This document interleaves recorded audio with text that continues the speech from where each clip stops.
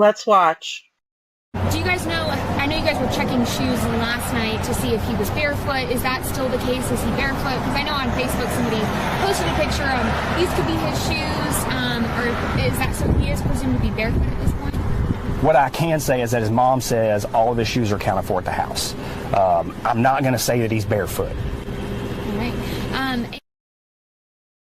Allegedly! Hello everyone and welcome back to my channel. This is Lady Freedom here coming at you with another raw narrative. Here's a brief disclaimer for tonight's show. Let's watch.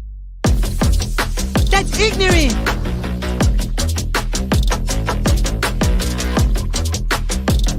Allegedly, that's ignorant!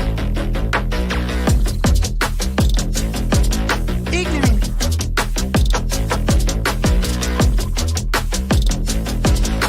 Judgment, Aslı. Zoe, you read my thoughts. You've got the shinin. You mean shining? Shh! You wanna get sued? Judgment, Aslı. You just use that shin of yours to call me and I'll come a-running. But don't be reading my mind between 4 and 5. That's Willie's time. Hey, yo, father. I love it when he does that.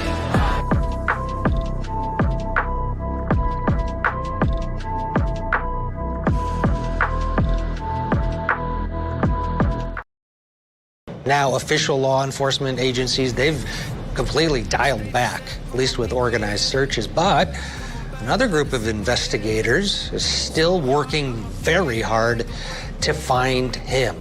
So first of all, I don't mean to spin this, but you said a lot of law enforcement and volunteers and all that were out there searching. Let me tell you the truth and nothing but the truth. Chris Proudfoot was threatening all kind of people that they should go home. Why are they there? But Proudfoot and his cronies, or maybe by himself, was threatening them, stopping them, and you know, it was ridiculous.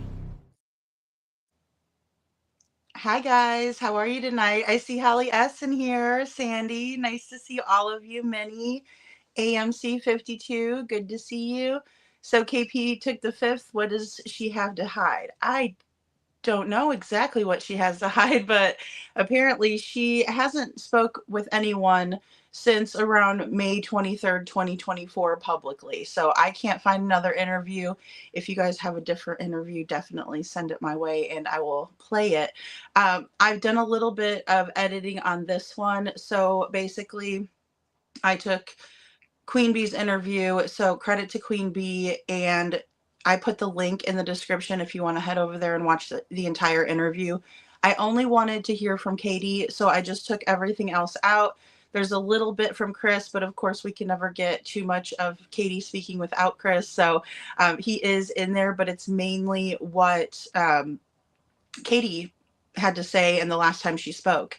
And it's nice to see you, Kathy. Nice to see you, AMC 52. So I'm just going to go ahead and get started, guys, because I have about 15 clips I want to show you tonight. So let's get started. Oh, baby, I like it raw. Wu-Tang Killer, the one killer bee, and he ain't for the kill now. Yeah, baby, I like it raw. Top that down, pass it all around. Shimmy, shimmy, y'all, shimmy, yeah, shimmy, yeah. Give me the mic so I can take it away. This is when it gets serious. This is raw! Yeah, baby, I like it raw. I get Ricky Diggy raw. And I mean, yes, people bash me. They bash Katie and Seth. If you sit back and you look at some of those things, like, yeah, I understand people got upset with me because I was pretty pissed off that night. Yeah, I got it. Was it necessarily the best thing in the world? I feel like you had every right to be that upset. You had every right to be angry and upset. Right. And I understand that I had that right. I understand everybody's personal feelings that I should not have been as aggressive. All right, cool. I respect that. Maybe, you know, but at the same time, I am a person.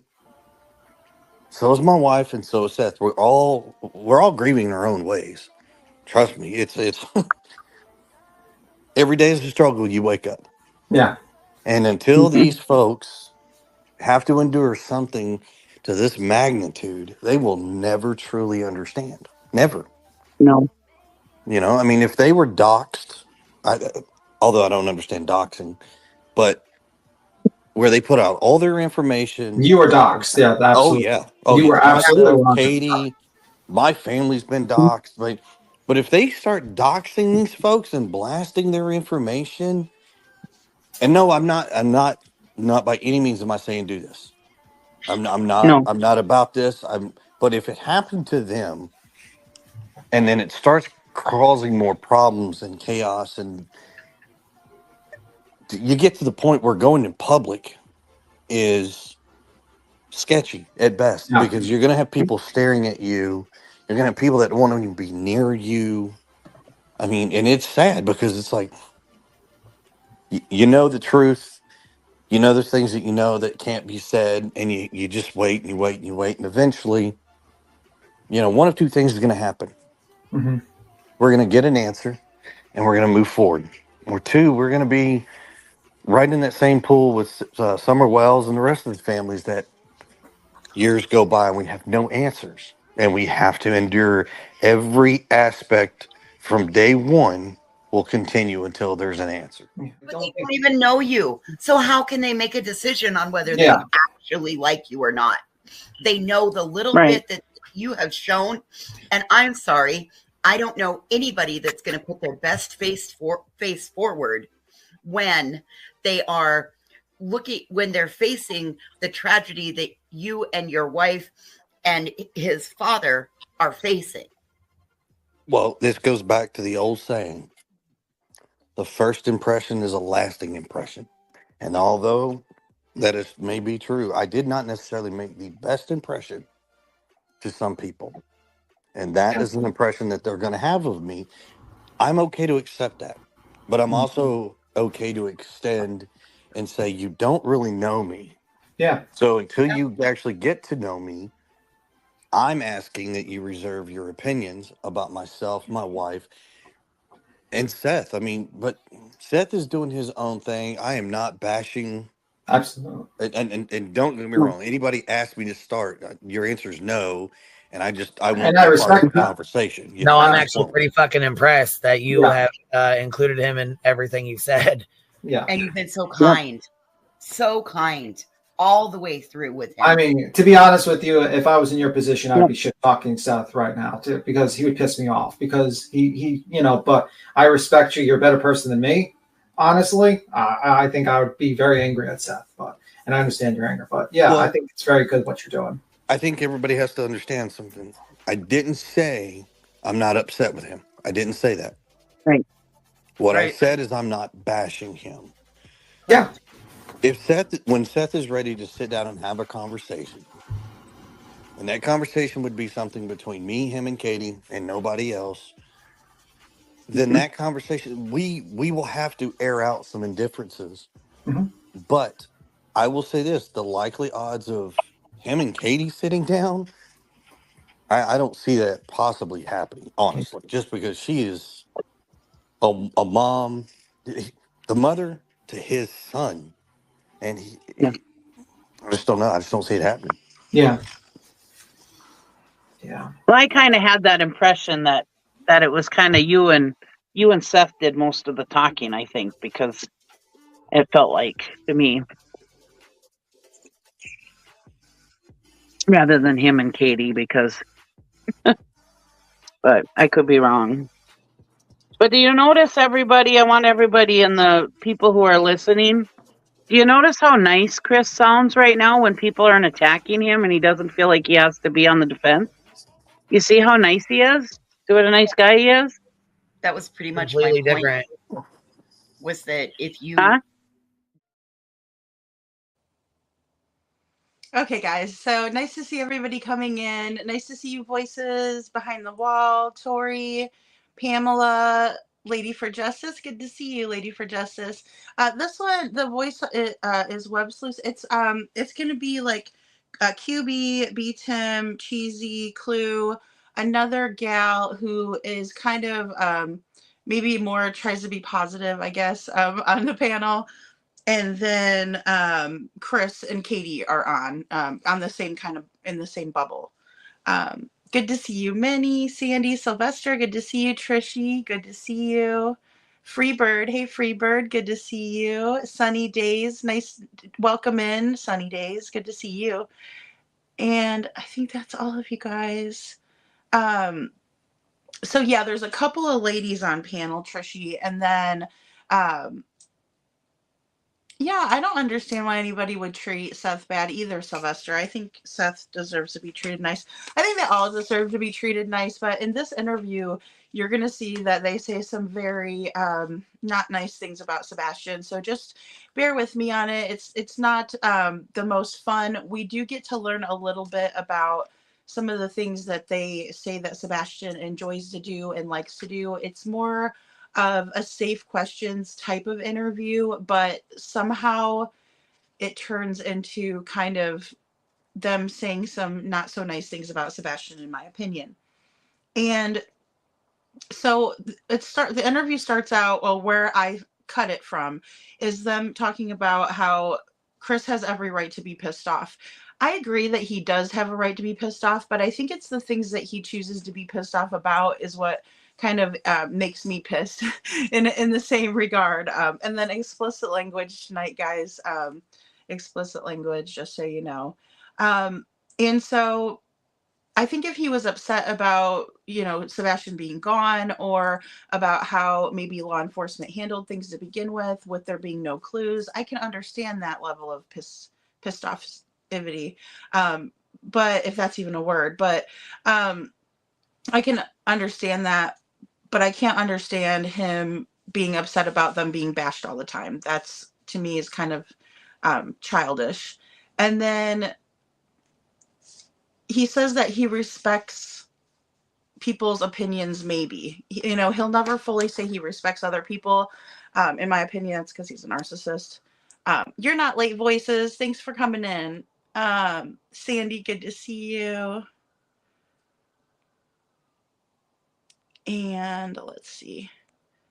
Guys, if you guys want to drop Lady for Justice's link for her lot lizards, you guys could do that definitely. I need to give you guys that in the mod chat. And Tori says she is a mother of his son. Well, that's a dang reason to have to talk, in my opinion. Yeah, and she was the last one that was with Sebastian, respectively. So I would think that she would want to speak with him speak about him. And just the last time that she saw him, it would be just something that I could see them doing. Pamela, good to see you. And Sandy says that's the ladies' man version of CP. Oh boy, we're going to get into it. Towards the end, it's really bad. I think they might have shooed him off because he started getting quite, what's the word? Like really vulgar towards the end. The beginning is definitely a little bit more mild. So, Lil Red, good to see you. Good to see you, Lil Red. I know, I'm just trying to be kind because I am using their content. So, I mean, I am going to rein it in tonight, guys, and be a little nicer. I'm glad that they'll allow this. So, Cheesy Weezy is the little cheese icon. So, I'm not sure who many of these people are. Honestly, I don't follow, but I just like to go over the interviews because, for all intents and purposes, as I say, this is the last time that we hear from Katie. And, we haven't heard anything. And then I heard she lawyered up and she is pleading the fifth. I don't know if that is like in the literal sense or if it's figuratively. Either way, she hasn't talked since May 23rd, 2024. Minnie, hey, Dorothy, good to see you. It's not happening because CP won't let it happen. Yeah, I mean, I just wish that he would, at least let her say some things, especially when she is on panel. The times that she's come up or the times that we've heard them speak publicly, he tends to dominate the conversation, and she kind of is a little bit more meek, in my opinion, where she'll say something, but she says it quietly. And a lot of times even the panel guests will talk over her because they won't probably hear what she's saying because she speaks really, really soft. And so that's just one observation, in my opinion. Thank you, Lady for Justice. I'm so sorry. I need to get those links going. Freebird says Laura Lodge mentioned a lawyer who helped CB take Nina's when she was an infant. I looked into her, and she helps children with ABUSE. She was involved in a place called Safe Place. They hide kids at. Oh yeah, okay. So they had a whole bunch of safe places. In Missouri, actually. So I know what you mean. Is it the ones that have like a sign that says safe place on it? I wonder. Because they're supposedly all over. Oh, allegedly. Thank you, Freebird. Allegedly. Dorothy says childish and it's free and confidential. Yeah, I mean, that's the biggest thing. It's really scary. I mean, even last night when we were talking about kind of getting out of relationships that are toxic and that are where you're being mistreated or someone is being mistreated, it's definitely good to have those resources. So I'm glad to hear they have those around. I heard my sheriff beat him today, had to turn it off. Oh no. Okay. See, I don't watch them a whole lot, so I haven't, gotten a chance. Now in this interview, hey Brenda, good to see you. Good to see you. I'm glad you're here. It does get a little sketchy towards the end. I don't know if, hey Holly S, good to see you. Good to see you, Joseph Rapp. So I mean, it's definitely nerve-wracking towards the end. The beginning is a little bit better. It's not as bad, but again, towards the end and towards the middle, I guess, too, is definitely not very nice talking about someone who's missing, especially when it's your child. And Voices says, I think Chris asks for everything he gets. Katie, though, I am worried about her. If Chris beat all of his exes, he definitely is doing it to Katie. I know it's his type well, narcissist through and through. Yeah, absolutely. I don't think that they change their spots, the narcissist, unless they get help. But as we see, like, just even that last quote when Chris was like, I respect that, maybe. You know what I mean? Like, I'll give you that. He said that a lot about Sebastian. I'll give him that, and it's like, well, nobody asked you. So, and AMC 52 says, I'm also new here, left my DNA in the subscribe. Well, thank you, AMC. Good to see you. I appreciate that very much. And Holly says, Cher, I said that today about him liking to hit her. Yeah, I wonder. I mean, it's definitely, so when we heard from Yeda says, no, she doesn't believe it. But I do know that when you're in that type of situation, even the strongest person can be broken down because the person that's doing it to you is someone that is supposed to love you and tells you that they love you. And then but they're breaking you down all the time. So it's a mind fuck. Voices Behind the Wall says, I'm new here also. One of her mods sent me here. Oh, okay. Oh, wonderful. Oh, thanks, Voices. That's great. Great. And Holly S, hello. Yes, Boo, I believe it. She says, share. Joe, hey, Joe. I'm out and I can't be nice. Just kidding. No, it's all right. I mean, I want to be like nice because I mean, I understand. Like it's not. I do want to put a brief disclaimer. I, in my opinion, don't think that these are any opinions that the panelists have. Possibly Clue because that's their close friend, but I think the other panelists are a little taken back, and you'll kind of see that I've left some of this dead air or silence after some of the things that are said, and they do try to either kind of laugh awkwardly, and I think they were taken off guard as well, in my opinion, and I could be wrong. I don't know. But yeah, Brenda, we're playing like excerpts from their interview. The last interview with Katie was on that channel. So what I've done is I took out most of the commentary and just put in what Katie was saying. I did, like, if someone added like a question or something like that to keep it in context, I would keep the question in, but it's very heavily edited. Let's put it that way. I've edited the living crap out of it. And Minnie, There is, oh, in East Tennessee, a safe place. Okay, great. Yeah. And, you know, people will do that in their own time. We can't force anybody to do it. It's one of those things, unfortunately, that it's a decision. It, you know, just like the narcissist getting help, it's the same decision for a woman who's in a toxic situation to get help. It's up to her as well. Nobody can force her to do that. Hey, couponing, good to see you. Megan Els, nice to see you. Nice to see you, my friend. And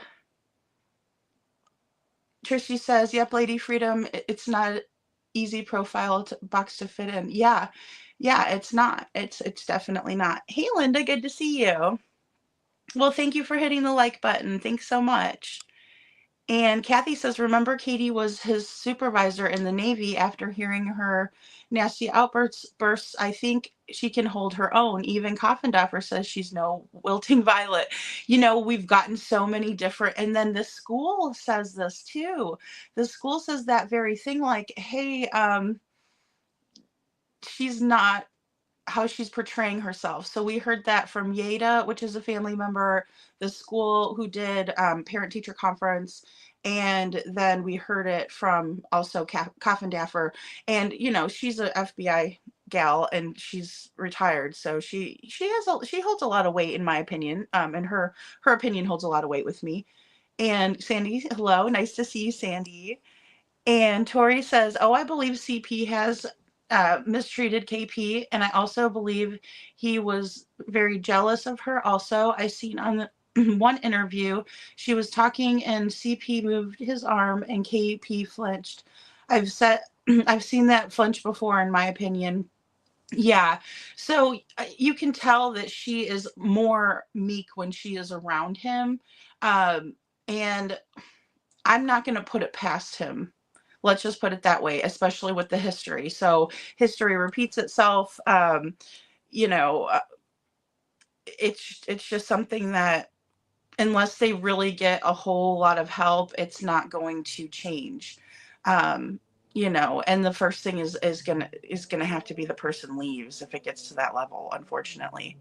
Hey Barb, good to see you. Good to see you. Nice to see you and welcome in. And Brenda, when is this interview? On May 23rd, 2024, Brenda. And Barb says, OMG, I've got a wrench, freak me out. Oh, okay. That was probably Hey Jude. Which I think she's still feeling under the weather. So say prayers for Hey Jude, guys. She's an awesome mod. And yeah, she just has been modding people. I told her that I trust her, and she's been just doing really great for the channel and everything. She works super, super hard. So I hope she's feeling better soon and cuddling, snuggling with her doggy. So we hear Chris go on about how he was doxxed. Again, I've told you guys, I don't agree with people being doxxed. I think it's absolutely insane and weird, and, you know, I wouldn't want people knowing my address for nefarious reasons. I mean, you know, we all kind of would feel that way. We'd feel violated if we were doxxed. So I get it. My problem is, with that is that Sebastian went missing out of his own home by all accounts, right? Katie says he went missing out of his own home. She saw him go to bed and then she went to wake him up for school and he was gone. So, hey, Margaret, good to see you. Good to see you. You got a stomach bug? Oh, no. Oh, thank you, his eyes 7.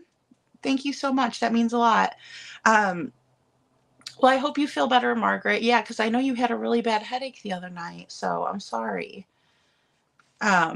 So I just feel like they were kind of polishing Chris and Katie in this interview because they wanted people to see a different side of them, right?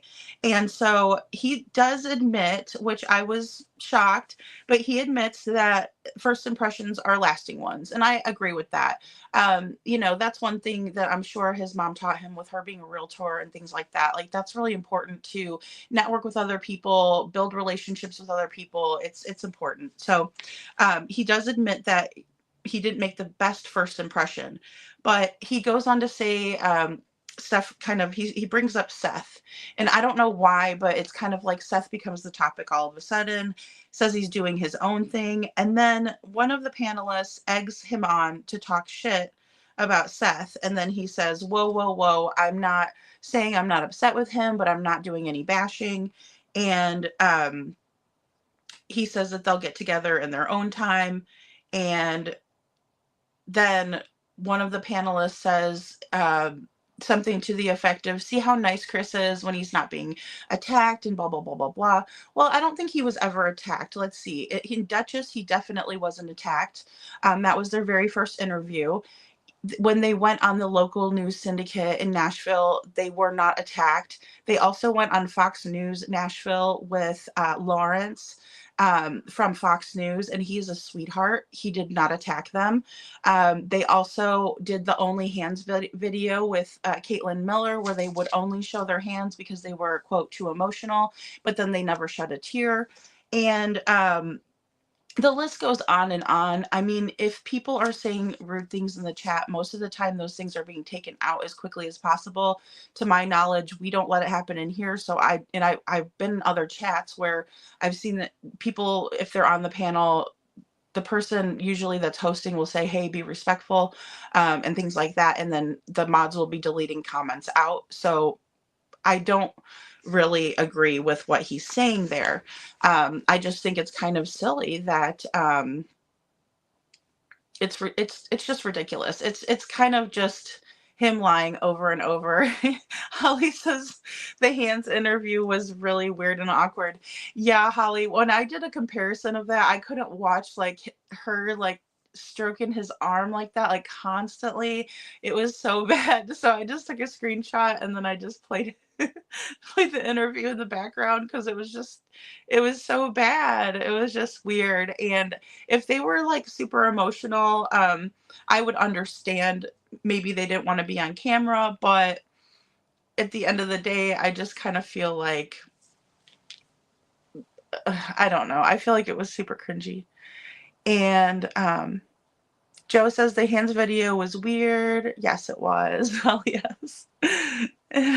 His Eyes 7 says, I still think, in my opinion, KP is still involved, whether she did something to Sebastian or she let CP, do something to Sebastian. In my opinion, I think CP is controlling, if not mistreating KP. Yeah, I think so. I think that's valid. I really do. I think that that's valid. And Margaret says CP is weird. I think, in my opinion, he's weird too. He has very strange tendencies, and it's just well, you guys will see. It's gonna get worse and worse. But I'm gonna go ahead and play this next clip.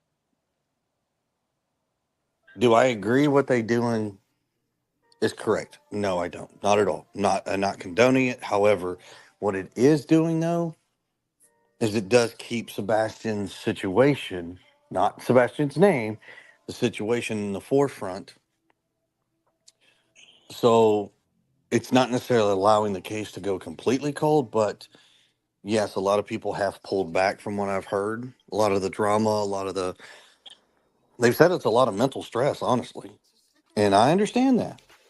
But I'm begging and I encourage people to please take the drama away. Cool. But just don't forget that it is a 15-year-old autistic child that we are all looking for.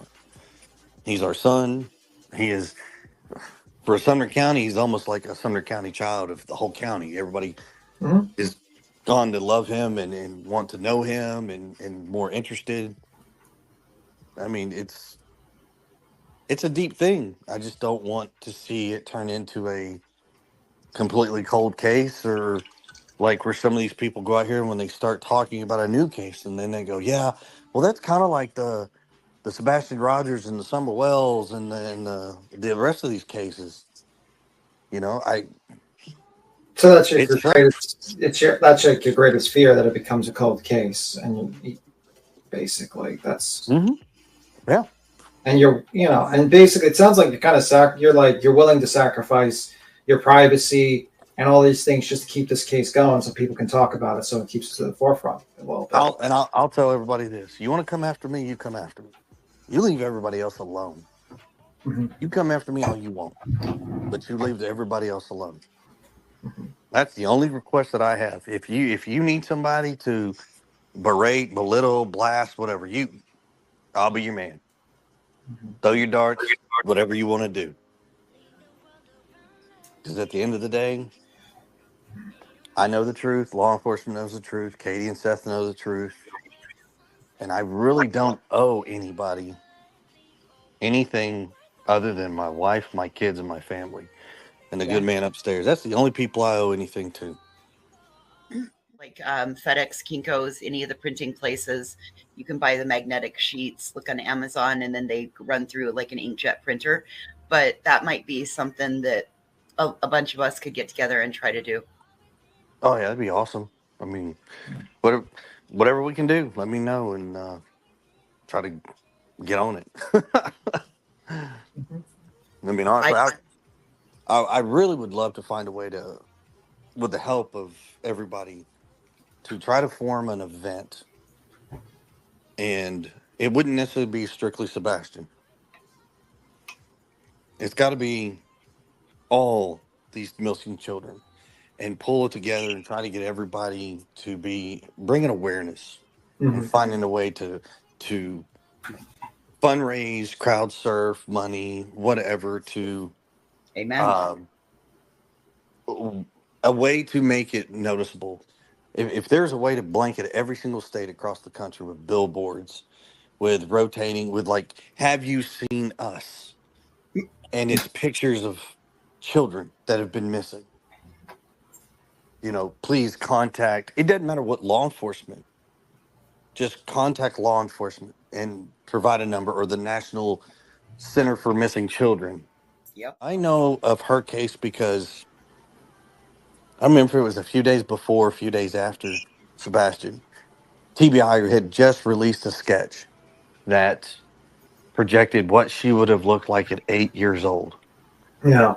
Yep. And that, I was like, man, that sucks. And then Sebastian's situation. So it's like, you question, like, how do they deal with this? Well, now we've learned firsthand. And there's not enough resources out there, period. And if there's a way to bring awareness to that, I mean, that would be phenomenal. I don't know what to call it, how to do it, but it's an idea. Yeah, it'll come with a new scent called Depression and Self-Loathing. There you go. Oh, I love that. I love that. Dolly, you need to make the Depression era soap. Well, that would actually have to be credited to Katie. Yeah. Yeah. Yes, there we go. Katie, yes, you've got the rights to that soap. So how's Katie holding up? Is she doing better? Or it's you know what I mean? Like, how is she holding up? She just stated like shit. Oh, I'm sorry about that. Sorry, baby. It's like I said, every day you get up, it's a different day, and you have to put 1 foot forward. You got to keep moving forward. Yeah. And I mean, it's a struggle. She's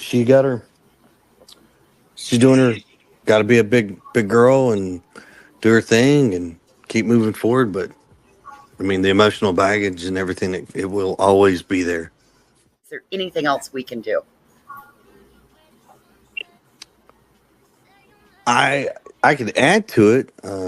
She's thinking right now, but some of the things I would add to it is, the world operates on networking, connections and networking.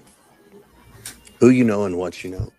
And everybody out there, doesn't matter how small or how big the connections may have connections to something that can always contribute to posting a flyer, putting it up on a sign, radio stations. I don't know. I mean, people have friends in the most weirdest places that sometimes those friends can be extremely beneficial. And there's no other way to make this possible without human interaction. So to me, connecting with people is like the biggest thing out there. And wherever you are.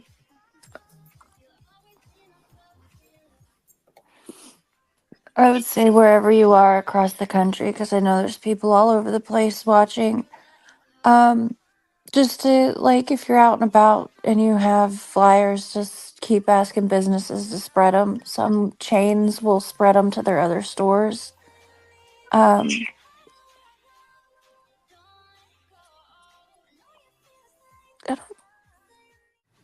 Just wish I could give you a hug right now.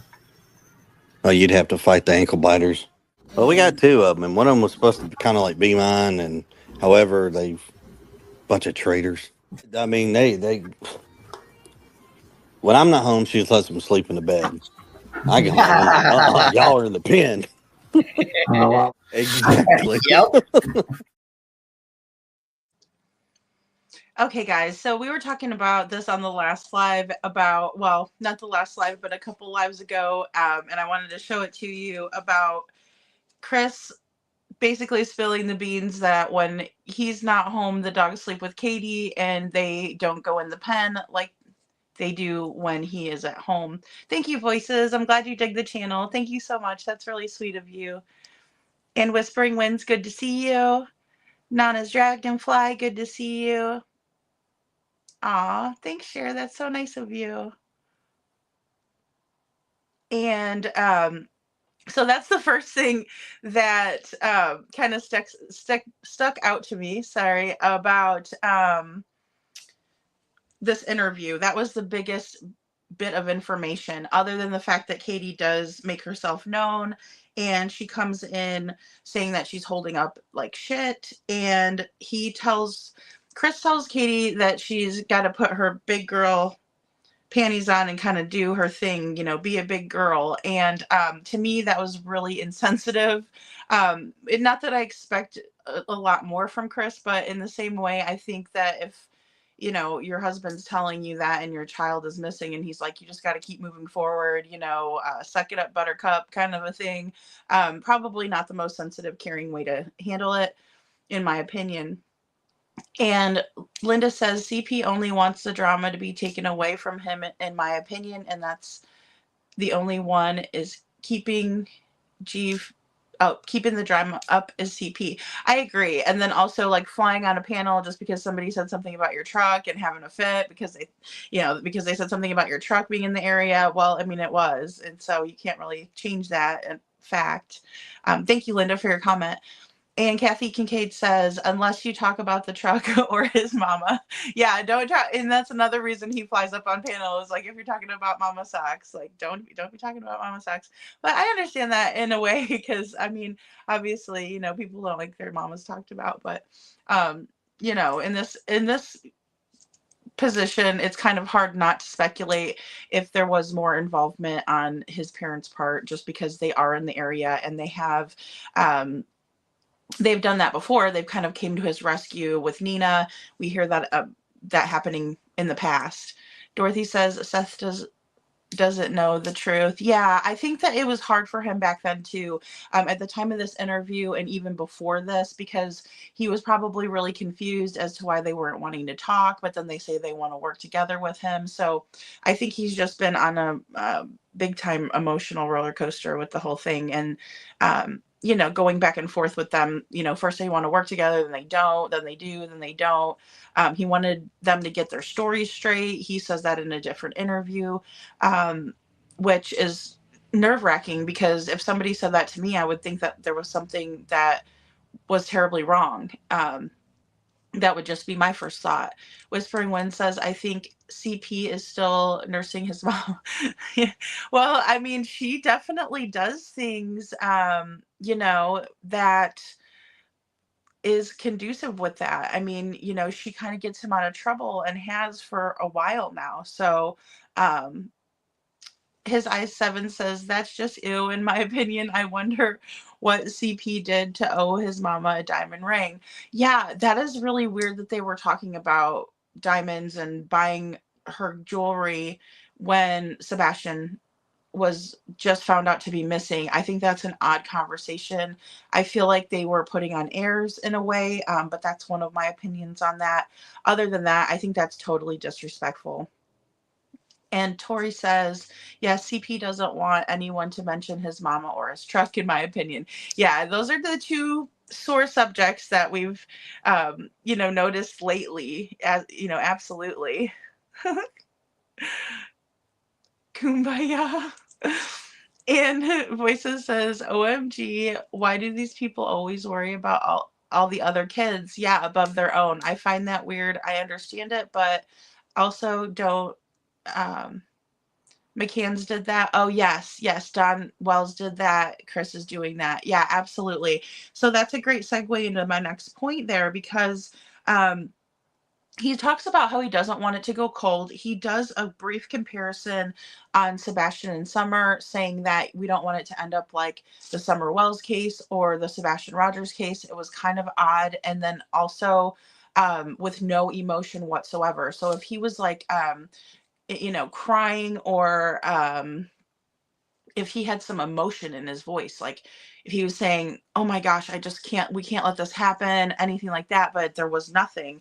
And one of the panelists kind of tries to explain what he's talking about, like, oh, it would be your worst nightmare if it went cold, right? Or, something like that. So that was kind of the thing. But now let's see here.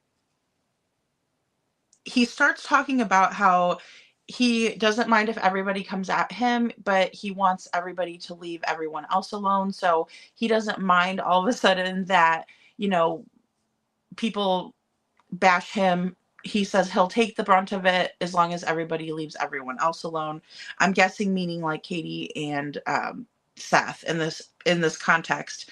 And one of the panelists suggests magnets for the cars, which I thought was a good idea, right? And he's like, Chris starts laughing and he says, well, let's just get on it. Like it's a very kind of off-putting way of agreeing, but he does agree that they should do that.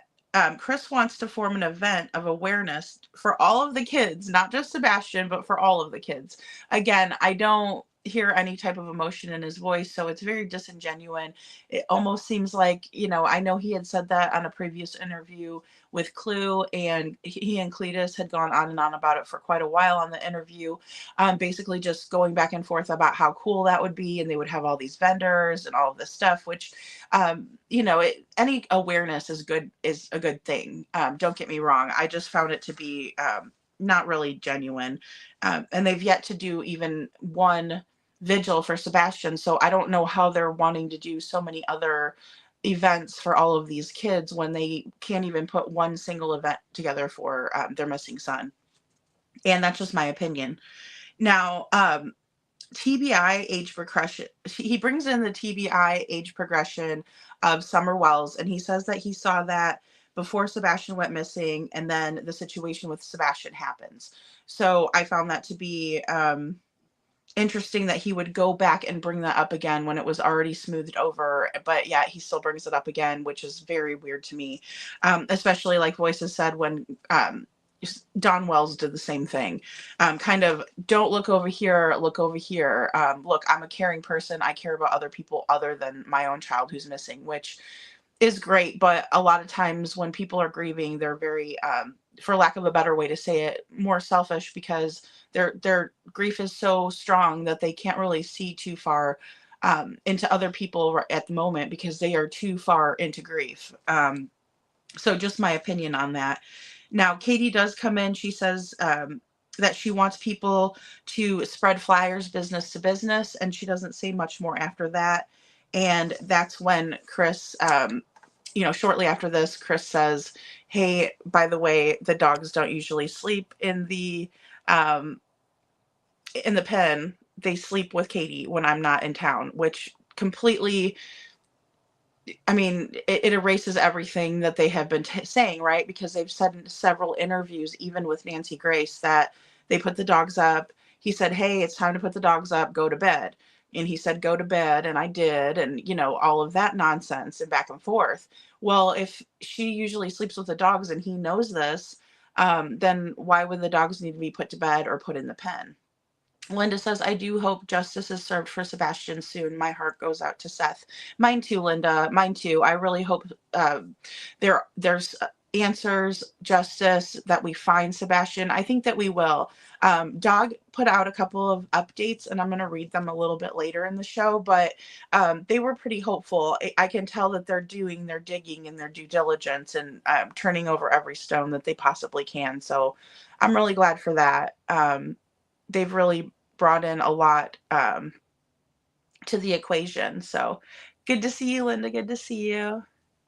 Joseph says, I believe KP has been told to shut his mouth completely by a lawyer, or shut her mouth completely by a lawyer. Yeah, I agree with that too. If you go to a lawyer, usually they're going to be like, hey, you need to be quiet, don't say anything.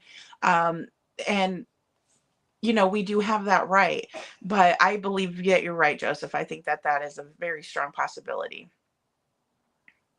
Yeah, Katie has to be a big girl, right? Like, I feel like that is so, like, it's to the level of hurtful, and then also just super insensitive. Like, he doesn't care how she feels. If her son is missing, she doesn't know where he is. It's going to be hard for her to put one foot in front of the other, and, you know, all of that. Barbara says, voices like they are trying to blend into a crowd hide in the numbers. That's a good point, Barbara. It's a really good point. Megan L says, I can't stand listening to him. I don't even understand why he talks not being Sebastian's parent, but he keeps digging his own hole while talking too. Yeah, or talking so. Yeah, absolutely, Megan L. And that's the thing about it, in my opinion, too, is like Katie wasn't the one that spilled the beans on that. He did that. He was feeling really comfortable and like people were believing him. And then it was like the truth kept flowing out somehow. And I'm glad it did, because I always thought that story was kind of hokey pokey, you know, didn't really make sense. And Lil Red says he talks in past tense and it makes me angry. Yeah, he does that quite a bit. And then he'll catch himself too. He'll be like, oh, well, he was. And, oh, I mean, he is. And yeah, he's very mindful of that, which makes me wonder, especially when he brings up you know, information pertaining to other missing child cases. Does he follow true crime? Is this something new that he's taken a liking to? Was he watching it before to find out how to orchestrate the perfect crime? Possibly. In my opinion, it's a very strong possibility. And Voices says, I'm listening to to Don and Wells. That's educated and has money. That's my feelings. Oh, like a Don Wells. Yeah, absolutely. They're are not they're not unintelligent. That's for sure. That's for sure. They have money, and it's not like they live in a more humble environment. You know, to my knowledge, I don't know that CP is well, I'll hold that thought because I have some more clips. Tony says there was a red flag. Did he just almost slip and say she got herself? Yeah, yeah. He does this quite frequently. And a lot of times you'll hear Katie either cough or clear her throat. You know, she might even kick him under the table, but we can't see them. They always come on panel and they don't show their faces. They don't show themselves. And they haven't. So it's kind of frustrating because we can't read their body language. We can't see what they're saying to each other. We can't see the looks that they're giving each other.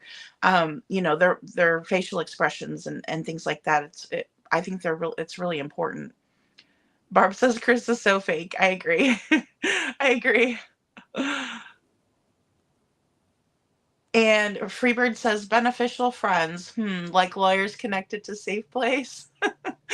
Yeah, I mean, that's the thing. I mean, I think that Chris is well connected. I think that Chris picks and chooses the people that he is connected to. And that's not always necessarily a bad thing. I've read a lot of research in different situations where it's about the 5 people that you surround yourself with, and those 5 people have their 5 people, and so on, and then you're building stronger, better networking situations through that. So I understand that concept, but I don't think that I think it's more of a narcissistic, what can you do for me, type of a relationship, one-sided when it comes to Chris. But that's a good point, Freebird. That's a really good point. Oh, thank you, Margaret. That's so sweet of you. Yeah, I do. It makes me sick to think about it as well. Hi, Ida. Nice to see you. Ida says she's speechless. Yeah, I mean, I think that she's definitely, I think there's a lot to what Joseph said about being lawyered up and then them telling her, like, keep quiet, don't say anything. Every time you guys go out and say something, I mean, if the lawyer has listened to this case and understood it, they're going to advise against, if they're worth the money that they're being paid. They're going to say, you guys need to be quiet. Don't talk anymore. Don't take the lessons from the Wells handbook, take it from the laundry handbook, so to speak. So be absolutely quiet. Do not let anybody trigger a response like what they did.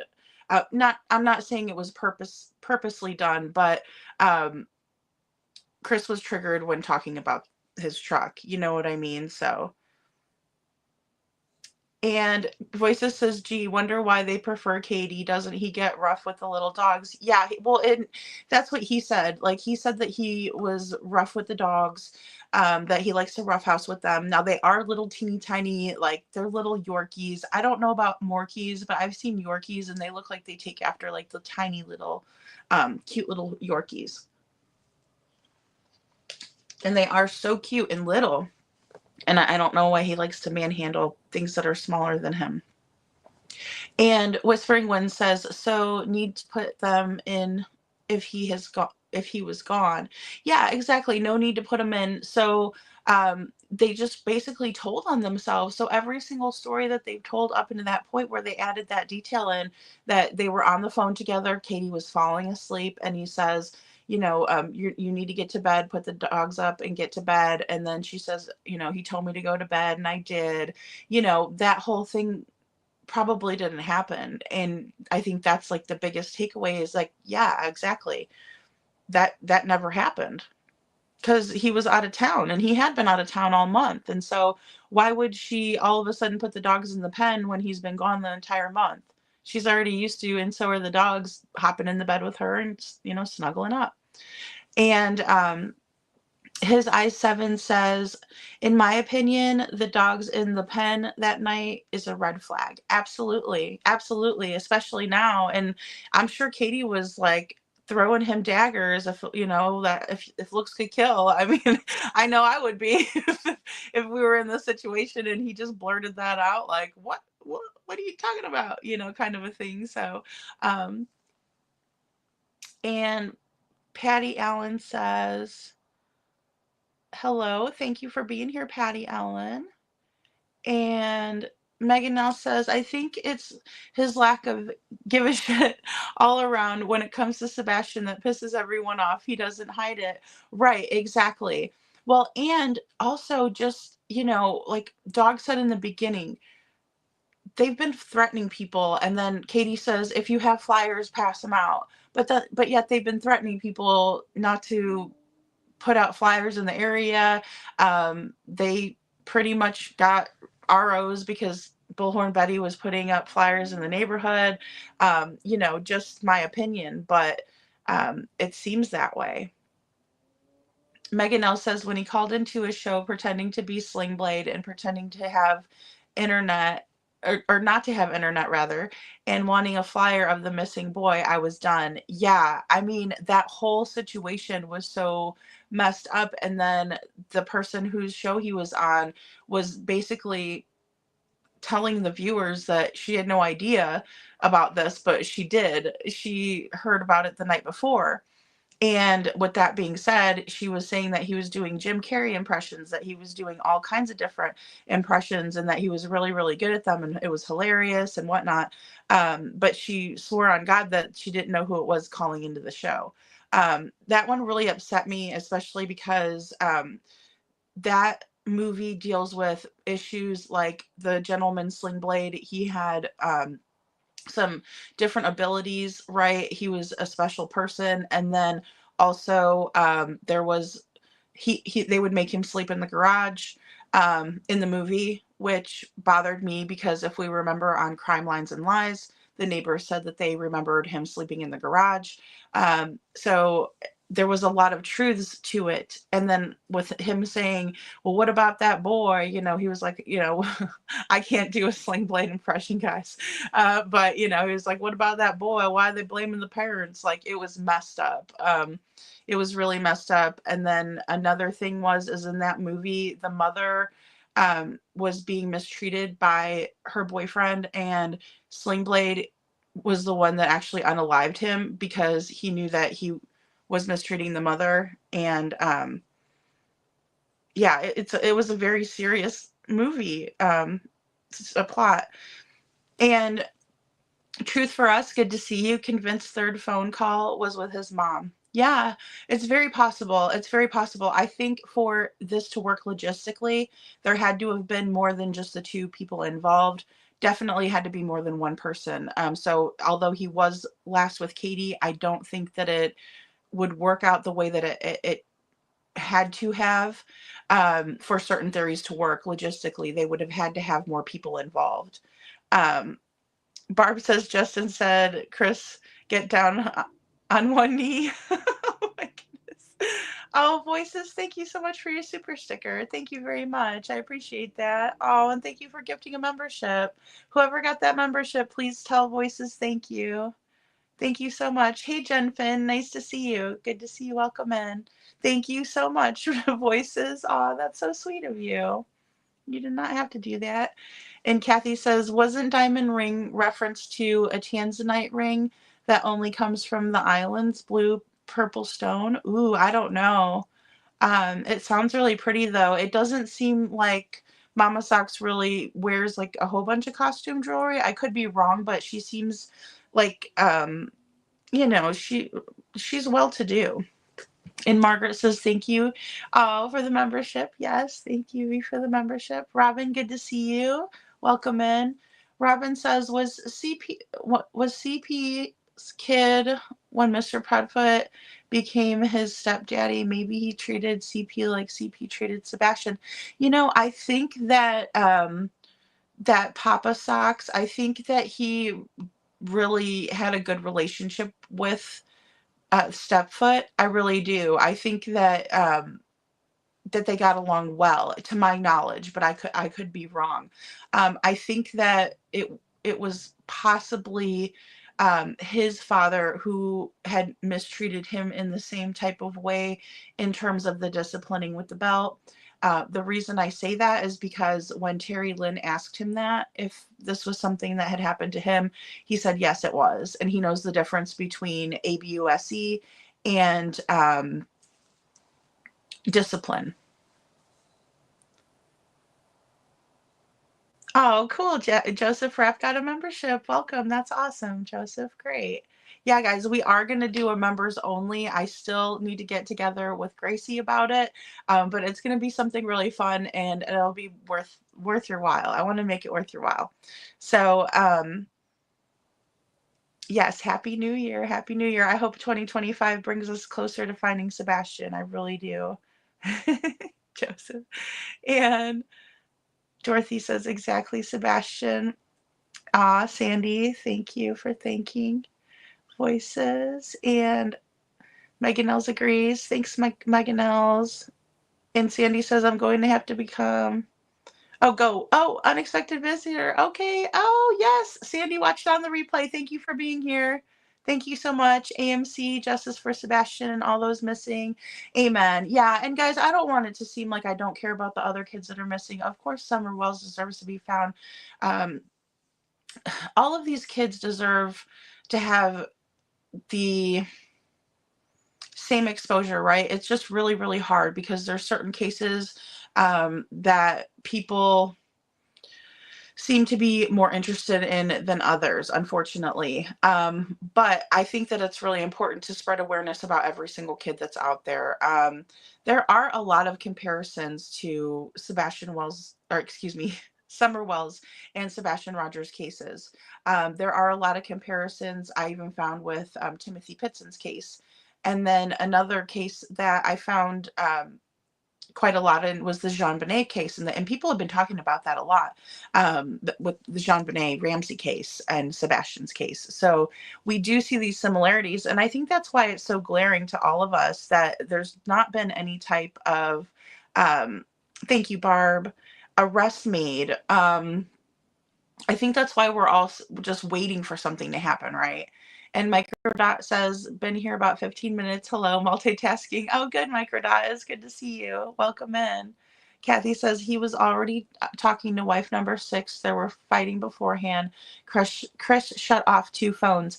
Yeah, Kathy, I believe so. I believe so. I heard about the waitress, at the bar, and basically that he was hitting on her, and things like that. We saw that kind of behavior several times now, on panel, in the courtroom. He doesn't really care where he does it, and he does it right in front of everybody. He's very blatantly obvious with it, and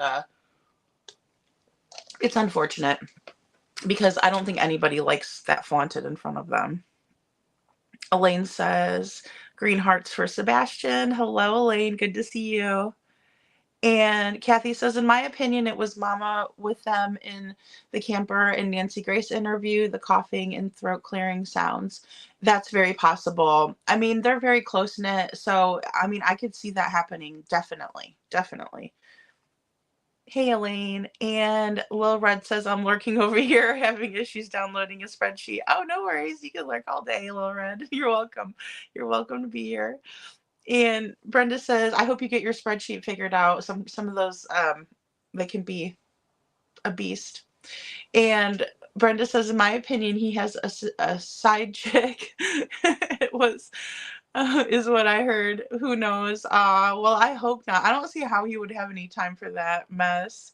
But, people make time for the things they want to do. My Morky is a wuss. Aw, Minnie. Morky. And Truth for Us says, have CP shown other pictures of wounds with scratching? I've not seen a whole lot of other ones except for the ones in, I haven't seen other ones other than the one where he's wearing the green, kind of like a mint green shirt. But it's possible that there were other ones out there. I would think the police would at least have checked him. But unfortunately they were treating it like he ran off, not like it was a crime scene. Good to see you, Mary Rogers. Good to see you. Mary says that he did shut off 2 phones, and I believe that. I think they had burner phones. I think they had other phones. Chris also mentioned that the police officers had kind of patted him on the back, or told him that it was like really nice that he didn't have anything, like his phones were so clean, and he says because he locks it down and all this, and he was really proud of himself for that. But I don't know. Yeah, I think it was because he didn't have a whole lot of data stored in the particular phone that he gave to the police to download, and that's just my opinion. And Voices says another thing weird. That's Don wanted me to do $1 million confession, then talk about the SDA. Oh my goodness. Chris talks about $1 million question all the time. Yeah, he talks about the $1 million question all the time. I know. And it's very weird.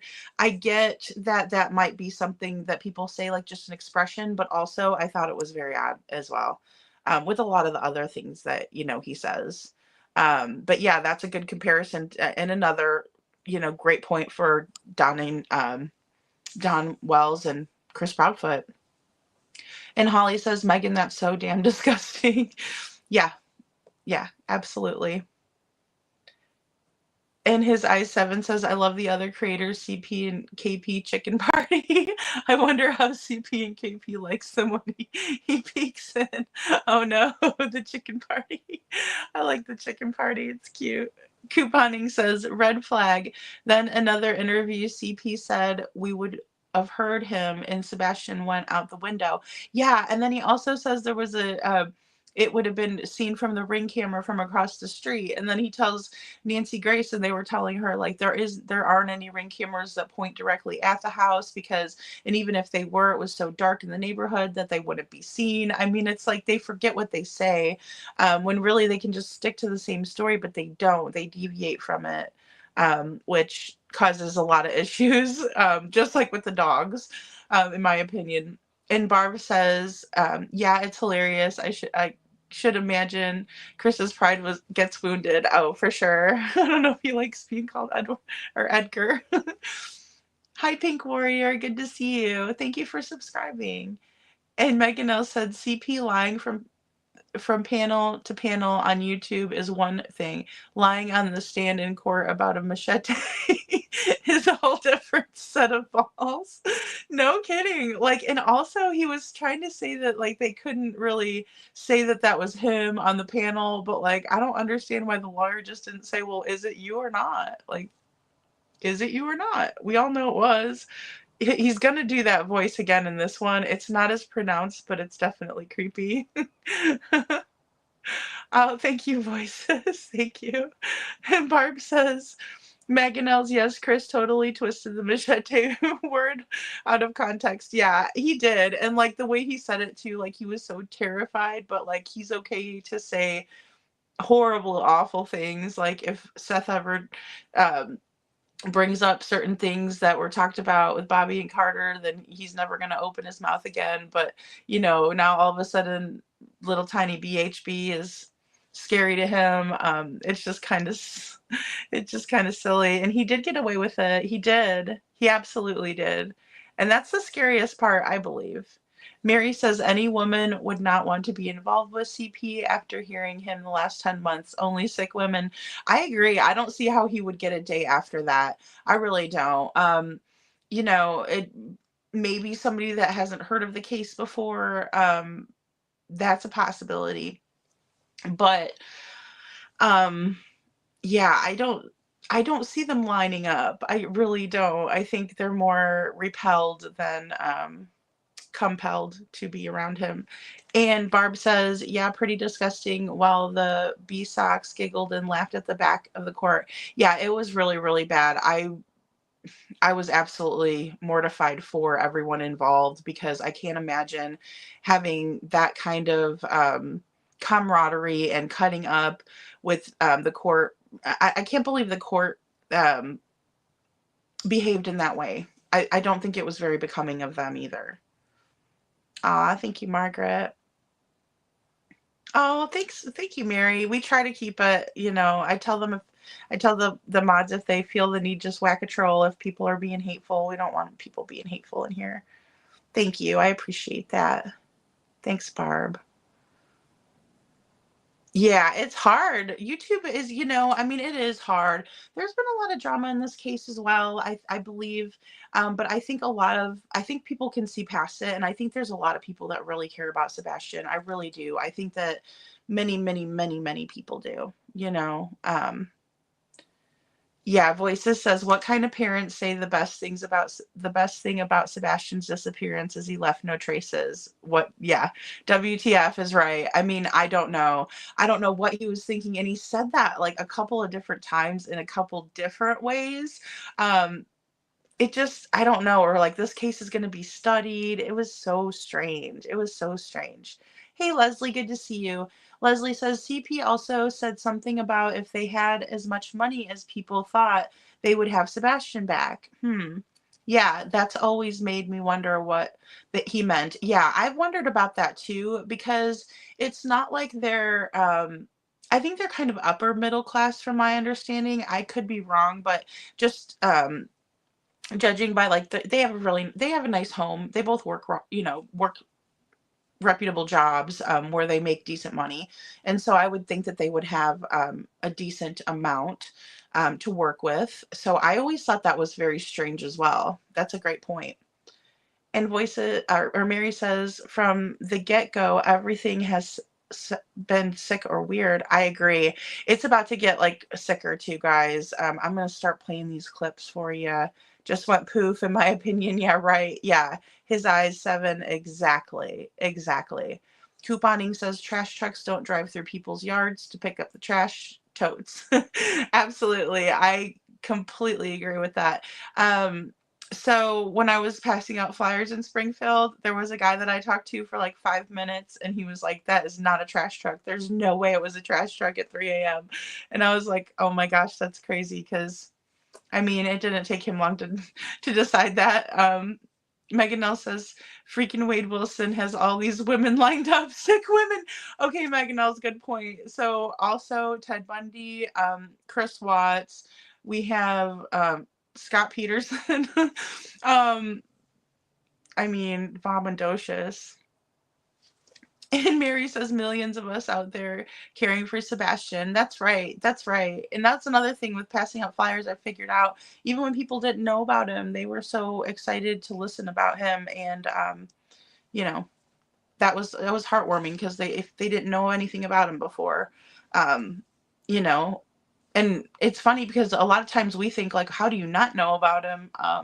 You know, but, and while Willie B, nice to see you, says, KP, tell that CP called Ellie, then told her go home because they're on their way. Yeah, absolutely. She finished saying CP said he's on the way home, yet he's got home 7 hours later. I don't hear discussion on her statement.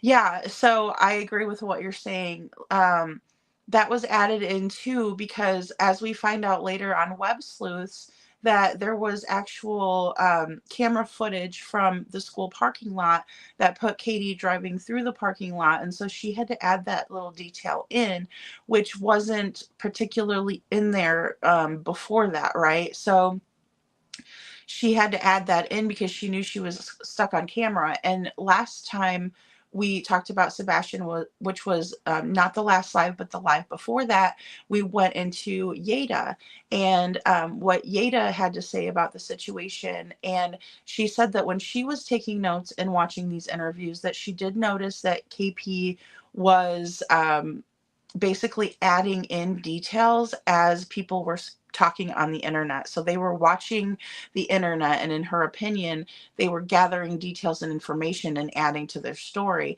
And then also probably as little tidbits came out, like, oh, we saw you driving around the parking lot. You didn't tell us you went to the school that day. Things like that. In the very beginning of the live, I added a clip from Sheriff Craddock where he actually admitted to one of the news outlet, or one of the, the news reporters, that he's not going to say that Sebastian was barefoot. He said that's what his mother says, but I'm not going to say that he's barefoot. So really, really interesting. Mary says, none of us moms can understand KP. I know I can't. No, I can't either. I don't understand. Yeah, it's a great point. Great point. I can't understand. You know, we'd really like to see her come out a little bit more, and I guess right now it's just not going to happen again, probably. And Mary says, not her going to the news and screaming for her son. Absolutely. And that's what I think any of us would do, or any of the platforms. You know, she's very quiet, reserved.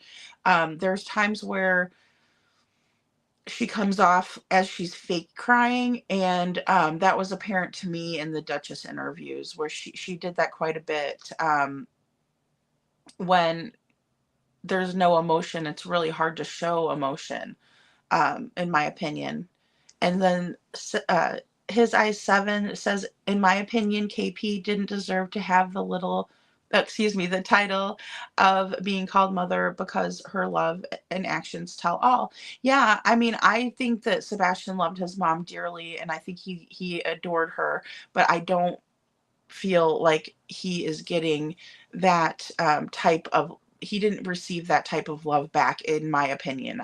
We've seen that several times. And then also I'm going to go ahead and play you guys the next clip, and we'll get into these because it's very nerve-wracking to see a mother show such disregard. But here we go. Let's watch. Showing you love, Katie. They said they're showing you some love. She says thank you. And see, she does speak. She doesn't speak often, but she does. I understand people are trying to find an answer. Truly, I got it. I understand that. But I want an answer more than all of you combined, I promise. I bet. it just, I don't know. It's one of those things people will never understand unless they're in the situation. And I don't ever recommend people or wish this on anybody either. I don't. No. I wouldn't even wish this on sick. So I guess what's her name? Bullhorn Betty? I forgot her. Mm-hmm. But anyways, we currently have there's a litigation between Across Motion. She's suing us, and Queen's got a countersuit against her. Let's just say that much. Okay, so I will be careful in what I am saying. However, I think to me it's very interesting how her dynamics, how like her little spin on things, and I'm kind of like, her and JLR were a group at one point. I guess they split apart, but yeah, her notoriety and JLR's I think came from the Gabby Petito case, if I remember correctly. I may be off. Yes, but that's where Betty and JLR. That's where YouTube met Betty and JLR. Yep. During Gabby Petito down at Brian Laundrie's home. So I sit there and I wonder, like, if can she do some actual good without having to do all the things that she's done in the past? I don't know. So I guess I don't know. In a way, you kind of almost, some of these creators should probably go take a few classes in law before they start doing some things. Well, she knows. They might be able to know what they're doing. She knows what she's doing in Florida. No. All right. So here's a funny little thing. People can look this up. It's great. Tennessee, a couple years ago, back when there was all this rioting, people stepping in front of the interstates, blocking traffic. There were several states across the country that passed a law. If you're impeding traffic and you get ran over, that's on you. And Tennessee was one of those states that adopted that. And it sucks that that they don't really understand it. Like, because you don't go somewhere that you don't know the laws and expect to have all the freedoms you think that you're entitled to or that you think that you get because you made a mistake and went, oops, I was dumb and didn't know something. And well, I'll keep my responses about this BHB because on this channel I don't like her. Unfortunately, our hands are really tied. We can't tell you what we really. No, I don't want you to because one, I don't want to.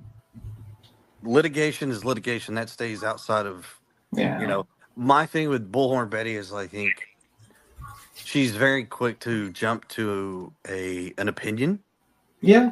But she's never once actually, as far as I know, actually reached out to have a conversation with me. Thank you so much, Barb. Have a good night at work. People send me clips of her and it's been interesting, but I wish her the best. I don't wish negative on people. I don't. So, I mean, is it really that profitable? Yes. Yeah. Yes, it is. There's a lot of people. There's a lot of people on here who have very big hearts. That's the thing. They have a lot of big hearts. In our community, we have a lot of people that really give a fuck. Yep. Like they really do. There's, like I said, there's a lot of people here that support you and Katie. Like there's a lot of people here that really support you and Katie. Yeah. Well, we appreciate it. We're not money people. We don't do I'm that just kind saying, of like, stuff. support you in general. You know what I mean? Like this, we have a very good community, and if you were to say, "Hey, we need this," or something happened, they are very quick to want to help. Very quick to want to help. Any of us have had a problem. Everybody's come together for one another to help. We Damn, built our own little village. That's amazing. Like I've never thought this existed or anything like that existed in general. Right now, There's a lot of psychos on here, but there's also a lot of very good people. Oh, I'm Yeah. sorry, Katie. I apologize. no, you're fine. I just said right now I'm hoping it's gonna work on finding Bubba. Me too. For the record, I'm the only one that really calls him Bubba. I think that's cute. Oh, yeah. What the sweetest. We love his little sweet tea. What was Green it? The green tea. tea video. Yeah. Oh, green tea. Yeah. He said, "Hey, mama," and I said, "Oh, this is gonna be good. Hold on." And I pulled out my phone, and he went, "Green tea," and then I stopped recording. But right after that, he was like, he just thought he was the funniest person on planet Earth. I mean, he was doubled over laughing at himself. And I wish I'd have kept recording, but he did. No shit, y'all. He bent over laughing because he thought he was just so funny. I tell you what though, man, he'll get a one-liner in there every once in a while, Oh, he gets and good you just ones. kind of like, really? Where'd you pull that out of? But did you dude, that was a good one. And they come out of nowhere too when you're not expecting it, and you just like lose your place, and you're like, did you just verbally kick my ass? He does have a lot of personality. I mean, he's got that teenage attitude going on where he's all over the place. So one minute he's angry, and next minute he's laughing and joking, and the next minute he's like, "I'm going to my room." Aww. What are you doing? Nothing. I don't want to know. Such a sweet But baby too. he's still young at heart too, you know, like mentally he's young. He still likes to play with his Legos, and he likes Hey, I'll play with Legos. Watch out. Yeah. I'm gonna say I like Legos too, though. So Well, he has I think it's called Marble Run. It's where you can build, it's like a puzzle, but you build like little tracks, and it's got marbles, and they race down the tracks. It's super fun.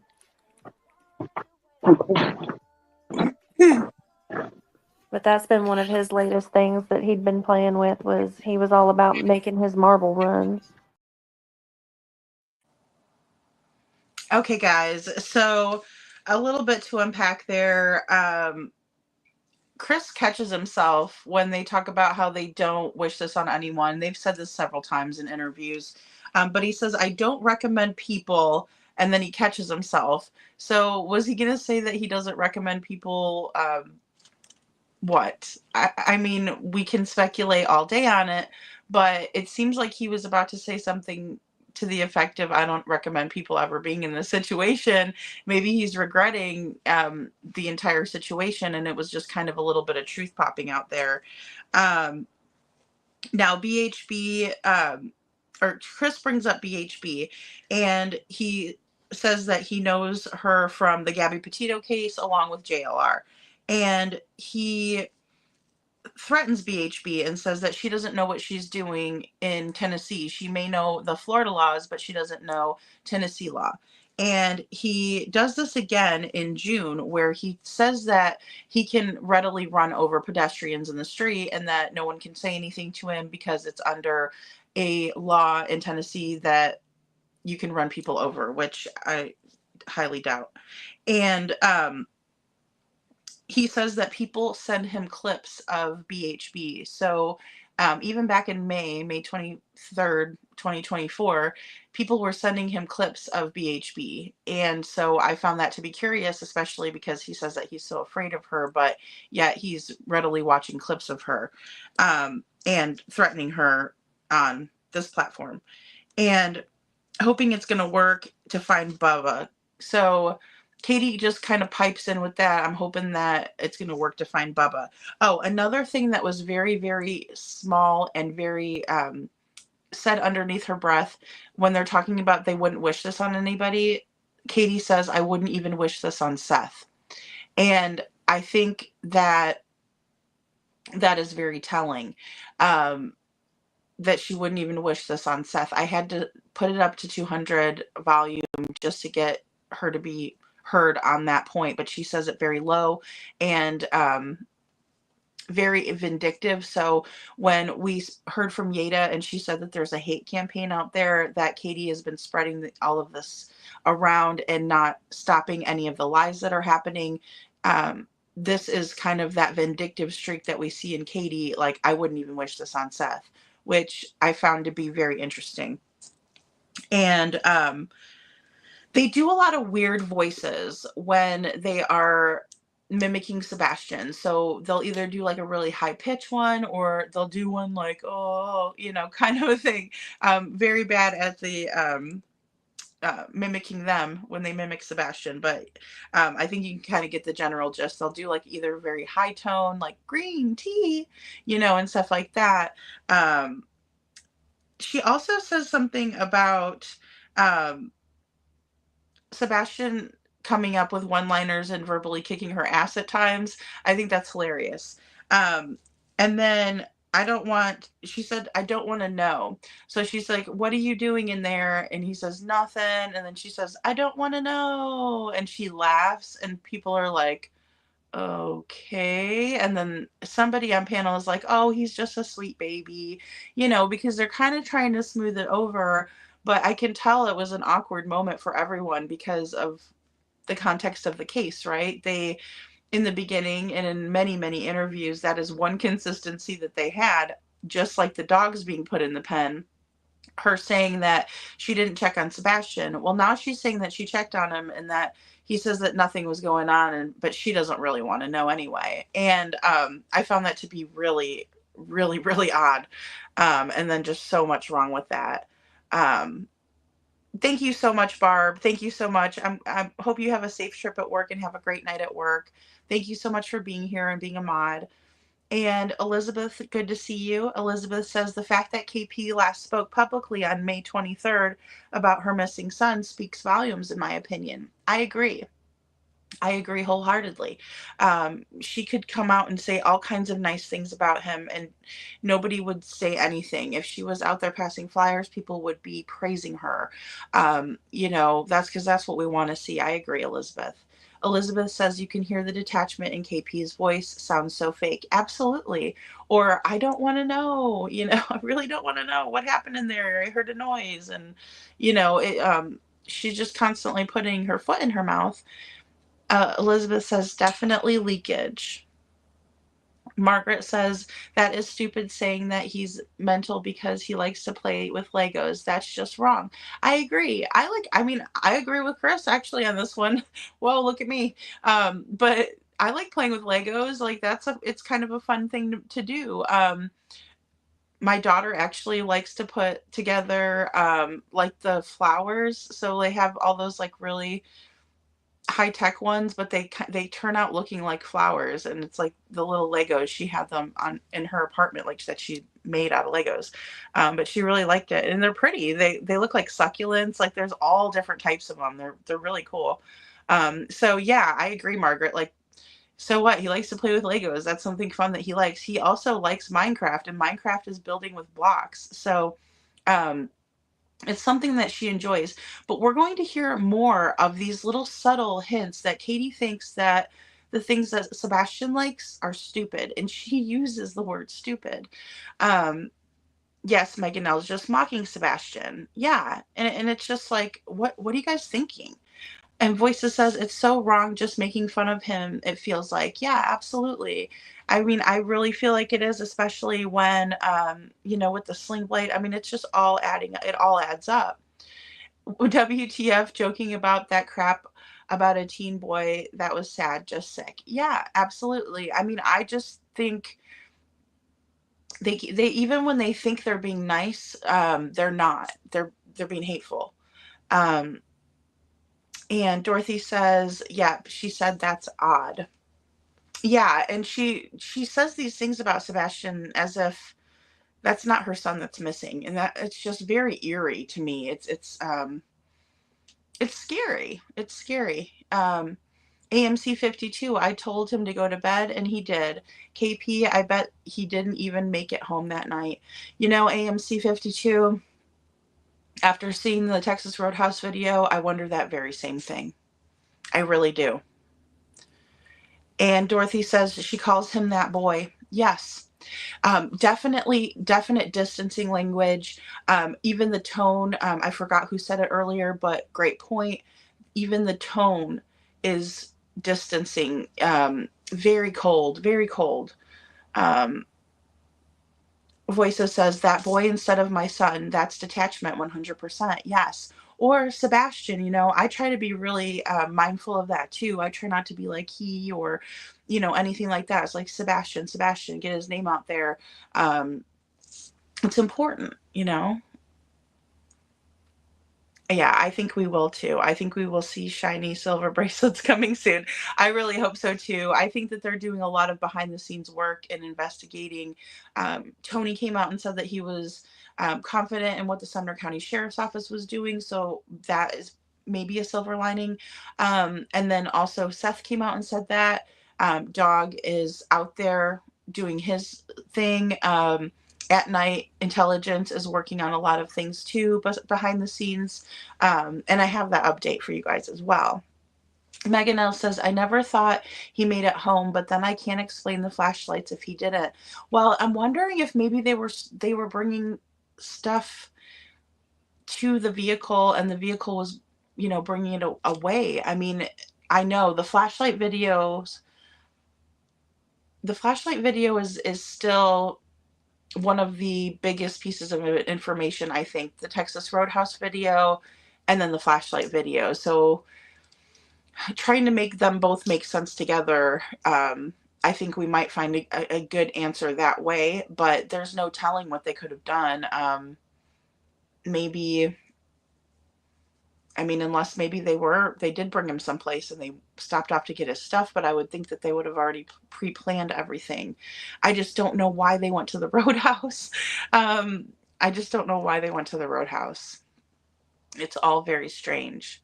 More questions than answers. Hey, Scranton Strangler, good to see you, hon. Good to see you.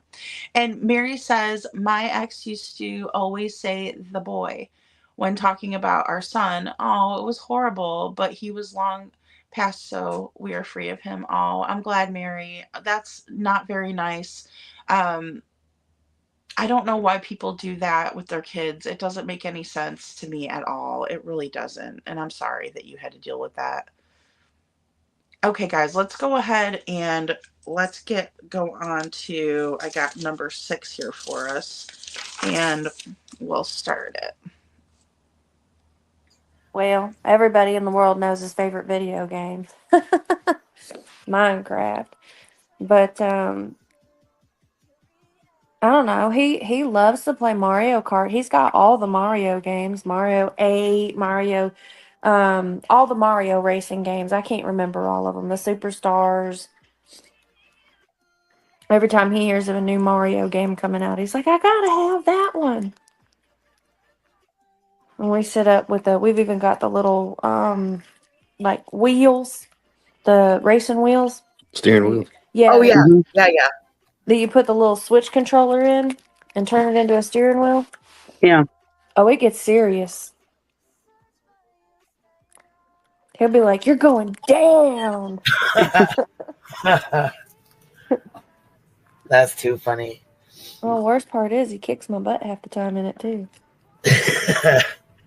So that's it, Mom. You're going down. Mm-hmm. Kicking your butt. Well, it's like the picture with him in front of the big trophy.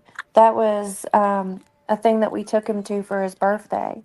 And we let him pick his team. And I'll be darned if they didn't win. Well, it's one of those game show like experience things. So you go in and it's like you're on a game show because he loves watching game shows on the Game Show Network. He's obsessed with Family Feud. Get after my own heart. Mm-hmm. Loves Family Feud. Hell, he watches Wheel of Fortune with me. He don't never guess the puzzles. But I'm trying to remember the name of the other one that he likes watching. It's the one with the whammies. Press your luck. Press your Yeah, luck. Press your Press luck. your Yeah. luck. He likes Yeah. that one too. Big bucks, Man, big Sam's bucks, called it big bucks. season. No That whammy. used, to, that used to be one of my favorites. He sits in here. No whammies.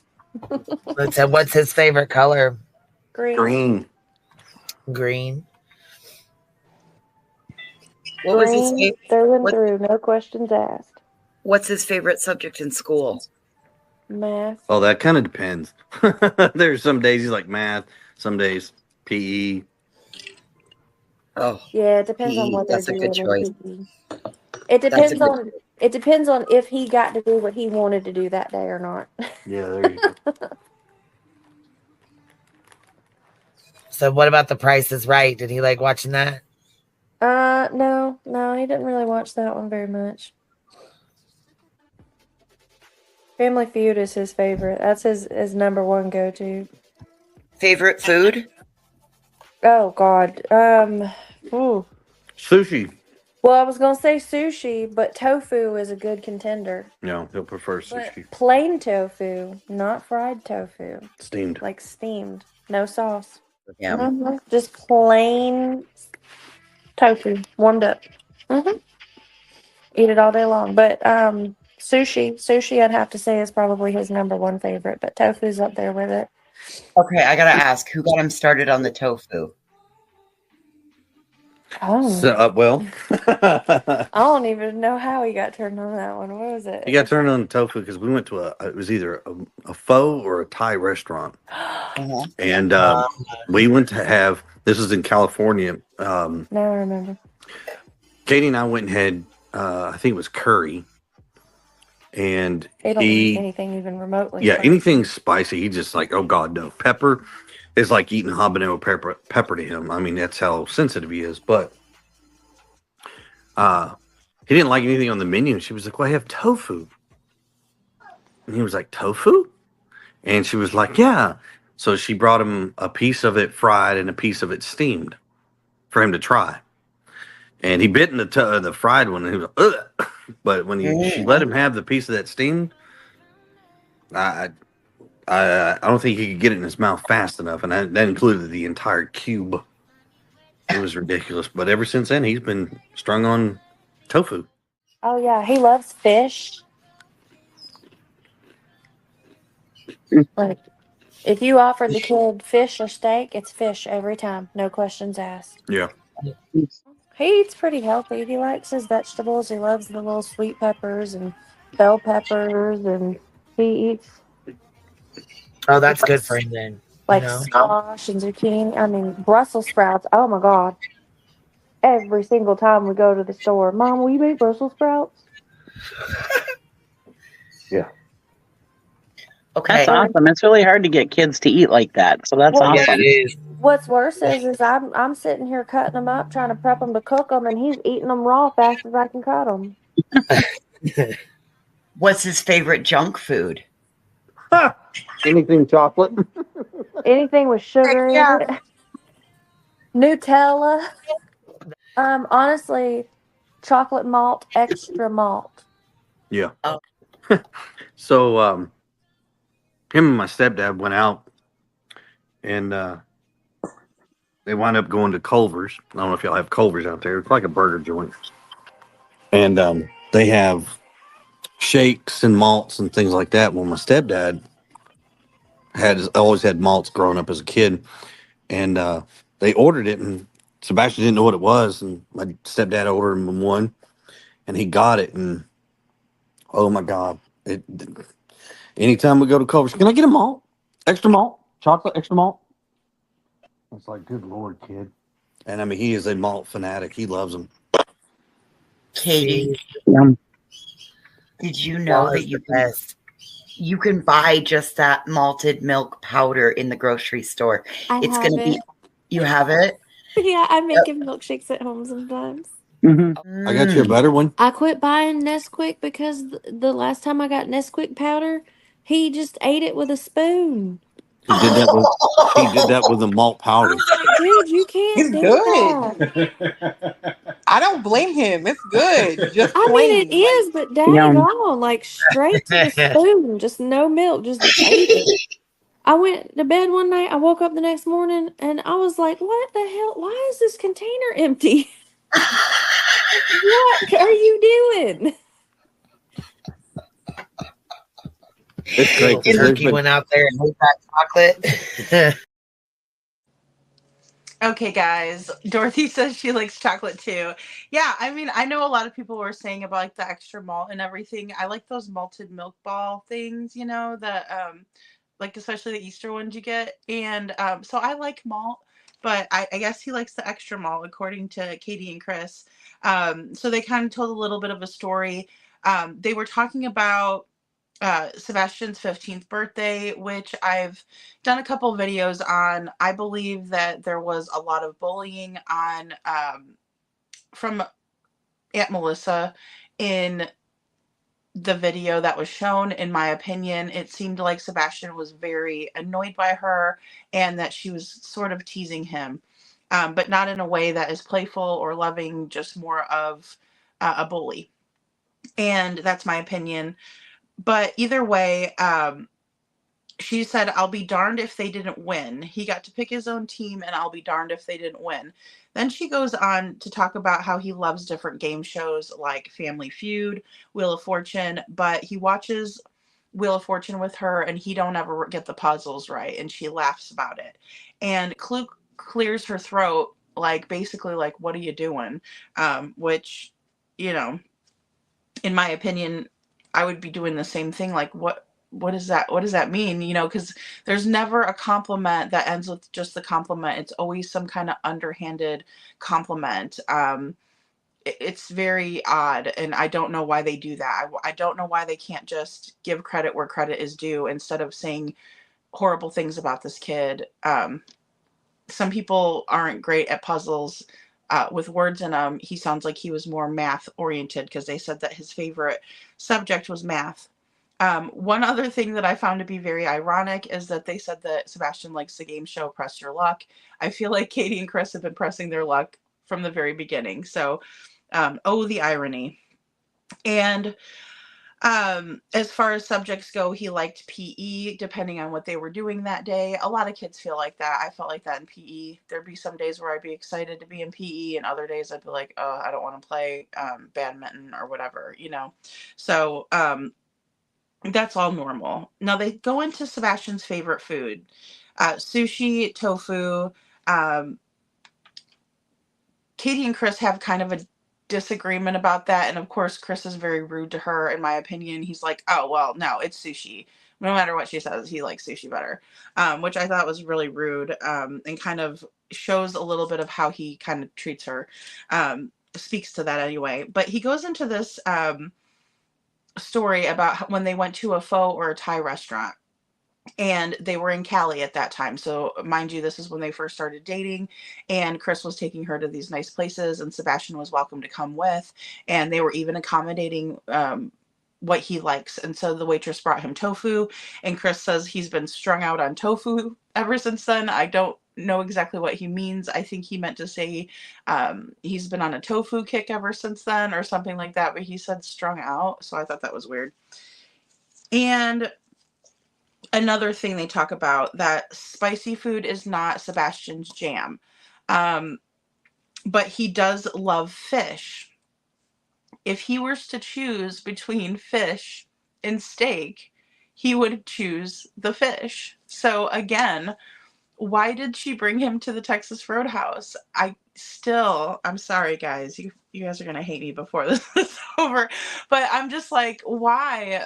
If he didn't like steak, why would you bring him to a steakhouse? They do have salmon there. But either way, he loves chocolate. He was even eating Nesquik powder straight out of the can with a spoon. Now, I don't know if that was because he wasn't able to have it, and maybe I don't know why that was. I don't know why that was.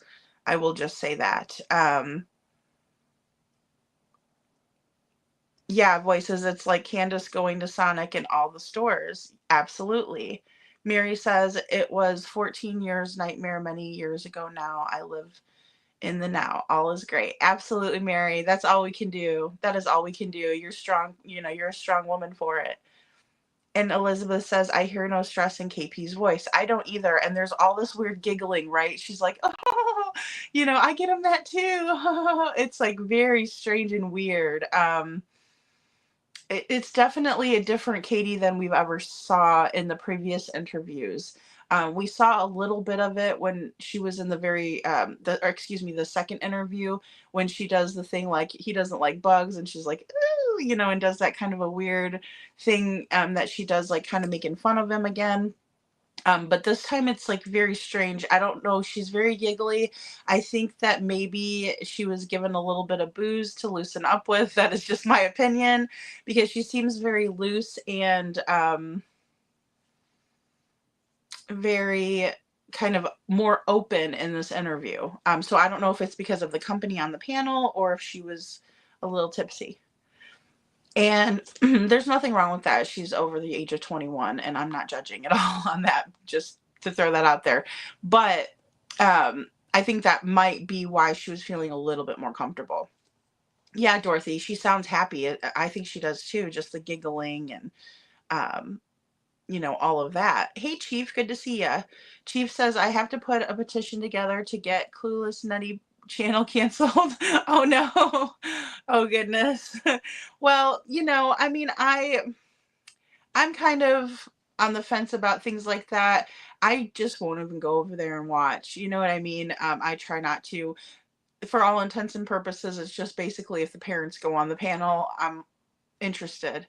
But I found some really great creators in that way. So, that's where, I kind of, it's kind of a catch-22. And Joseph says, Sebastian not allowed to be 15 years old. No real access to the phone, playing outside, possible overnights with other kids, etc. Controlled. Absolutely. And I think that is so sad. And then I also saw a comment earlier, I think, about how he wasn't able to have pets. CP made sure of that. So, like, when Sebastian and Katie were living together by themselves, they had 2 cats. And then all of a sudden Chris wanted to come move in, and he said, but you have to get rid of the cats. And so what they do, they got rid of Sebastian's cats. He never really let Chris live that down. He was upset about it, and I'm sure he loved his cats. Well, then he had Brownie, his snake. He's also taken away. And so I don't know. I guess those dogs were not his, according to what Chris said in the beginning of this live that I played for you guys. He basically said that one of the dogs was supposed to be for him, and the other dog was supposed to be for Katie, but then they both ended up liking her better. So that was that situation, which is so sad. And Mary says, is this May 23rd where she is speaking now? Yes. This was from May 23rd over on QB's channel, and I linked the entire link in the description, so in case you wanted to go over and watch like the entire live, because I think it was about 3.5 hours, maybe 4 hours long. So it was a pretty lengthy interview. First half was basically Chris coming on talking, and then Katie came on, but I was really wanting to focus in on what Katie had to say, because she's his mother and she was the last one with him. And I think that we need to hear what she has to say, but she never wants to come out and talk really. So, and that's my opinion. And Megan L says she talks as if she's spent way too much time around people who put Sebastian down, and she started doing the same. He didn't ever get the puzzles. Then awkward silence. Absolutely, Megan Nels. And I really wonder about that too, how many other people would tease him, because we're going to find out some more. And there's a lot of little clues and red flags in there that suggest exactly that, Katie was around all of these people, mainly Chris's side of the family, that would, put Sebastian down, yes, and mistreat him. Mary Rogers said she'll sign Chief. And Scranton says she was watching and turned off. And Mary says no pets. Yeah, no pets. Thank you, Mary. I know, and that's just so sad. Dorothy loves chocolate too. Chocolate's good. Chocolate is good. Meganel's a wow sign. Dorothy, exactly. And Mary says, I do wonder how CP is being treated by, oh, I do wonder how KP is being treated by CP and Bowersox at the moment. It is very curious. I'm sure they don't like what is going on. It's very negative attention that they're getting. But, if they want to be mad at anybody, they also need to look at Chris. And, obviously in the beginning, he kind of put it out there that he knows that he didn't make the best first impressions. But I think he needs to really look a lot more introspectively than that, even, in my opinion. Okay, yeah. Oh, yes, Margaret, go get something to eat. Dorothy, yeah. Oh, good, Margaret. Good. Hi, Roger. Nice to see you. Roger says, not their fans, but some of this is kind of just how family is in the South talks to each other. Oh, I gotcha, Roger. Yeah. And I mean, I did think it was cute, like when she said that he verbally kicks her ass sometimes and she kind of has to do a double take and be like, did that really just happen? I think there is a lot of, um, I think there is love from Katie. It's just really hard to find. But I mean, I know a lot of people in the South and they're very loving. A lot of people from Tennessee that I've met have been the most wonderful, loving people.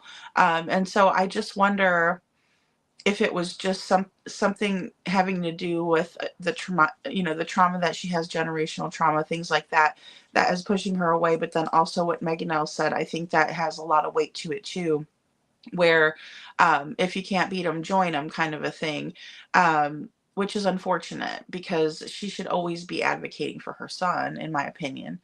But thank you for your comment, Roger, and welcome in. And Dorothy says, Margaret, did you go get some chips? I did some talking about food. All right, guys, I think there's going to be more talking about food. So grab your snacks and we will get back into it. But I can't help but really wonder if some of this stuff was because Sebastian wasn't being able to have as many treats and snacks that he wanted. And so he was kind of sneaking them. Or it could have been a situation where he's just a growing boy and he really, was just eating extra.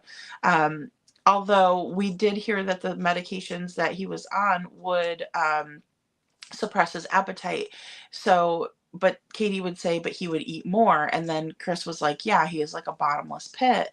And so it's very conflicting. And I don't know really what to make of it besides that a lot of times it seems like the food was kind of used as a weapon in a way. And I say that, and you'll kind of see a little bit in the more clips I show, that she refers to the foods that he likes as stupid, or ew, I can't believe he likes that, he's the only one that eats it, type of a thing. But and Roger says it reminds me of someone who has had a loved one pass and now they are sharing funny stories, which is kind of scary. Thanks for the program.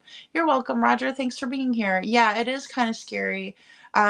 It's definitely not becoming of parents that are missing their child. It's very strange, and we all deal with things in different ways, but I find it to be just really odd. But let's watch another clip and let me know what you guys think. We are on number 7.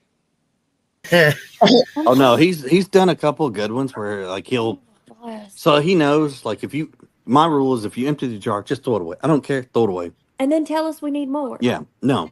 This knucklehead decided one night to eat everything out of the jar, put the lid back on it, set it back in the cabinet, put the spoon in the sink, and then he goes to bed. Gets up and you find it and you're like, hey, why did you eat it? I didn't. Yeah, and the chocolate is all over his face. Like, you forget to wipe your face? Busted. Man, like, yeah. Gotcha. Dude, you're allowed to get a snack, but don't eat all the sugar in the world. You already can't sleep. Sounds like a typical teenager or something. Sounds like a typical teenage boy thing to do. All day long. Like, make yourself a peanut butter and jelly with, like half a teaspoon of peanut butter and 5 tablespoons of jelly. Jelly coming out all four sides on the bread. Mm-hmm. Then again, he loves peanut butter too, so. He's Swiss cheese. Good Lord, Swiss cheese. The child likes Swiss cheese. Ugh. Every single time we go to the store, Mom, can I get some Swiss? Can I get some Swiss? Oh, the only one that eats Swiss cheese. Like, yeah, but you know you're responsible for eating it, right? And like not just any Swiss, like baby Swiss and lacy Swiss, like the worst, stinkier Swiss. And then he likes to come over near me and be like, and wave it near my face. And I'm like, ugh. He tortures with cheese. Yes. And he likes ham, but he wants the Virginia brand ham. So we got to go to the deli counter and get his Virginia brand ham. See, mine they like pineapple ham. That's bad. Gemini, you're up here with us. How are you? Hey, I'm doing well. How you doing? Hanging in there, chit-chatting. What's up? Oh, I'm just minding my business while not minding my business. I guess that's why I came up here. So, right. Come to join the conversation, huh? Nosy, not nosy. Hey, I don't mind. I mean, I'm looking at the conversation, even though it's probably evolved from the main topic. But when I'm seeing this social media stalking, heckling, harassment, lies, and rumors, etc., you know, I was like, okay, I'm down for that. We can chop it up. The only thing is I've had one too many sippy cups, so now I have to behave. Yeah. Yeah. Wait, did you just say you're down for stalking and harassment? Because I really don't like that. Yes, I'm down for that conversation. I'm picking, hun. You said you'd had too many sippy cups. I'm sorry. Oh. Yeah, which means I'm still actually become sharper. So the fact that I'm still coherent and can understand what you say after all my sippy cups is probably my superpower, but maybe I'm lying. How y'all doing tonight? Good. How you doing, man? Hey, buddy. Or this morning. I don't know y'all area codes. I'm assuming it's night. It's night for me. It's a night and it's full of trouble and booze. It is nighttime and I'm in Wyoming. I live by Yellowstone in the middle why. I'm in Minnesota. I'm in Illinois, about 3 hours, 3 hours from Chicago. Oh gosh. So I'm the only one that's in a hated state. I'm in Florida. Yeah, y'all all in the safe state. See, nobody's talking bad about Wyoming, Illinois. Like, but Florida's like Florida, man, breaking now. You know, I'm like, gosh, dog, give me a break.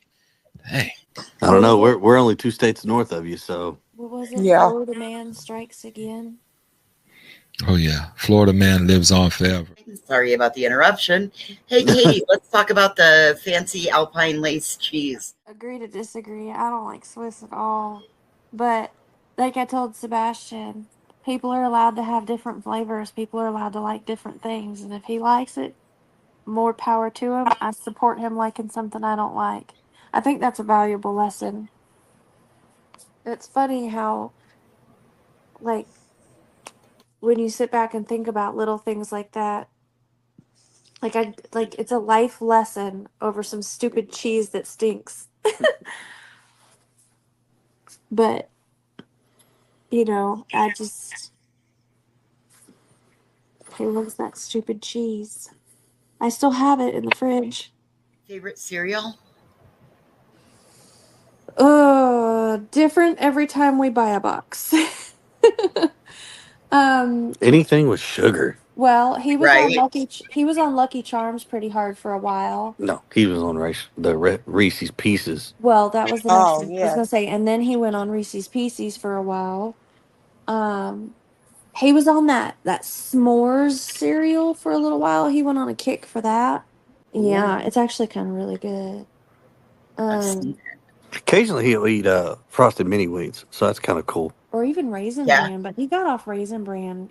I don't know what happened. Like one day he just decided he didn't like raisins anymore. Isn't it? Like I don't know if that thing. I don't know if it's ooey and gooey, and then you got a bowl of ice cream to put with it. I don't know. I can get down. I can get behind that. I don't know. His favorite drink ever is just milk. But Milk?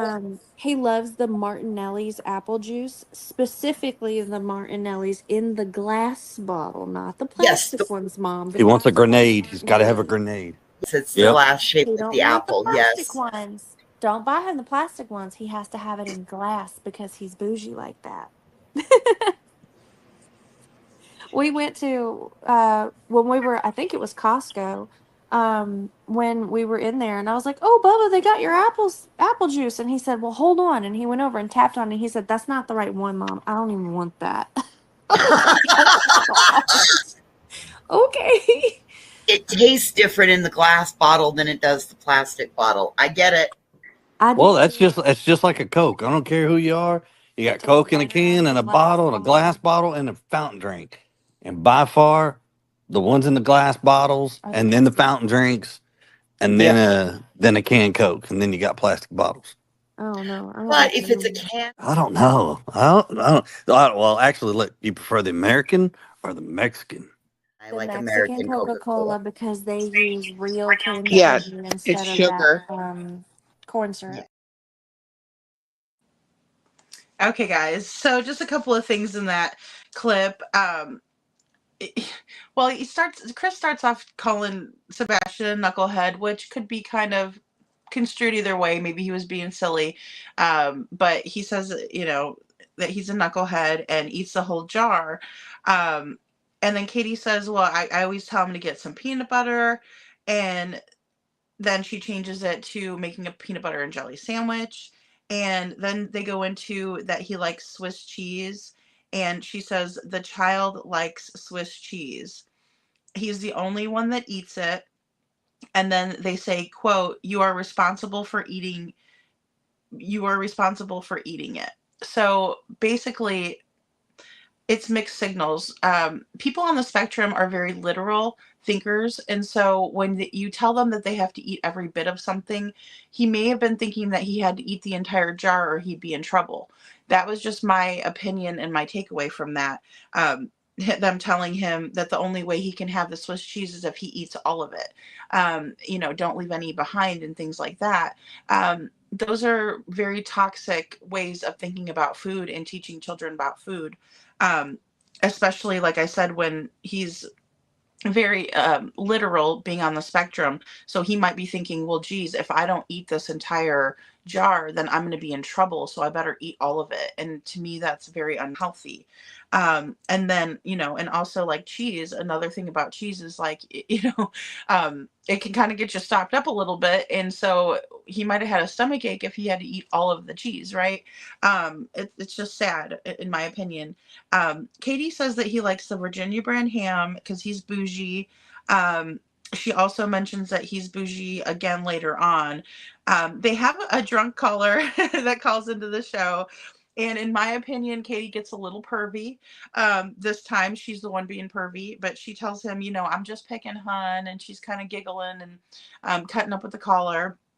The part that I took out, the caller started talking about some basically that he has kids, and he was talking about how it's very difficult, and he was definitely in the conversation, but I don't know why they just kind of kicked him out and they were like, okay, bye. Dorothy Bougie, hey Dreaming, good to see you. Bougie is like ritzy or kind of high maintenance, high class type of word that would describe high class or high maintenance, basically. And so then Katie goes into this weird cheese analogy where she says there's a valuable lesson in even a life lesson about cheese, about stupid, stinky cheese. And she says stupid cheese twice. And basically, I think kind of what she's getting at is that even though she doesn't like the cheese, it's okay if Sebastian does. But I just thought it was a weird analogy. I don't know where she was really going with it. Didn't make a whole lot of sense to me, other than her just kind of trying to be maybe like, oh, wise Katie, and it was weird. Just my opinion. Now they go into the fact that Sebastian loves to drink milk. He really likes the apple juice, the Martinelli's apple juice that comes in a glass jar. And because he's bougie, again, she says that he's bougie. But then Chris turns around and says that the best Coke comes in a bottle, and that's what he prefers. So again, Sebastian is a very impressionable young man, and he probably wants acceptance from his stepfather, and so he decides that it's cool to drink out of the glass bottle. And I don't think it's a bougie thing. I think it was more of just basically more of an acceptance thing, unfortunately. And I hate to think that way, but it's just kind of reminds me of that. Elizabeth says, knucklehead, shaking my head. Dorothy says, wow, no, he did not. Elizabeth says they are straight up complaining about Sebastian's habits, shaking my head. It's not much different than making fun or teasing. Absolutely. Or like the stupid cheese, it's like, well, it's not stupid if he likes it. And again, you're trying to say that it's just fine if he likes different things. So why you call it stupid twice? It's just very confusing. And I think it's meant to be that way. Never a compliment without underhanded statement. Elizabeth says they are bullies. Yeah, for real. I believe that too, Elizabeth. Dorothy says, look at them now. They put on some pounds. Just saying. They really have. They really have. Yeah, it's, and I think a lot of it has to do with them just being holed up and they don't go anywhere or do anything. They're not active. If they were out there searching, they would definitely be a little bit more fit than that. And Elizabeth says, I would never know Sebastian is missing by this interview, shaking my head. Exactly. And that's the saddest part. That is the saddest part, is that this does not sound like an interview, absolutely, in my opinion, of parents that are missing their child. No, we wouldn't, Mary says. Couponing says, animals sense people who are good. Absolutely, they do. They're going to go to the safest person, right? Especially if they're in a household where they probably don't feel safe with anybody except for Sebastian. There's a picture of him riding with the two Yorkies, and it looks like they adore him. So I'm sure they probably preferred to sleep with Sebastian, but of course they couldn't let him have any type of comfort, it seems like, when he was at their house, unfortunately. Thank you, Dreaming. Thank you for the prayer hands and the green hearts for Sebastian. Thank you. He's normal to me too, Dorothy. I'd be honored to know him, to, call him family. I think he's adorable, and I think he's a sweet, sweet person, inside and out. And I think he definitely, brings joy to other people. I just don't understand why they don't see it. It's really sad. All right, guys, let's watch some more. And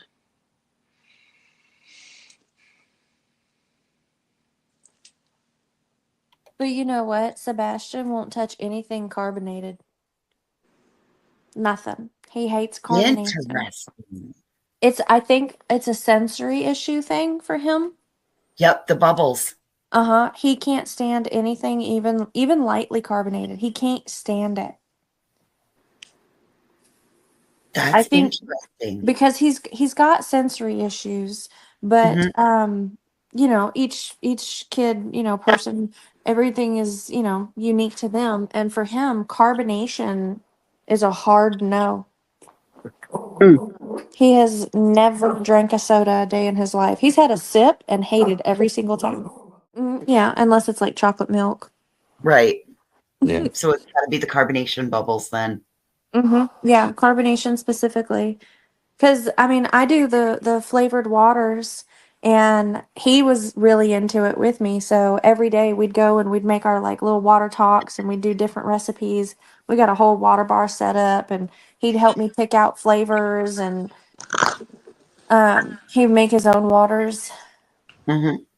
But I use sparkling water sometimes, and he would, every once in a while, he would grab my drink and drink it because he was being funny, and he's like, "Oh, I drink your water." Well, every once in a while he'd grab it, and it would have carbonated water in it, and he'd take one sip and be like, I'd be like, "That's why you don't drink people's drinks without asking, dude."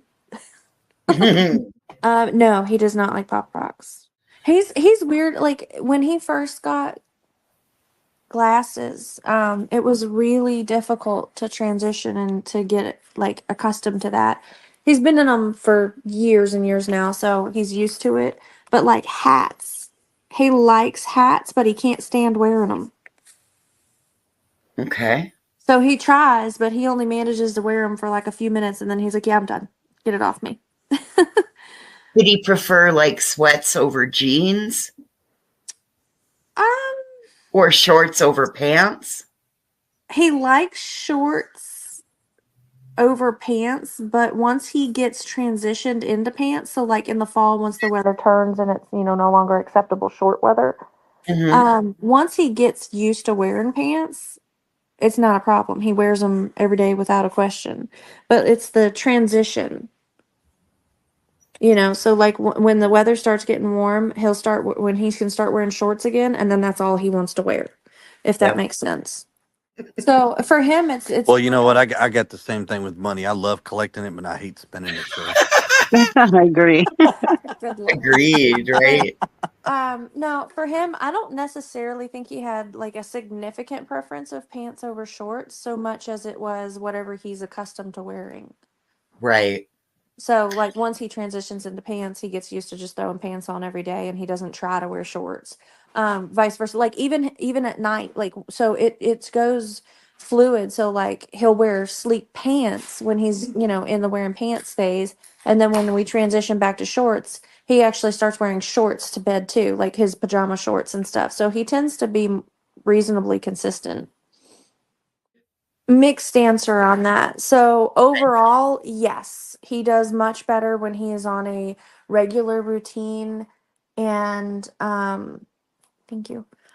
So like for getting up at about the same time every day and having the same routine to get up and get ready to get out the door. And nighttime routine, taking medicine, taking shower, getting ready for bed.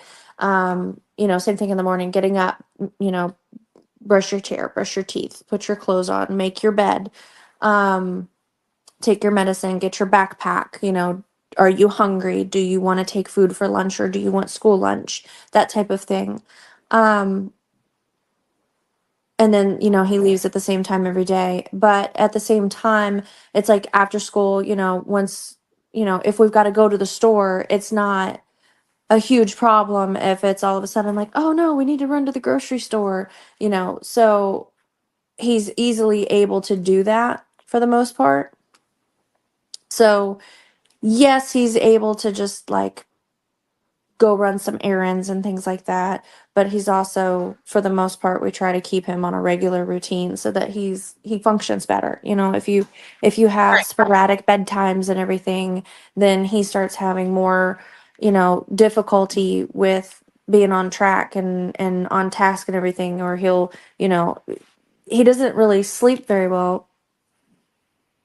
So Right. his sleep routine has never been specific, but it's it's downtime, it's quiet time, it's you remove the stimulus, screen time shuts off at the same time every day so that you have that decompression time. And we have the the night lights and the little fidgets for the self-stimming and everything, because that's you can't make them just do nothing, but Right. it's turning off all the screens and okay, we're going to be quiet. I understand you're not necessarily going to sleep, but you're going to lay in the bed and relax. He Like I'm hot-blooded. he prefers to be inside. And the inside stays pretty consistent. And But I will say that's cool. he absolutely loves going swimming. So I mean, he loves the summer because he can get out and he can go swimming, water, and baby. we can do more stuff. Yep. We did a lot more of it when we were in California. We used to go hiking a lot. They have like, I know they have it here, but they have like waterfalls and beach Yeah. hiking and everything out there that we used to go to, and he really enjoyed that. But then again, he also really loves going outside and building and having snow fights. When we had that rain, or not rain, but the frozen snow when it was too cold to even make a snowman. we were still outside throwing, Snowballs. ice at each other. He was trying his best to make snowballs, but it wound up just being throwing handfuls of fluff across the yard. I mean, he for the most part though, he likes being inside.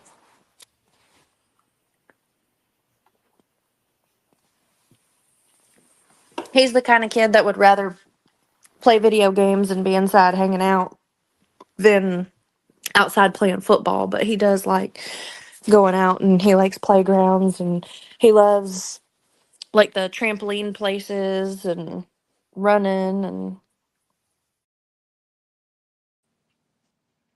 Okay, guys. So just a few things in there, not too bad.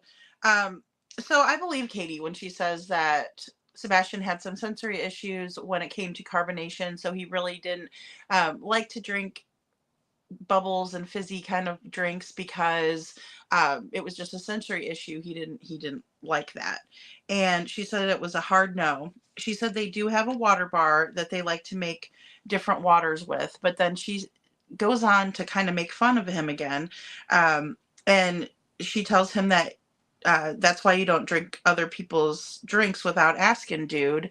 And to me, it's like, I don't know. I would never kind of look at that in that way.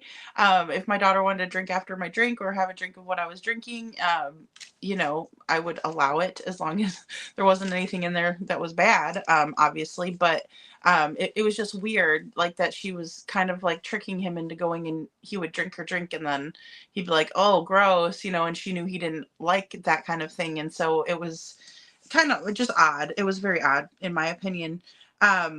She says that he likes hats, but he can't stand wearing them. And I found that to be really interesting since there was a hat found in the pond near their home, well after it was already searched by law enforcement, but it was found nevertheless. Chris interrupts and makes it about him, and he says something that was really off topic, in my opinion, saying, quote, I like collecting money, but I'm not big on spending it, end quote. And then Katie just kind of goes back into talking about Sebastian again, thankfully, because that's who it's really about. It's not about Chris. And she talks about Sebastian's routine. Now, the morning routine was something that was concerning to Yeda as well. We talked about that before.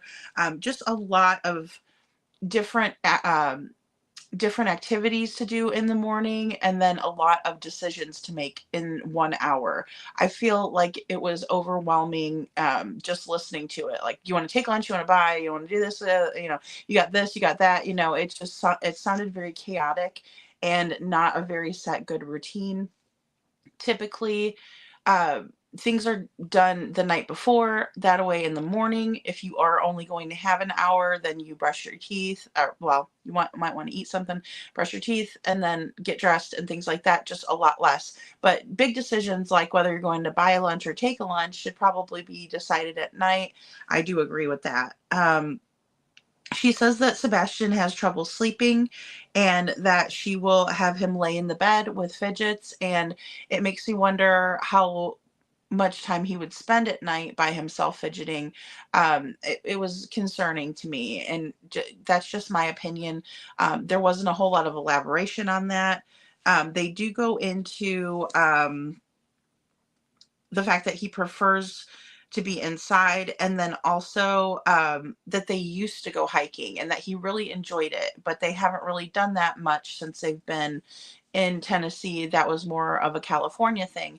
And it just kind of goes back to the love bombing and the whining and dining, taking her out to eat when they were first dating. This is all things that happened in California. They used to hike together in California, but they don't do that anymore. There are places, beautiful places, Tennessee is beautiful, to go hiking, but yet they don't do that anymore. And so I found that to just be interesting. And then also, it just seems like in Katie's voice, when they were talking about California, it was a much happier time in the relationship, in my opinion. And it's good to see you, Guidance. Good to see you. And Dorothy says, describing a normal teenager. I agree. he seems very normal to. I mean, even when they try to make him seem like he's not normal, seems normal to me, and that's my opinion. And Dreaming says, "OMG, those giggles." Ugh. Yeah. Yes. I don't know what that's all about. I did hear some things in the background, like the fluttering of the cards I was talking about. This happens in a lot of the interviews. They're either fluttering cards or possibly maybe fluttering a notebook, but either way, you can hear like things flipping, flip, flip, flip, flip, flip.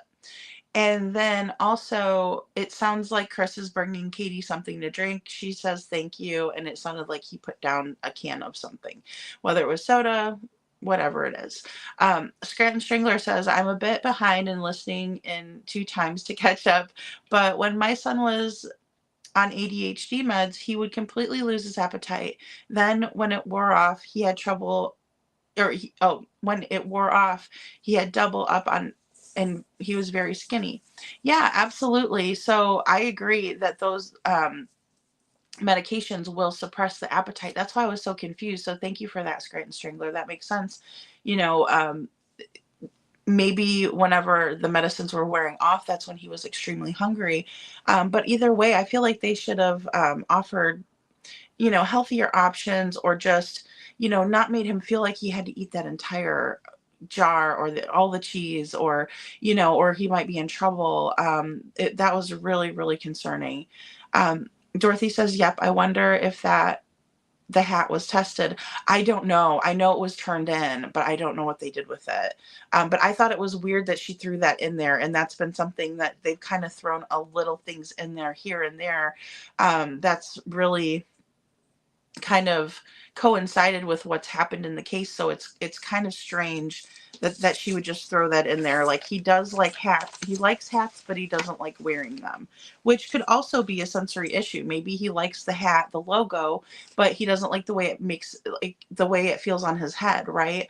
So that's very, very possible. And I won't discount that, because I know that is also can be due to a sensory issue. Bottomless pit too, Scranton says. Yes, yeah, exactly. And he's a growing boy. I mean, he's going to eat whenever, I mean, any of us hit growth spurts, that's what's going to happen. So I think that there was a couple of different factors that contributed to that. Mainly the medications, those are just the common side effects, but then also with him being a growing boy, yeah, I just always get a weird vibe from the food talk. Um, yes. Yeah, there was one found at the pond.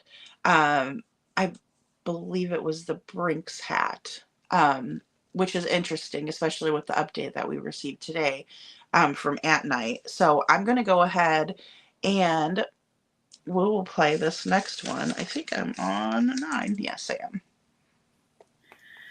And yes, he does like to read Minecraft books. Imagine that. Yeah. Imagine that. So we go to Barnes and Noble every so often, and he picks out books. And the only ones that he has genuinely showed interest in, and even read more than once, they have Minecraft novels. And Are you kidding me? I am not. They're actually thick. They're a couple hundred pages. And I bought him all the ones that we could find, and he loves them. Books. Actual storybooks. At Barnes and Noble, I think one of them is called Voyage or Voyager. I'm not sure. I'd have to go look. But I just wrote it down, so I'll find it. Thank you, Katie. You're welcome. He likes Barnes and Noble because there's Starbucks in there too. Ooh, double whammy. Get the books Freaking in the Starbucks. Stupid cake pops. Every single time we're near a Starbucks. Mom, can we get a cake pop? Both the kids love them to death. I'm like, for the cost of one of those cake pops, I can buy a cake mix and make y'all a dozen cake pops. It's not the same. It doesn't have the face. He's very, very particular. Cake pop would he choose? All of them. All of them. Right. Any of them doesn't matter. Any It of don't them matter what it shit, is. they're all good. He'd probably take the chocolate one, then the birthday cake one, The cookies and cream when they have it. and then his last one he would probably choose is either gonna be vanilla or strawberry. Strawberry. Mm-hmm. He would go for the strawberry. But normally it's like if they've got one of the silly, like,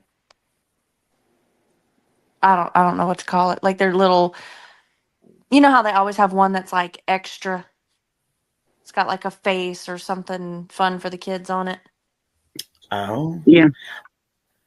He would go for that one if they have it. They do I'm trusting decorated cake pops sometimes. You know, surprisingly, he likes the Starbucks refresher drinks. He likes that one. He liked the what was it, the acai swirl one? Or no, dragon fruit swirl. Mhm. He loves dragon fruit and mango. Well, we did a thing where we agreed that when we go to the grocery store, we go through the produce section, and if they look decent, because sometimes things just are no good, but we try every time we find something we've never had before, and we'll buy one, and we will try it. Well, it's how he found out that he absolutely loves mangoes, but he does not like star fruit, but he loves dragon fruit. We're just super thankful for this. So thank you guys. Thank you. Thank you to everyone. I mean, I think it does help if people can actually hear about Sebastian and not all of the BS and drama that's been happening, but just my son. You know, I mean, I know knowing his favorite color and drink isn't going to help find him, but it's part of him. It's part of who he is. He has allergies, kick his butt, because he's allergic to grass. So whenever the grass is pollinating, his allergies get really bad for him. As far as any like serious allergies like peanuts or anything like that, no, we haven't found any food allergies. Just being picky about some stuff, but no, he's outside of grass pollen. Right. We really don't know any other allergies. He's allergic to schoolwork, chores. Yeah, homework and All the chores. normal There's stuff. a serious aversion there, but He's a he's teen in that. wearing deodorant. Okay. Well, Right. that's something that we'd been really, really working on because other people had been like, "Is he wearing deodorant, Mom?" And I was like, "I mean, I'm trying." It's a recent development too. I mean, Yeah. he's gone through a growth spurt, and it was like overnight I blinked and he had like a little mustache grow coming in, and all of a sudden he was starting to smell and his voice is changing and his hair's getting darker, like it's turning darker, which is why like in some pictures it looks brown, but it's really kind of blonde. But and his eyebrows, he went from like just these like real light eyebrows to it was like overnight he got big old dark eyebrows. He's really coming into his hormones, and over, literally I think he grew an inch in a month. Did his feet grow too? 2 shoe sizes. Oh my That's why in the God. beginning there was all that talk about the shoes, and it was like, how does she know, like how do you know, like well, because he literally just outgrew them all. And we were in the process of replacing them. We started off with, you know, a new pair of shoes and, you know, a new pair of boots. And, you know, we didn't buy sandals yet because it hadn't turned warm yet. And so I told him, I said, Right. when the weather gets warm, we'll buy them then, because who knows if you're going to grow more in another month. But, you know, I mean, he literally, like, it was like he went to his dad's And then not even a week later, he's like, Mom, my shoes don't fit. And I was like, but those are new. And he's like, my toes are in the front. And I was like, oh, Lord, get in the car. Oh, it's so Yep. crazy. So crazy. Like I was not ready for puberty at all. Either. No, no, I don't think he is ready for it. He's so angry about getting hair on his face. And I was like, "Well, Bub, we can teach you how to shave it off." And he's like, "No." And I was like, "So you want to leave it on your face?" And he's like, "No." I was like, "I don't know what to help. I don't know what to do to help." Like unfortunately, you got two options: have hair or shave the hair. I don't know what else to do. I can't make it not happen. Okay, guys, so that was really, really awkward. I apologize. So it's kind of going to get worse from here on out, just with all the craziness. Good to see you, Gracie. Good to see you. And so basically, Minecraft novels, she says, in a way that's kind of a little bit, oh, there's a little bit of a tone there I kind of picked up on. Yes, he does read. He does read these Minecraft novels. The Voyager books was the ones that she was in reference to. She says that he likes to go to Barnes and Noble. That way he can get stupid cake pops. So she again calls something that he likes stupid. And I agree. You can get a cake mix and the I mean, they're super cheap to make, and if you get them at Starbucks, they're more expensive. So I get what she's saying on that one. Um, Cake pops are actually really fun to make, and they're really yummy. But she basically calls them stupid, and then tells the kids that she can make them a bunch of them. It's just kind of an awkward conversation, in my opinion. She says that they do like to go to the store and pick out different fruits to try, which I think is a great idea. So he prefers mangoes, dragon fruit, but he didn't really like the star fruit. So he kind of figured that out when they were trying different foods. And so I think that's always a good thing to figure out if kids, like a certain type of food, they're not going to know until they try it. So that's good on Katie. Now, I do think that knowing information about Sebastian is going to help find him. I think that because there may be an instance where that's something that he goes out and gets at the store, and it's something different, and it stands out in someone's mind. So I don't think it's necessarily a bad thing. I just don't know why she would rather talk about anything else other than the night that Sebastian went missing. And that's just my opinion. Now,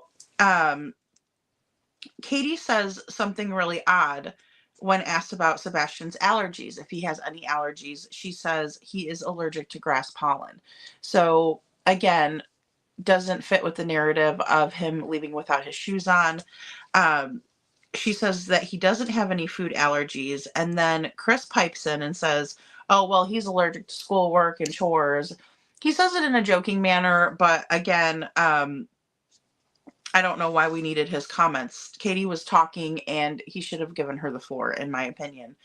Then Katie turns around and says, wearing deodorant. And she's kind of laughing and says that they're working on it. So she says, I quote, other people will ask her, is he wearing deodorant, Mom? And she'll say, I mean, I'm trying. And she starts laughing.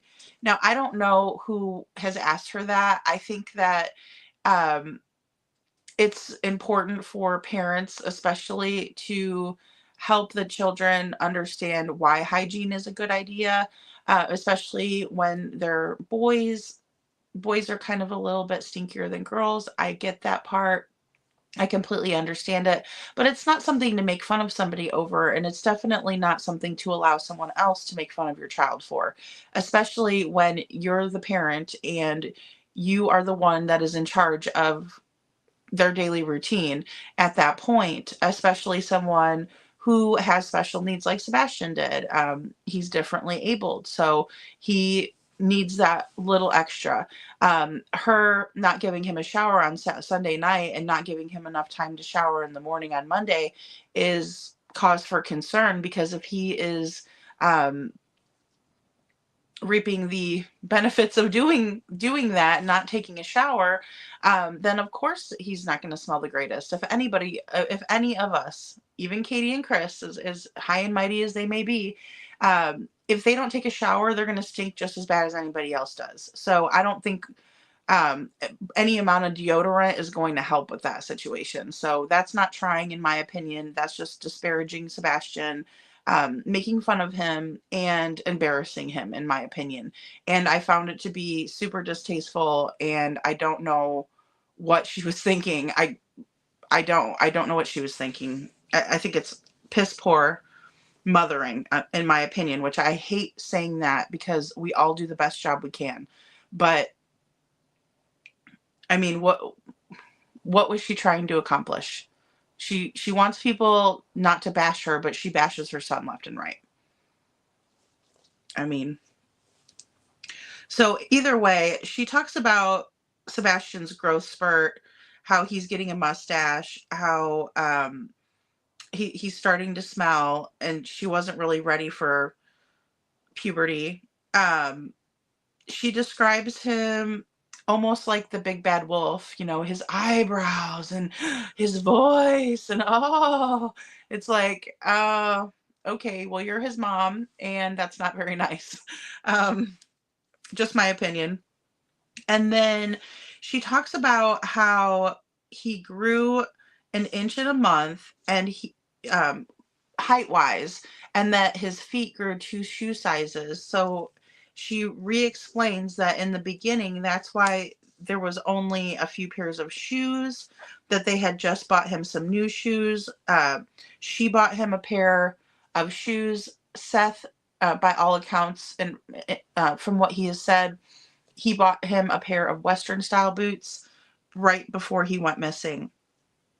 And so I found it to be just a very odd conversation, just basically disparaging Sebastian, and I don't know why.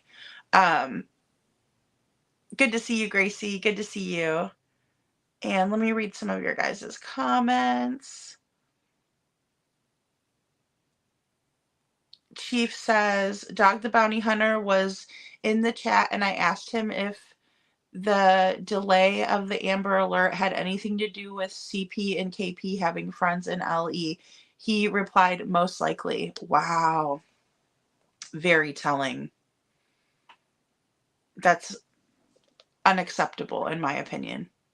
Couponing says, what about screen time? And let me just go back to that. I'm sorry, guys. In the very beginning, Chief Craddock, it was day one, said he can't imagine how the parents must feel right now. And my retort to that was, I can't believe that you are more worried about how his parents are feeling when Sebastian is out there somewhere, cold, hungry, without any shoes on, without a coat, and it's about to rain, and he seemingly vanished in the middle of the night. I can't believe that Craddock was more worried about what the parents were feeling than about what Sebastian was feeling. And I stand firm on that. That's my opinion. Couponing says, what about screen time? CP was absolutely, said they absolutely didn't allow Sebastian on the internet. To most of us, screen time is being online via computer or a phone. Absolutely, absolutely. I believe that was all a bunch of BS, because we're about to hear some more, and Katie's going to slip up this time. And it has to do with Taylor Swift. But she is going to slip up, and she is going to say something that is going to throw all of that BS out the window. Whenever, and this is my opinion, but whenever you try to control another person, good luck, because there's going to be ways that people are going to get around your control, especially when you're a stepfather who is barely around. Let's face it, he wasn't living with the family for the last month.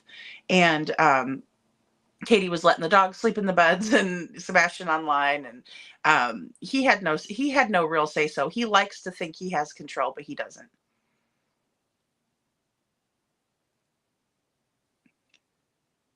Gracie says, "Oh, that is great. Dog was there, Chief." And Margaret says, "Makes me feel like she may call him stupid because she said stupid a lot." Absolutely, Margaret. I mean, that's the only thing that we can surmise from something like that. Stupid cheese, stupid cake pops, stupid this, and he's so bougie, and he wants a Virginia brand ham, and the Martinelli's glass bottles, all of these things. But yeah, at the end of the day, I feel like she would call him that, especially like when she says, "Oh, he never did get the puzzles right," and just disparaging him. Chief says, "Did you see my comment about the canine handler?" Oh, no, I didn't. I'll go up and look for it though, Chief. And Gracie says, "Chief, how long was the Amber Alert delayed for? There should be no excuses." Yeah, absolutely. I agree, Gracie. Well said. No excuses whatsoever. That Amber Alert should have been out as soon as they possibly could do that. It's just really sad. It's very, very, very sad on the way this case was handled from the get-go. And they can't even come out and say that they're sorry. Um, you know. And Gracie says, "Chief, I have been saying why not cadaver dogs." Yeah, they should have brought in every single dog. They should have brought in every resource they could have. But again, they were operating under the assumption that Sebastian walked off. And Craddock maintains this through the entire week until he comes out and says that they're going to scale the search back. And let's not forget, that was before the landfill search and before the big search that happened when the Cajun Navy got involved around April, end of March into early April. Sheriff Craddock also did another search, but that was the last time we heard from them and the TBI, which was April 2nd, 2024. And this interview is from QB, guys. I did link her channel in the description, so go over there and watch the full interview if you'd like. And it was on May 23rd, 2024. And Chief says, "IDK, but the Amber Alert wasn't put out till weeks after he disappeared." I believe it was sooner than that. I believe it was the same night. It was because it was reported on by the news at around 5 o'clock. So 4:30 news, 5 o'clock news, they were saying that it was an Amber Alert. And then more so into the next day, it was like Amber Alert, saying that he needed his medication. I also kind of clapped back at Craddock because I told him that autism is not treated with medications. It's treated with therapies. There's no magic pill for autism. And I think that he needed to do a little bit more research if he was searching for a child, which I will say that Ken Widener did his research and he was trying to gather resources and information on children who were on the spectrum, who had walked off from home and different things like that. So I will say that, Ken Widener did his due diligence. Eric Craddock did not. You can't tell somebody something who thinks they know everything, in my opinion. And Dreaming says, "I came in late today, so I guess I missed a lot." Oh, Dreaming, I'm so glad you're here. And Gracie says, "Now, that is awful, Chief. It should have been done day one." Absolutely. Absolutely. G of Twins, good to see you. Plus, he is a teenage kid. They always are so negative about Sebastian. Thank you, Lot Lizard. Yes, absolutely. Absolutely. And I don't know why. I don't know why they are, because he's a cutie pie. I understand there are challenges when it comes to, individuals who are on the spectrum. I get that. But in the same way, there are so many gifts to be given. And, I don't understand it. I really don't. They didn't look at him as they should have, in my opinion, either. And Chief says, "No kidding. So why was it not ball drop of Ellie?" Well, I don't know. I don't know exactly, but the only thing I can think of is an ego. that was in the way. They wanted to handle it.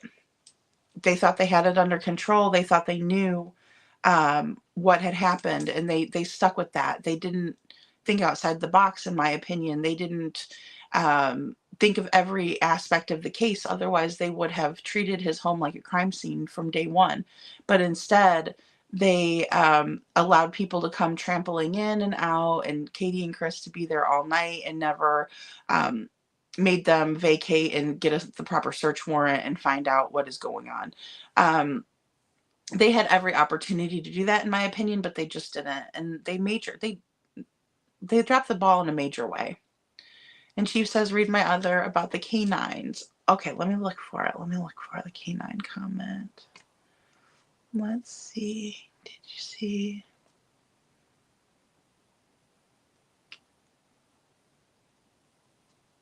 Thank you, Gracie.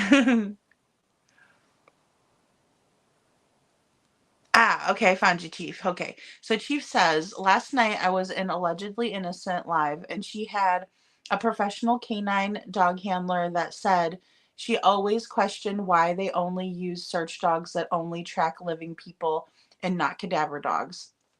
That's a great point. I don't know why either. They were using the bloodhounds. I know that, you know, and I know that they use multiple dogs. However, they did not use cadaver dogs. They did not do forensics in the home. They probably didn't do forensics in the camper. They probably didn't do forensics in the vehicles. I mean, it's unbelievable. And Joseph says, I am wearing genuine affection for Sebastian, or I am hearing genuine affection from her about Sebastian. You know, Joseph, I have some of that. I am getting some of that. Like I said, when it came to her talking about his sensory issues, I do think that there are some fond memories and ways that she does look at Sebastian. But then again, saying that he's allergic to deodorant, I just feel like that is it's like a low blow. I don't know. And maybe I'm picking it up wrong. But I'm glad that you're able to hear some genuine affection, because I would hate for Sebastian to hear that and feel to the contrary. That's his mom, after all. He loves her. I know he does. There's no doubt in my mind about it. And Couponing says Dorothy is said Vivant, another security company. Oh, Vivant. Okay, yeah. I was thinking, was it Brinks or was it a different one? It was a security company, like Brinks, or like a home security company. And let's see here. Scranton Strangler says, I'm at the routine part, and it's strange that she mentions that because she said nothing of that when describing the Sunday night. Absolutely. I think it's so strange. And then to go on and be like, well, he doesn't wear, because there's no amount of deodorant that we can wear that would change the fact that we didn't have a shower, right? That is not like a quick fix for a shower. It's no comparison. Now, yeah, if it's going to be hot that day, or we know that we sweat more or whatever, we're going to put on the deodorant, and that helps with it. But we still have to shower. I mean, yeah, there was no routine, no medicine, no wind down, right? No, let's take it easy. Let's read a book. Let's, I'll sit in bed with you and we can read together. That was the most wonderful time for me and my daughter. And then as she got older, we would read books together. So she would read the I read the same books as her, more like, because I would read different books than she would like, but I would always make it a point that we would pick certain books to read together. One of them, when she got older, was The Hunger Games. We read that whole series together. We saw the movies. It was our thing, right? Same with the Lemony Snicket series. Like that one is about 12 books long and has some really fun, great big words in there, and we enjoyed it. That was always our thing. That we did together. That was our nighttime routine. We'd sit together, read those books together, and it was a great time to bond. And yeah, I miss that. I miss that. And Chief says Dog the Bounty Hunter was in the chat. Oh, okay. I already read that one. Let's see, guys. I'm a little behind. Let me go back down. Yes.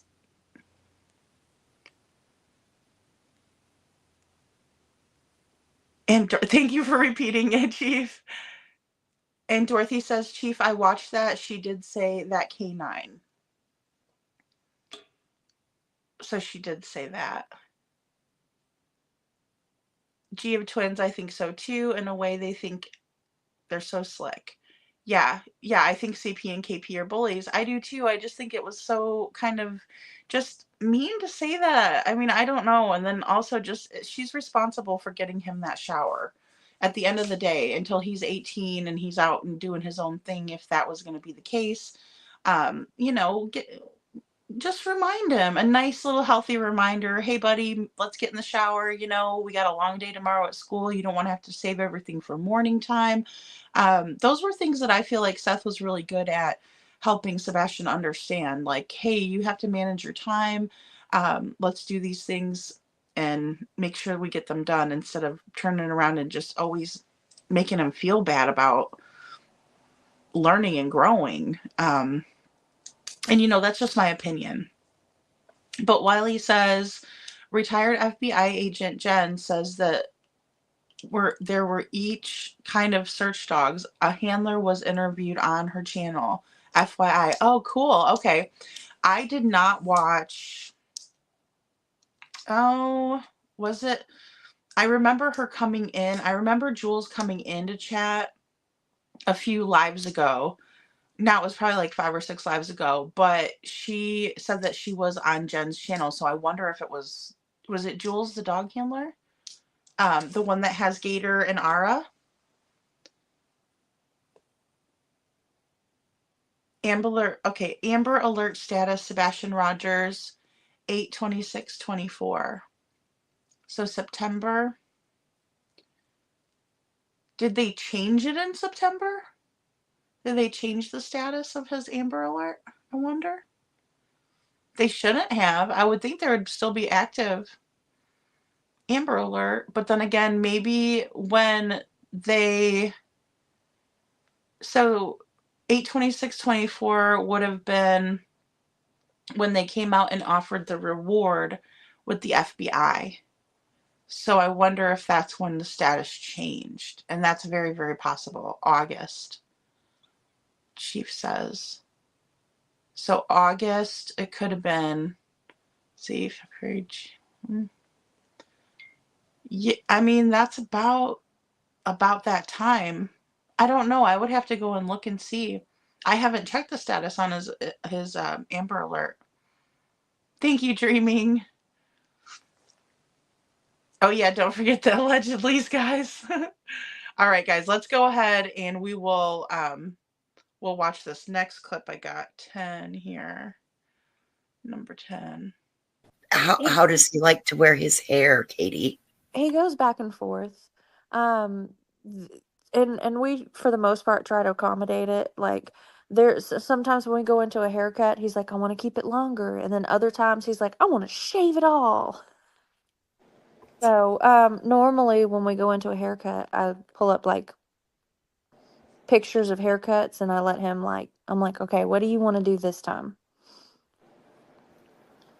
So honestly, it just depends on how he's feeling. He changes his mind on what he wants on his hair. Only difference is for a boy, the only to grow it out to another hairstyle is like 3 weeks instead of years.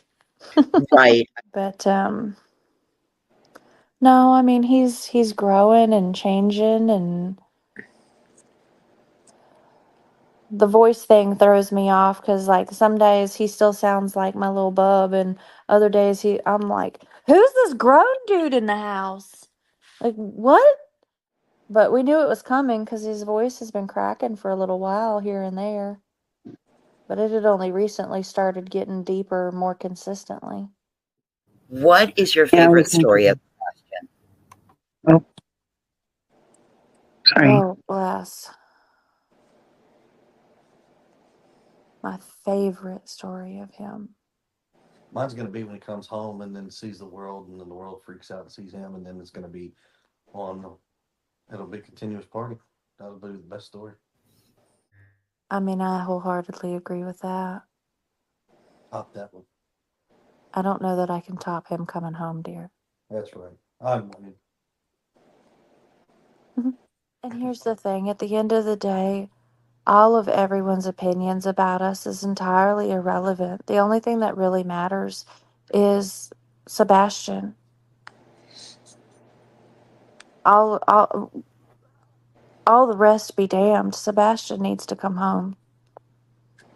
So here, I can't speak for when he went to Seth's house, but here, we did positive reinforcement and positive reward system, so he earned his game time. And it was on the Switch, which had like the parental monitoring and everything. So that was the only game system that he had played on here in a long time.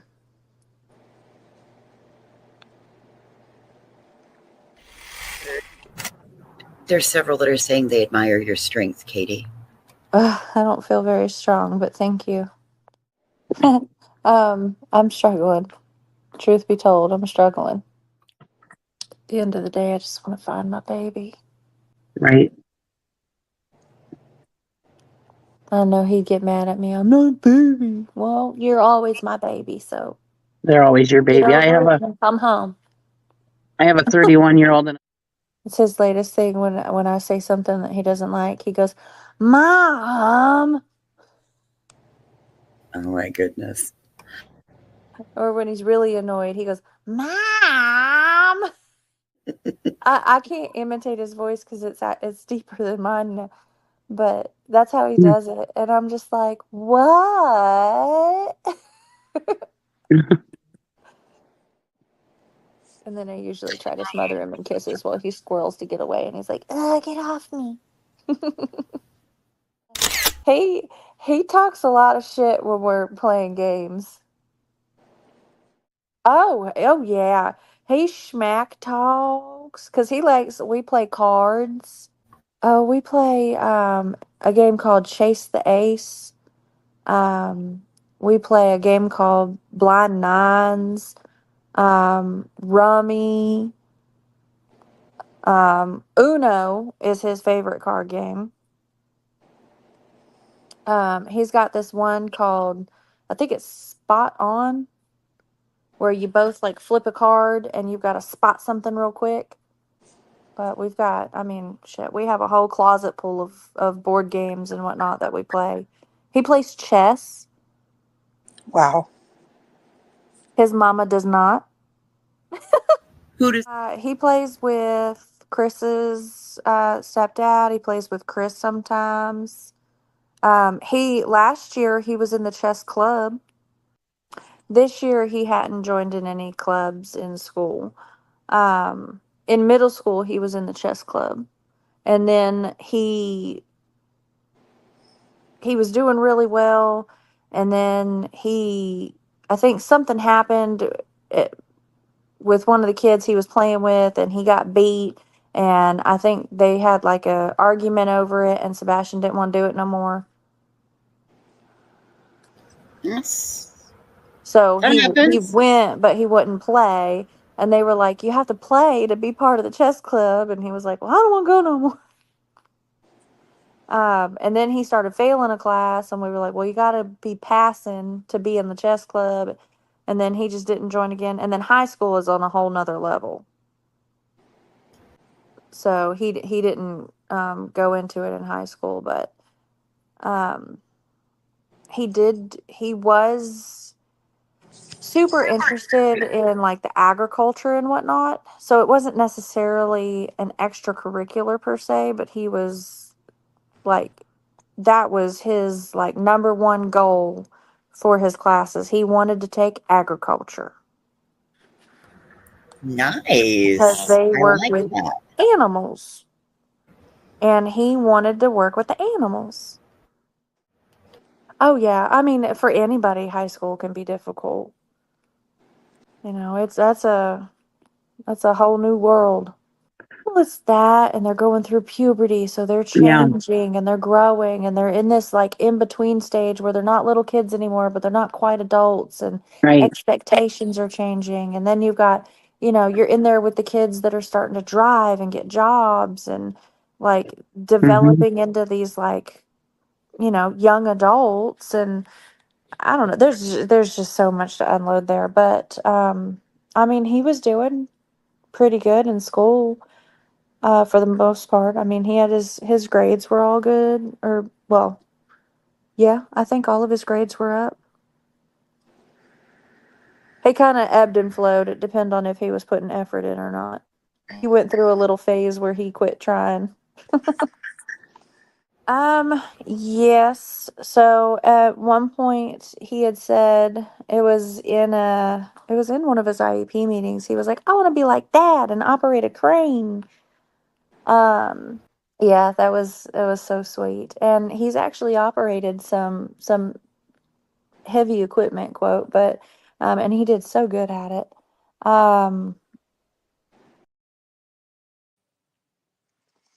Okay, guys. So just a few things here.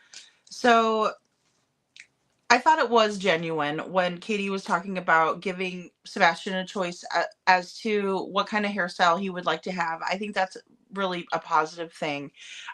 So she would pick out, or she would have pictures of haircuts and ask Sebastian what type of hairstyle he would like to have whenever they would go to get his haircut. And then, let's see. It seems like her voice, or well, I should say, she starts talking about Sebastian's voice changing, and it is an endearing moment where she talks about how his voice is deepening, and sometimes he doesn't sound like her little bub anymore. He's sounding much older. We noticed this in the birthday video, where his voice was a very deeper tone, much deeper than in the green tea video that we saw. And so apparently that was a newer development, according to Katie. Now they ask, what is your favorite story about Sebastian? And they're stumped. Hey, Poppy Love, good to see you. Good to see you. You're not late. You are just fine.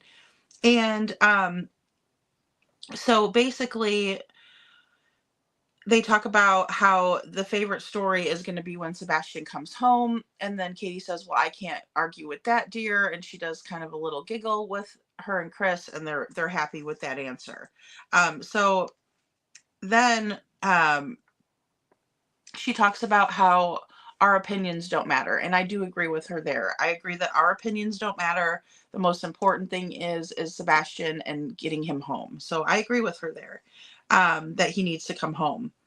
Now, she talks about the positive reinforcement and how they would give him time on the Switch, so he would earn that through doing the things that they were asking of him. So he would gain time on the Switch. But she also covers her butt and says that there were parental locks on the Switch. So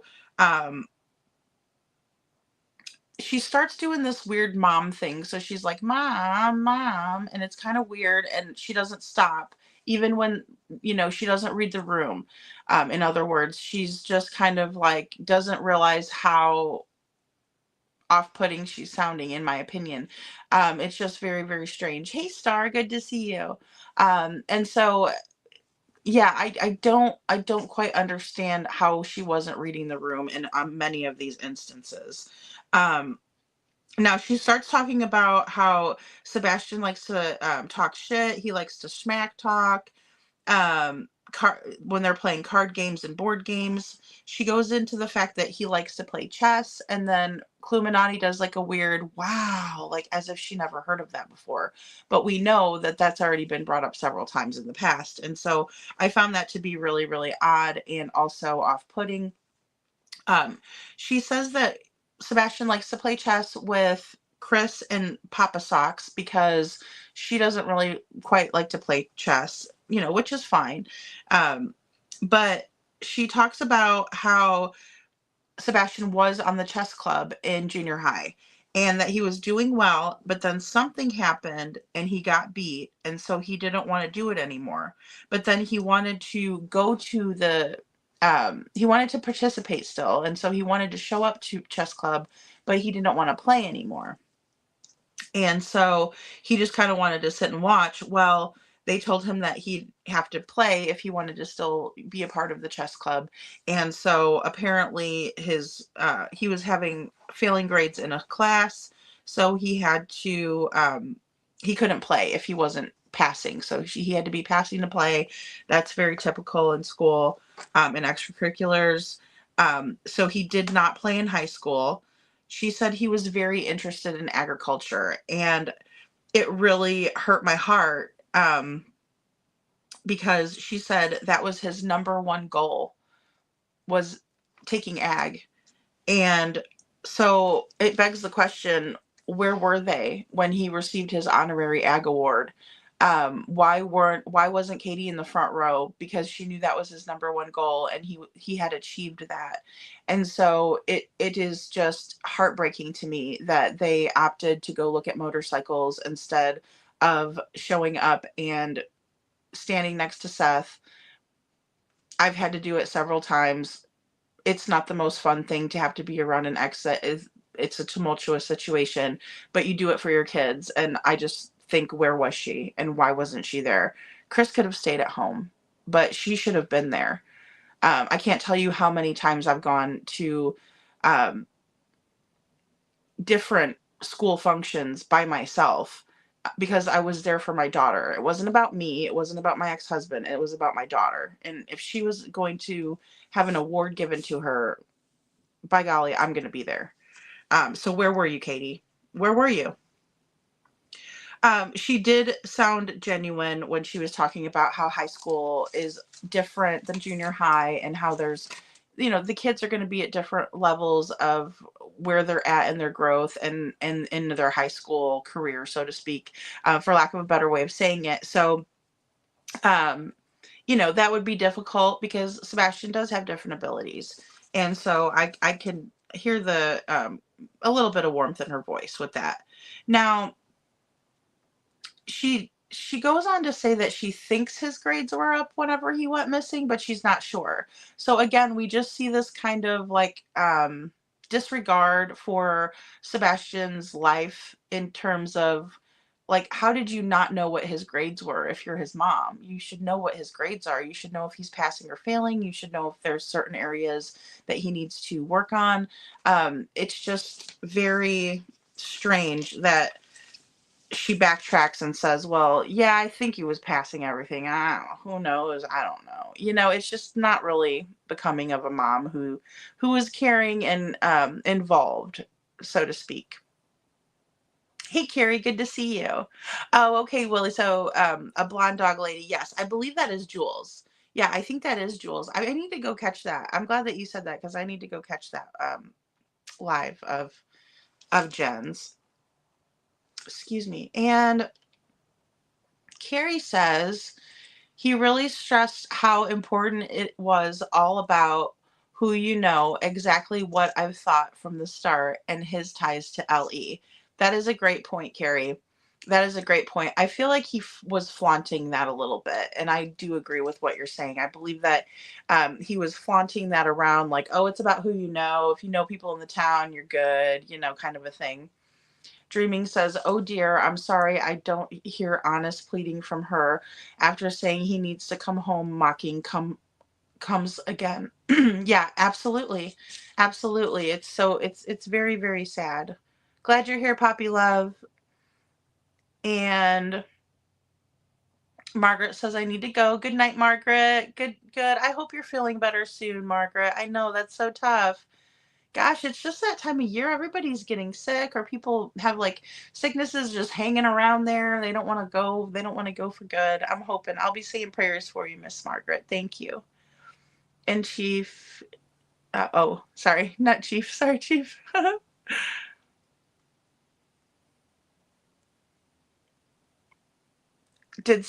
Okay, so Dorothy says, did Seth get for him Seth got the award for him. He accepted the award. He was there.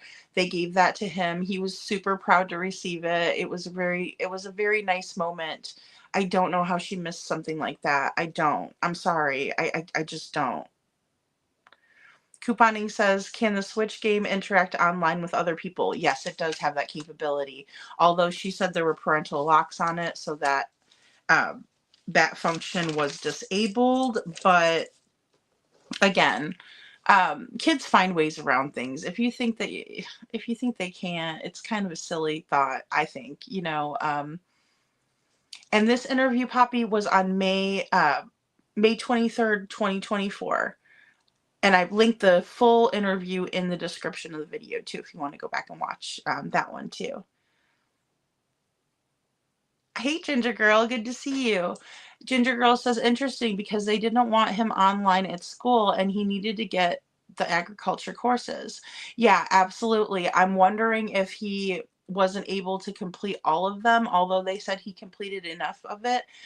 There was an interview that Seth did where he stated that that CP in particular was upset that he was having to do the online courses and that he didn't approve of it. He didn't want Sebastian online doing any type of extra courses to achieve that. And to me, I just think that is mean, hateful, discouraging behavior. And Star says, couponing, I believe the Switch can. Let me ask my roommate. He has one. Oh, there you go, Star. Thank you. I'm almost positive it can, as long as, there are parental locks and things like that, but it's not like he couldn't figure it out. Chief says, you just love saying my name and I love hearing it. Oh, Chief. And Dorothy says, exactly, they do that on your phone, and now all schools do that. I had it on my phone the last 18 years for my granddaughter. Yeah, I just don't understand if it's school related. What is the big deal? I don't get it. I really wish that there was a better way to understand. And even Terry Lynn asked him straight out, like, what are you going to do when Faith goes to date people? And what are you going to do? You can't control everything they do, and you want to be open so they come to you. And she tried to explain it to him, and he was not having it. Star says, my roommate said you have to have a multiplayer game and a mic. You can't just send messages. Okay, so you have to have a multiplayer game and a mic. To talk into it, I wonder. I don't have a Switch. My daughter had the Nintendo DS. So that was like the last gaming console that she used was the Nintendo DS. And G of Twins says, my 10-year-old grand twins found a way around all the blocks my son-in-law had in the computer. I know, they're so smart and they're so tech savvy, like way better than us. And then also he had a lot of freedom at Seth's house, but Seth was monitoring him behind the scenes, which I think is super smart. I think that's way better than just saying, oh, you can't have it all together because I don't want to deal with it. Kind of like whenever Chris didn't want to take care of his 30 snakes, he made Sebastian get rid of his one snake, and then, all 30 snakes were gone. He couldn't see past the fact that, because Smiley asked him, well, what about, could Brownie have gone to his dad's house and could his dad have taken the snake? And he's like, oh, well, his dad's not going to take 30 snakes. And it's like, okay, well, he's not going to take 30 snakes, but what about Brownie? Was that an option, in other words? But, it kind of went over Chris's head a little bit, in my opinion. And let's see here. Ginger says, Katie didn't allow him to have his Switch freely. He had to earn it as a reward. Exactly. It was like a positive reinforcement. So let's say like a good example of that, she doesn't really give a good example, but like a good example would be like, okay, if you finish your homework by 5 o'clock, you know, then you're going to get 20 minutes of game time and you can kind of earn it. And that's a very good program, in my opinion. I think positive reinforcement is one of the best tools that we can use as parents, um, because it incentivizes positive, you know, behaviors and things like that. But I don't really know how much of that was really going on. I don't know that I believe a lot of that, in my opinion. And Star says a lot of schools now expect their students to have access to the internet at home, so it's considered normal to use the computer for research on homework. Absolutely. And even think about with the pandemic, you know, all of the kids were being homeschooled, they were doing everything online. And so it's just become part of that normal behavior. And actually, that kind of sparks an idea for me, Star. So thank you. I mean, what about during the pandemic? How was Sebastian doing school? And then also, he was supposed to start online courses when he went to live with Seth. And so it's very, another thing that just doesn't add up, honestly. It just doesn't add up. And Dream says, "G of twins, kids are smart. We're going to have to learn from them too." Absolutely, Dreaming. That is so true. That is so true.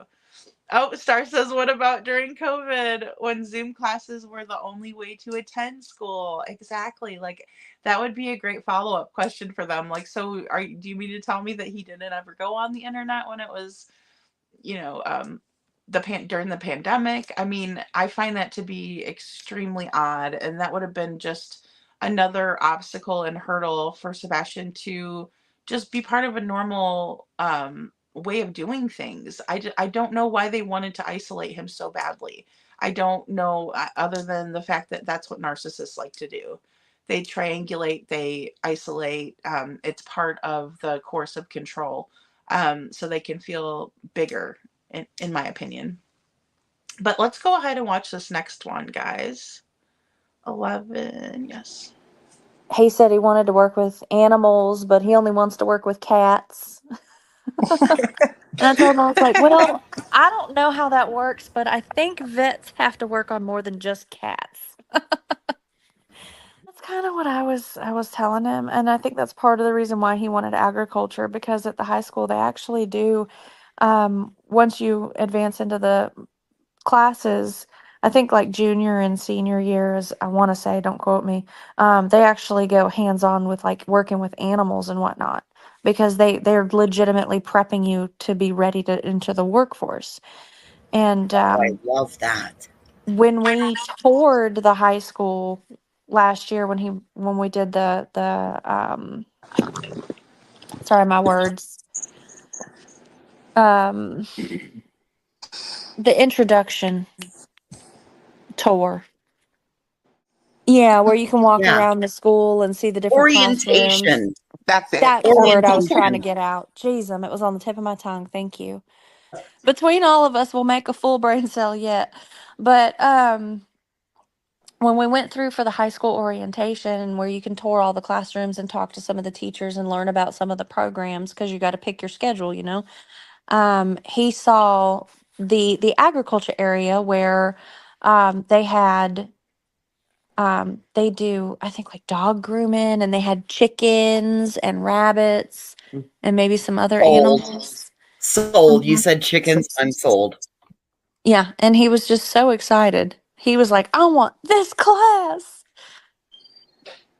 That sounds like fun. Sounds like he has things to look forward to when he gets back. Yeah. Oh, absolutely he does. I mean, he's got his whole life to live. Thank you. I would just say, if again, I know I say it a billion times, but every time I ask, just please share his flyer. Our more recent one. That's actually the one that I'm still sharing, because it's the official one released through them. And Okay. there's not technically anything wrong with the others, but that's the official flyer, so that's the one that I've been sticking with.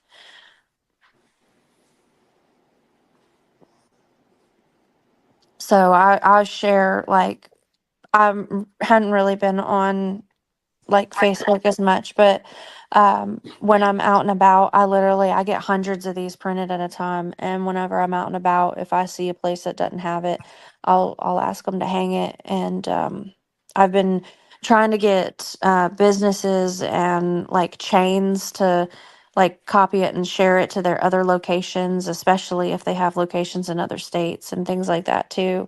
And even so far as trying to reach like venues, like for like sporting events or Yes. any types of venues that have those like display boards where they're always flashing advertisements. I've been doing Yes. my best to reach out to all of them and beg them to like start displaying it as well. So, I mean, if anybody knows any kind of like venues or places that they can think of that they're willing to call and see if they can help get it out there. I'm going coast to coast. I'm not limiting myself to Tennessee. I'm going all over the country with Well, you know what, Katie? truck That would stops. help. Truck stops and rest stops are big because it catches travelers. Everybody can Hospitals do and this. clinics. Yep. If you're in your area, like hospitals and clinics, just because heaven forbid something happen and someone comes in, they'll be able to identify them quicker. But they tend to network too. So like I know here, Vanderbilt has like multiple locations, so they spread it amongst themselves. So now it's everywhere. I know he's in, I don't know if he still is, but he was in all the Walmarts. It's in All of them. Cody So that got Wall. put out nationwide to all the Walmarts. That went through NCMEC. So, but I don't know if anyone is willing to try and help in that regard. That's what I've been working on. One of the things I've been working on is trying to get it like literally out there to where as many people can see it as possible. Handmade with Love by Dawn in the chat is asking if you thought about doing his flyer as an advertisement on Facebook.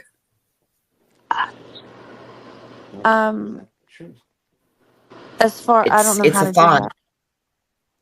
that. Yeah, it's you can look into. I mean, that's something you can look into, but that might be a Absolutely. definite thought to do it as run it as an ad for 5 or 10 days. I think there may be $20 and under, but that might be another thought. Absolutely. I didn't know about that, so I will definitely look No, into it. I heard another creator. Yeah. Hey, I heard Rowena. hey Chris, hey Katie, hey y'all. I heard Hey. another creator talking about that she I guess a month or so ago gave out Summer's missing flyer to like carnivals. This is the time of year that carnivals, craft fairs, all the things, kind of start, going up in the summer. I know where I live, we just had one. And so that might be a good thing because they do travel around Absolutely. and get with the people that are working there, but also get with the people that, actually head up fairs. And I'm from Memphis, Chris and Katie. So yeah, Mid-South Fair. Yes, I know it well.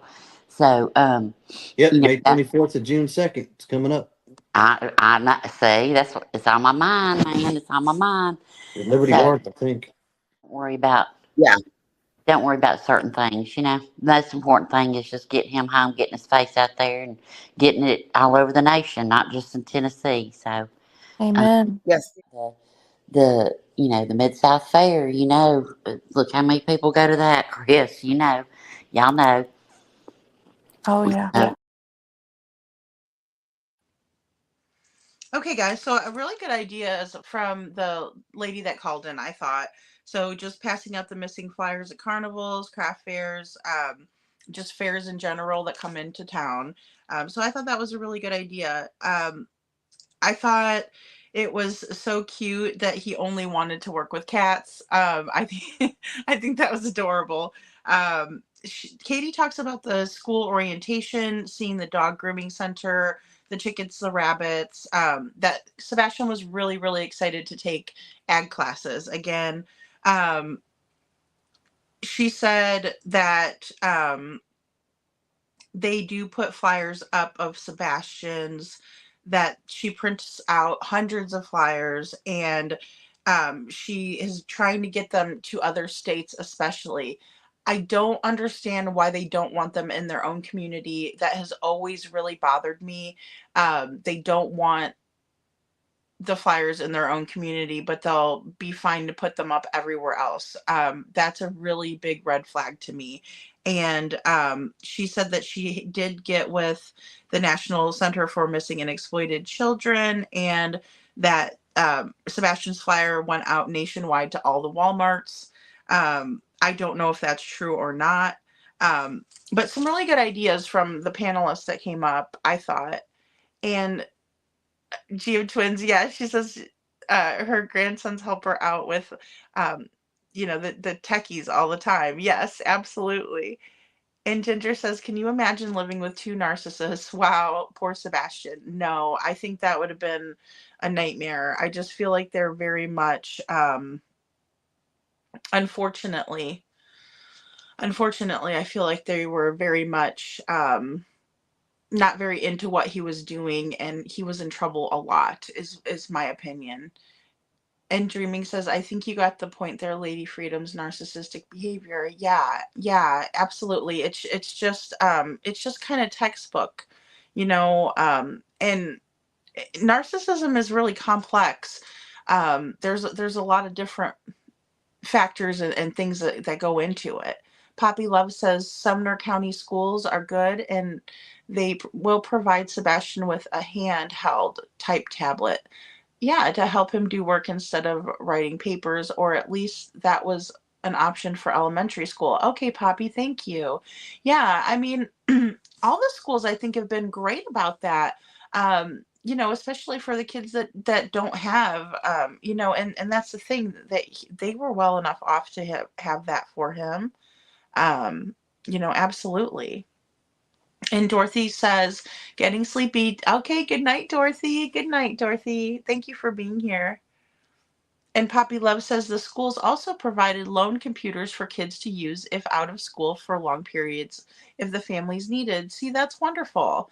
Yeah, all kids deserve to have that kind of technology. So that's great. That is great to know, because I'm not as familiar.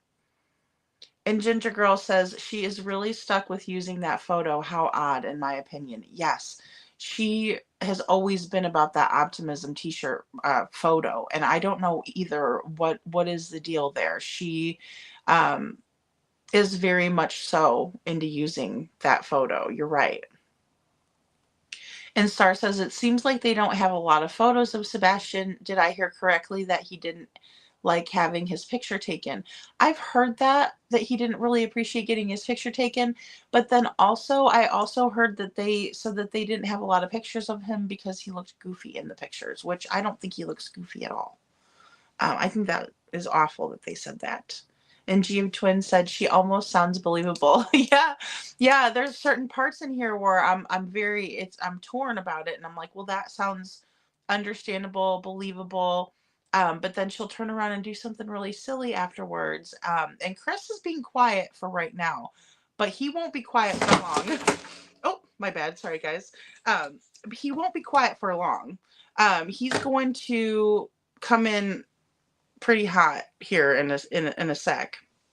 And Poppy says, it's a shame that they rushed Sebastian about pulling him out of school early when Seth thought it was best for him to finish the school year. It would have only been March through May out of the first week of June. Exactly, Poppy. Yeah, I don't understand that either. I think it was so rushed because of the conditions in the house. And I'm not talking about like it not being clean, or there not being food in the cupboards, things like that, or the fridge. I think it was more or less the, oh gosh, I hate to say this, the disdain that they had for Sebastian, especially Chris. I don't think that he liked having Sebastian around, in my opinion. And that it's really sad to think that way. Couponing says a red flag. Some people who are sad do not like their pictures taken. That is true. That is very true. A lot of times when you're in a bad mood, you're not going to want your picture taken. I agree. I agree. That's a really great point. And Poppy says, if Seth does homeschool in the future, there's homeschool groups and a lot of extracurricular activities, a way to meet with other kids and parents for building relationships. Absolutely, Poppy. That is one thing that has really come, well, it's evolved a lot too. When I worked in hotels, we would have groups come in and the homeschoolers would come in and they all hung out together. They all would play the sports together and do different things. So I agree. There is a lot of different options because I know that Chris had said there was some hesitation on Sebastian's part. He didn't really want to go over to online schooling, which I understand that. I do find that believable to a certain extent, but also you never know until you try something. So, I mean, was it something where he had tried the homeschooling during the pandemic and decided that he really would rather go to in-person school, or how did that work? They never really elaborated on it. It was more or less them blaming Seth because he smoked cigarettes and a different weird, you know, reasons, in my opinion. But G of Twins says huge red flag. Yeah.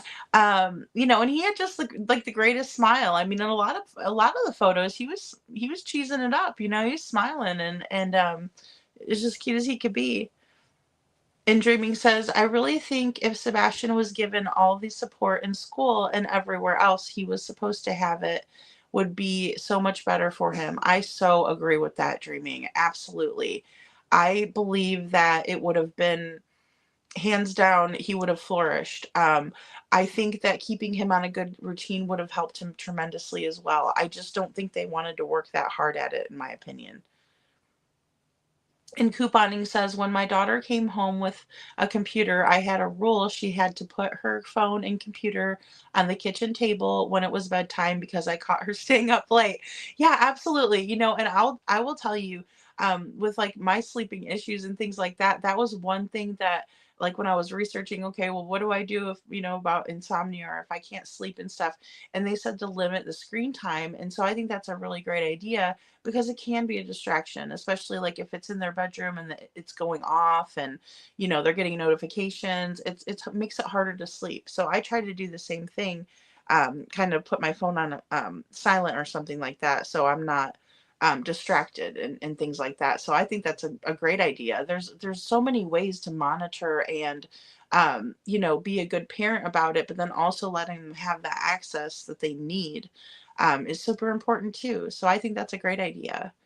And Poppy says, didn't CP go to Seth and ask him if he could go live for time 4 times sober because he told him that they were having problems in their marriage allegedly? Oh, okay. I don't know. I don't know about that. I know that it was decided that they would, but that's always been kind of up in the air. No one's really gave a real straight answer about that besides Seth saying that he was just supposed to come live with him after the school year ended. So, but that's a good point. I think there were definitely problems in the marriage, in my opinion, just based on the speculation and seeing kind of how things transpire, seeing the way that Katie and Chris interact with each other. Even we'll even see it more in the videos that I prepared coming up. But Ginger says, if someone is always saying you have a goofy smile, why would you want to, have your picture taken? Exactly. It's going to make you self-conscious. It's going to make you feel bad. And so I agree. I mean, if somebody's told me that, I would feel the same way, especially when you're growing up and you're not self-confident enough to be like, well, you're an ass and I'm not going to listen to what you have to say, and things like that. They don't have that confidence built up yet, especially, you're right, Ginger, if somebody's constantly breaking you down. Yeah. And Dreaming says, girl, I think so too. It's sad. Yes. Yeah, exactly. Good job. Good job couponing. I think that's a great idea. I do. Because it is a distraction. It is so it's hard, I think, even for adults. So that's great. Yeah. Aw. Poppy says, good point. I think it's who'd be affected. Yeah, I think any of us would be, especially if it's somebody that you love and you want their approval, and then they're sitting there telling you you're goofy, especially your mama. Mamas don't do that. Um, okay, guys, let's see. I think we are on 12 here. His flyer will be in Missouri at my dad on my dad's car. Y'all are in my prayers, and thank you so much. He sounds like just a wonderful, wonderful teenager. He just the typical teenage boy, just smellies and all. Oh yeah. I'll be back down in chat. Y'all have a good night. Thank you. 10 at a time. They could be all over in all 50 states in no time. And that's what Sebastian's army is all about. Absolutely. With Duchess, she'll point you in the right direction, or you can donate to her for the billboard she's got up. Absolutely. I mean, the more we can get, I personally am pushing, and we're donating as well, but to get more billboards farther out as well. You can set the amount of money that you want to spend and everything. It's like actually very reasonable. Thousands. Mm-hmm. Yeah. Yeah. So it makes it easier to get them up. And like I said, we're trying to get as many as we can. I mean, if I had my way, I'd put one from here to Timbuktu and back. But we are trying to get more in more locations. Oh yeah, and Duchess has been amazing with helping with the billboards and like getting them put up and making sure that they're going up as much and as long as they can, and we've worked with her on like locations and whatnot too. She's done really, really amazing things. Mm. They have to be electronic, I think. Oh, okay. But putting a billboard outside of the airport, Yeah. I think it depends on the staples, because we had mixed reviews from people when we told them that in the beginning. Some people said theirs did, and other people said theirs didn't. So I think Okay. it might depend on the location. Yeah, and like we've gone to different like Pony Express and like printing places and just had them done there too. Yeah. And there's a couple of them that did it at no charge, and others they gave us a discount on it. One time there was a really nice lady who realized what we were doing and insisted on paying for our flyers. Yeah, he liked fishing, but I don't know necessarily so much about camping. You said that he preferred to be in the house over outdoors, but he would go outdoors. He just preferred to be on the inside versus the outside. Yes. We've taken it to gun stores, gun ranges. Oh yeah, he just goes to the gun range. I mean, he loves going to the playground. That's outside all day long. But and I tell Listen, you, he prefers a pool to the beach. fairs and festivals this summer, that's another great He place loves to take going. these. Oh, he loves those too? Uh-huh. I was thinking He about loves foot them. traffic for people from all over. I think that's an amazing idea if anyone's willing to help get all the fairs and festivals. I mean, we can do the local ones, but I mean, all over the country, if anybody's willing to do that at their fairs. We definitely try to ask before we just stick it. Just because we've actually had people tell us no. And I won't lie, I went outside and slapped it on the outside anyways, but I'm not advocating for people to go against.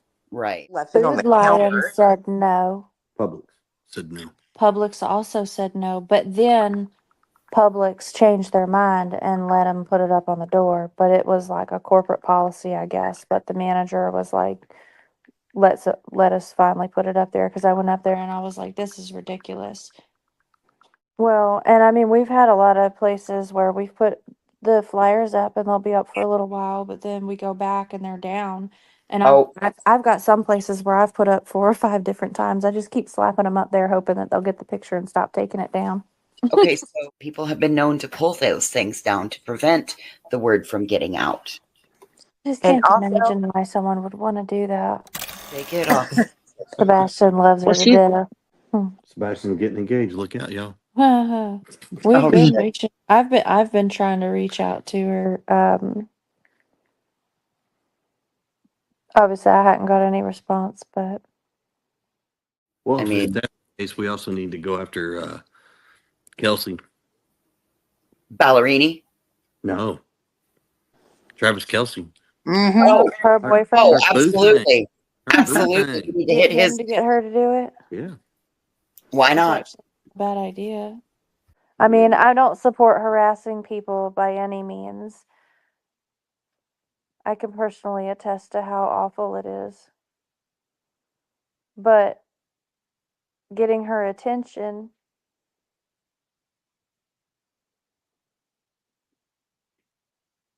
I mean, if we all tag her and like, hey, Sebastian's missing, share. Because if she shares his flyer, it's going to be seen all over the world. I mean, it is all over the world, but still, it's her audience is massive. I mean, I'm all for getting as much as I can to get his face out there and get. I mean, CMA Fest coming to Nashville next week. Well, I think that the more people that know his face and know that he's missing, the more chances we stand that someone somewhere will see him and we can finally find him and bring him home. Tag Swifties, Swifty Tag Nation. Jelly Roll. Well, I mean, there's that. You got him right by you. Bubba loves his music and he's huge right now. I think Bunny shared his flyer. She did. I do think so as well. On both of her profiles. She shared it on both her profiles. We got her to share it. Nice. Well, I say we, but I mean it wasn't like just us, but she shared it. Even if they just show his flyer. Go out and maybe paper the cars while they're out in the parking lots. Oh no, you can't do that. That's illegal. Oh, sorry, I forgot. Illegal in a lot of places. Well, in Tennessee, you don't want to be caught doing that. Well, the reason why a lot of that comes into play is because if you put something on a car and it causes damage to a car, you're held liable, regardless of what it is. Oh my gosh, guys, there it is right there. That damage, just, oh God, he is just a vile creature. I'm sorry. I try to hold it in. Wow. Either way. So Katie says that she would put flyers up from here to Timbuktu. When did she ever put them up though? I've not seen her put any flyers up, and so I know that she's done some underhanded things with the flyers that I would rather not mention right now because I really don't feel like getting into it. But when did she do this? And then she talks about how great Duchess did with the blip billboards, which is fantastic. She said that she worked with her on locations to put these and things like that. The blip billboards, I've not seen any of them, so I don't know, but I know that there were a few Duchess lives that she kind of went over the receipts. I don't have any reason to believe that she didn't. But what about Katie and Chris? She did say that when she would go that there would be a discount or no charge. One time there was a lady that was there and she insisted on paying them or paying for the flyers.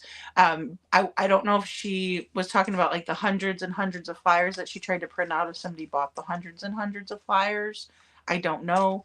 I'm not really sure. It's hard to believe, in my opinion. I hope that she did. And then they talk about camping trips and things like that. Well, they have a camper or they have a fifth wheel.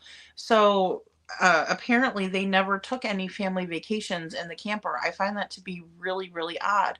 Why didn't they ever take Sebastian out in the camper and they all go and stay for a night? Just even something fun. It wouldn't have to be far away. There's a lot of beautiful places in Tennessee to do that. But they maintain that they don't know if he likes camping, and so they must not have never taken him, is what I can surmise from that. Now, all of a sudden, Chris says something like, yeah, we put the flyers up at the gun range. I don't know where that came from. And then Katie started saying, that he likes different places like festivals and different things like that. But they were still talking about the flyers. They wanted to deflect and stop talking about it, change the subject, in my opinion, away from the flyers. Now they talk about, and then one of the panelists says, well, I was talking about, the more foot traffic you would get in those areas, that would be a good place to post flyers. And Katie says, well, we got all the local festivals. We'll do all of that, but you guys are more than welcome to get all the ones that are, out of the way, not here. We'll do the ones here. But have they done any of the ones there? I don't think so. I really don't. And I would be happy to retract that statement if there was any type of proof that they had went out that summer, June, July, August, even September, any of those fairs, and passed out these flyers. I don't believe that happened. But again, it's this notion that they'll handle their own personal area. We don't want the flyers up here. We can put them everywhere, even to Timbuktu. I would be very surprised if they put a single flyer up around the area that they're in. But again, they don't want other people putting them up. They'll handle it. It's just very fishy. And then one of the panelists says, which I found to be really odd, that people have been known to take flyers down. I have never heard of that. This is one of the only cases that I've heard of such fuckery. And that's just for lack of a better word. And people taking the flyers down, people being harassed, like Dog said in the beginning of this live. Yeah, that doesn't make a whole lot of sense to me. So I would like to see some research and some proof on all of these cases where people were deliberately taking down missing flyers for children, because I've never heard of that until this case, honestly. Summer Wells, maybe. Now, they talk about how Taylor Swift, they want to reach out to her. They've been reaching out to her. They need to go after Travis Kelce, but then Katie quickly takes it back to herself and says, well, I know what it's like to be harassed, so don't harass them. One thing that I thought was really nice was that Bunny, who is Jelly Roll, he is an entertainer, singer. For those of you who do not know about him, his wife Bunny actually shared the flyer on both of her social media sites, it sounds like. So that was really nice of them. That was really sweet, and I was glad to hear that. The more people that will share, the better. So I think that was a great idea. And then Katie kind of retracts and says, well, I didn't have that happen, or I didn't help with that, but they did share it nonetheless, basically. And let me see here, guys. I saw your comments. Dreaming says truth will come out hopefully soon. I hope so. I sure hope so.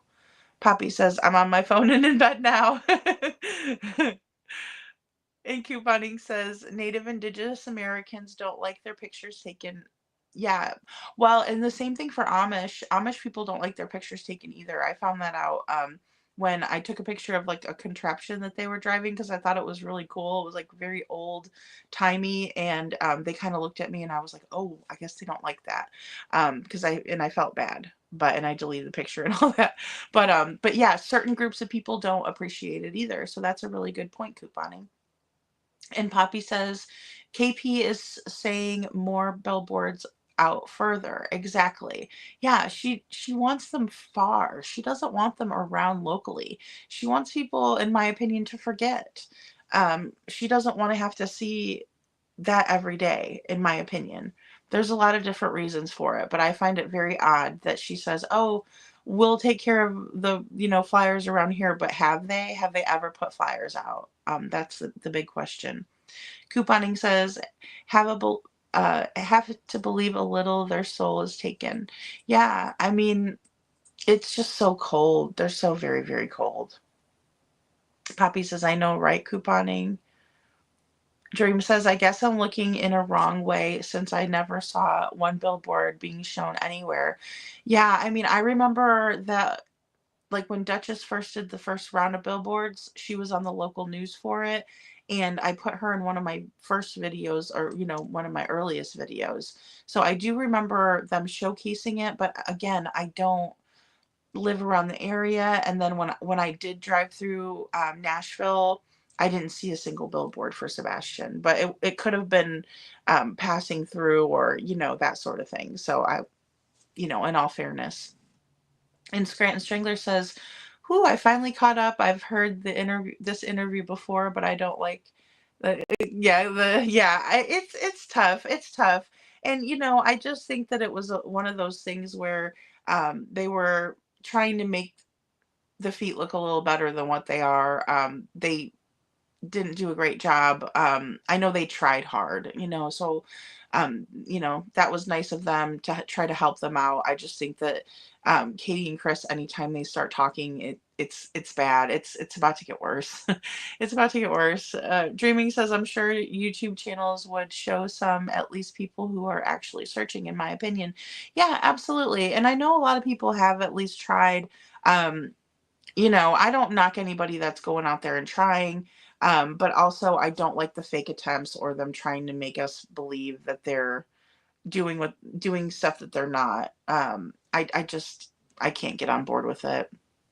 And Scranton Strangler says, I've been listening on 2 times now that it's normal speed. I can tell KP sounds drugged. Yeah, I feel like he's bringing her drinks, because like another time, in another instance in the videos, she'll say thank you, and you can hear him bringing her something. I don't think they're eating snacks and stuff. I think he's giving her drinks to make her feel more comfortable. I really do. Which, I mean, that's legal. Like I said before, I'm not faulting anybody for that, but I just believe that, in my opinion, they were drinking that night. Couponing says, essay, yeah, doesn't like their pictures taken either. Yeah, that's a good point, because they're self-conscious, because they don't feel good about themselves, and that's so sad. It's really, really sad, couponing, but that's a good point. And G of Twin says, is she trying to meet Taylor Swift? She's, yeah, fangirling over Jelly Roll too. I know. I just find it really, really strange. I just feel like they want recognition from whoever they can get it from, and they like being in the spotlight. That's part of the narcissism. So yeah, GA Twins, that's a really good point. I believe that too. She brought up Taylor Swift in the second interview too, how Sebastian has a crush on Taylor Swift. Oh, thank you, Dreaming. Yes, thank you guys. Thank you so much. And Ginger Girl says, why did she have Duchess change the info on the flyers? She keeps saying Ellie has the wrong information, but won't correct it. Very odd, in my opinion. I agree, Ginger. I don't know why they've done that from the very beginning. I feel like it's all just to basically confuse the situation, is the only thing that I can come up with, because why wouldn't they give recent pictures? Why wouldn't they put the right information on there? They were acting like he was in need of medication when he wasn't. I mean, don't get me wrong, when you go off a medication cold turkey, it's not a good situation. And it was part of his routine, but again, there's no pill for autism, so it was more or less the pills that they were giving him against Seth's wishes, from what he said too. Poppy said, I saw a red flag with CP. Wasn't sure if she was afraid of him, in my opinion, until I heard how he did Nina. Oh, wait, no, heard how she did Nina. She just said she wouldn't harass someone. Wait, remember Nina at the airport, in my opinion, act much? Absolutely. Absolutely. Or her live streaming the interaction with Chris and Nina when he was ordered to give Faith back to her mother. I agree. She was laughing and Facebook living it and acting a fool, so yeah, absolutely. Absolutely. That's a great point. Thank you. And let's see here. Sorry, I lost my spot. Gia Twin says people do strange things to meet musicians. I was a tour manager for years, and so many people come up with crazy stories to get backstage or on the bus. Yeah, that's cool, Gia Twins. That is a good point. Yeah, anybody likes to be near famous people. Yeah, and I just think they like that recognition. It's not about Sebastian, it's about them. I feel like it's very selfish, self-centered behavior. As if anybody really cares about them. We care about Sebastian. I hate to break it to them, but I'm sorry. It's, I care about people, but in the same way, not parents that aren't trying and only want recognition. And Dreaming says, Poppy Love, I think she is not a follower, especially now that I saw the live here from the other day when her cousin said all she said. Oh, okay. I might have missed that one. And Poppy says, someone asked CP in an interview about going on vacation, and after a long pause, he referred to fishing not being vacationing in Oregon. Oh, didn't the two of them go together? Yeah, they did, apparently. Allegedly, in my opinion, I did hear that. So that's a good point. Yeah, he does that all the time with the semantics, the word salad. He likes to say, "Oh, well, it's not a vacation because of da da da da da." Well, it is a vacation. If you're going someplace away from home, it's a vacation. But of course, oh, well, that's not a vacation. That's fishing. Well, it's still an activity away from your home where you stay away from your home. So, yeah, Dreaming says anything is possible to Gia Twins. And Scranton Strangler says there is a thing with some teens these days. I have to sneak pictures of my kids. They do not want their pictures taken. I have to make them sometimes. I usually don't make them though. Yeah, no, I totally get it. Like there was times when my daughter was like I believe it was more for her like in the junior high where I'd have to try to snap pictures of her and she'd be like, ah, and then I'd have like pictures of her with like her covering her face and things like that. But I think that just comes along with getting older too. So that could have very well been. That's a really good point. That is a good point. And Ginger says she doesn't seem to have any grief during her stories of Sebastian. She is very good at portraying herself as a good mom. Yeah, I agree. I think right here it's more or less that she wants us to believe that she was caring, but then she turns around and says things like, well, I didn't know what his grades were. And, I know how important ag was for him, but then she didn't show up to get the award. She'll do anything to get out there, get his face out there, but don't worry about getting it around our area. We'll take care of it. Very contradictory, very, very contradictory, but charming. I will say, charming. So, and Dreaming says, Scranton, we all been there. Those days it will change and then they will wonder why we didn't take more pictures. Exactly. And pictures are so important. I agree. Star says, Ginger Girl, I've noticed that she portrays grief more convincingly on the phone than on camera. Absolutely. Well, and she can kind of be, there's certain little noises and things like that. I agree, Star. And Chief says, oh, give me one moment here. Chief says, as far as reaching out to musicians, they have to get permission from recording companies for advertisement. CP is correct about putting flyers on people's cars and trucks. It falls under federal laws. Well, I found it to be really funny because I will say that in Missouri, when I did my research, we weren't allowed to put them, like I wanted to put them on the bus barns. I thought that would be a good place to put them, but we weren't allowed to put them there. The flyers on the windshield, I don't know. I don't see how you can cause damage by putting paper on a windshield. I don't know. I think it was just one of CP's little things like, oh, don't you dare come to Tennessee and do that. Is my opinion, but Poppy says, can't the two of them go places since Sebastian's been away? CP in interview referred to the question about vacationing. He didn't like it. He didn't give a good answer either. I forget what he said, in my opinion. Yeah, he was like, no, we didn't go on vacation. Nope, we didn't go on vacation. I mean,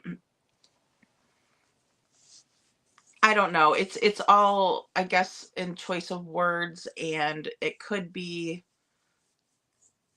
yeah, it's kind of playing semantics, Well, did you leave your home for a week and go someplace different? Maybe some would call that a vacation, maybe some wouldn't. So, that's a good point. Star says, what has baffled me is why the pictures KP had taken of Sebastian at the Texas Roadhouse weren't used in the flyers. I remember when I first saw pictures of Sebastian, I thought he was 10 years old, a 10-year-old child missing. Yes, absolutely. I even posted a flyer of a child, and I'm not going to say which one, but what somebody commented and said, is this like the most recent picture of this child? Because I'm tired of, this happening. And I was like, to my knowledge, it is.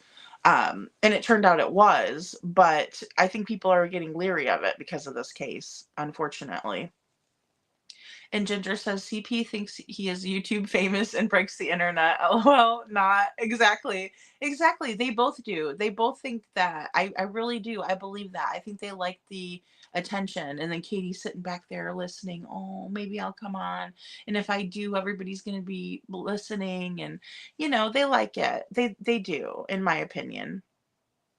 And Chief says, such as it's illegal to put flyers in people's mailboxes, but what they can do is talk to the post offices and supermarkets. Absolutely, yes, because you don't want to get in trouble for tampering with the mail, because that's a federal offense. Absolutely, Chief. Good point. Oh, Nick the Hat posted on YouTube. Oh, good, good. I will go back and look at it. I'll have to add it to tomorrow night's. But what I can also do as well is I want to read the statement that they put out tonight, the at night intelligence statement. But I just have a few more clips I wanted to show. Poppy says, oh, speaking of musicians, the musician that had been first of the people making songs for Sebastian, Seashore Annie, gave me permission to share with you all to use her songs in helping Sebastian. Oh, that's fantastic, Poppy. I would definitely make a video with her song in it. Absolutely. I reached out to a musician. Well, it's a band that does cover songs of Pearl Jam cover songs, and they graciously let me use a song of theirs for Sebastian. And I made a video a few months back, and it was really, really sweet. And they were really worried about him, and they were happy to help. And so I do believe that the musicians are a good source for that. That is so sweet of her. I love that. Seashore Annie. Okay.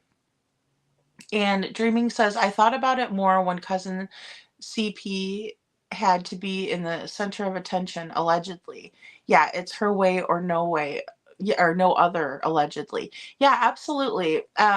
I think Yeda gave us a lot of insight as to kind of the entitlement that Katie has and why she has it. I do believe that. I do. And Scranton Strangler says, yes, mine are 14 and 16.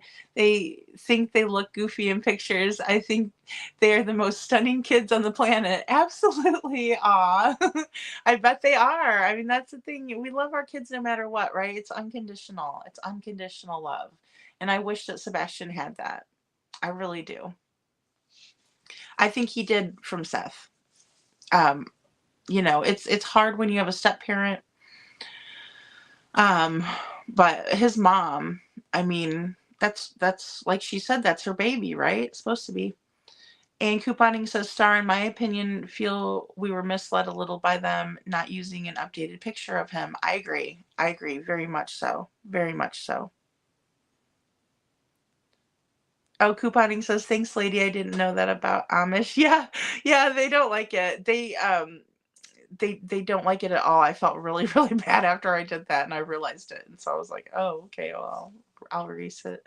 And Star says, couponing, exactly. Think of how many opportunities to spot Sebastian were lost without the most current picture of him. Absolutely. Yeah, and any parent should want that. Good point, Star. That's a really good point. And Ginger says it's just a short about Crabapple and his distractions. Okay, cool.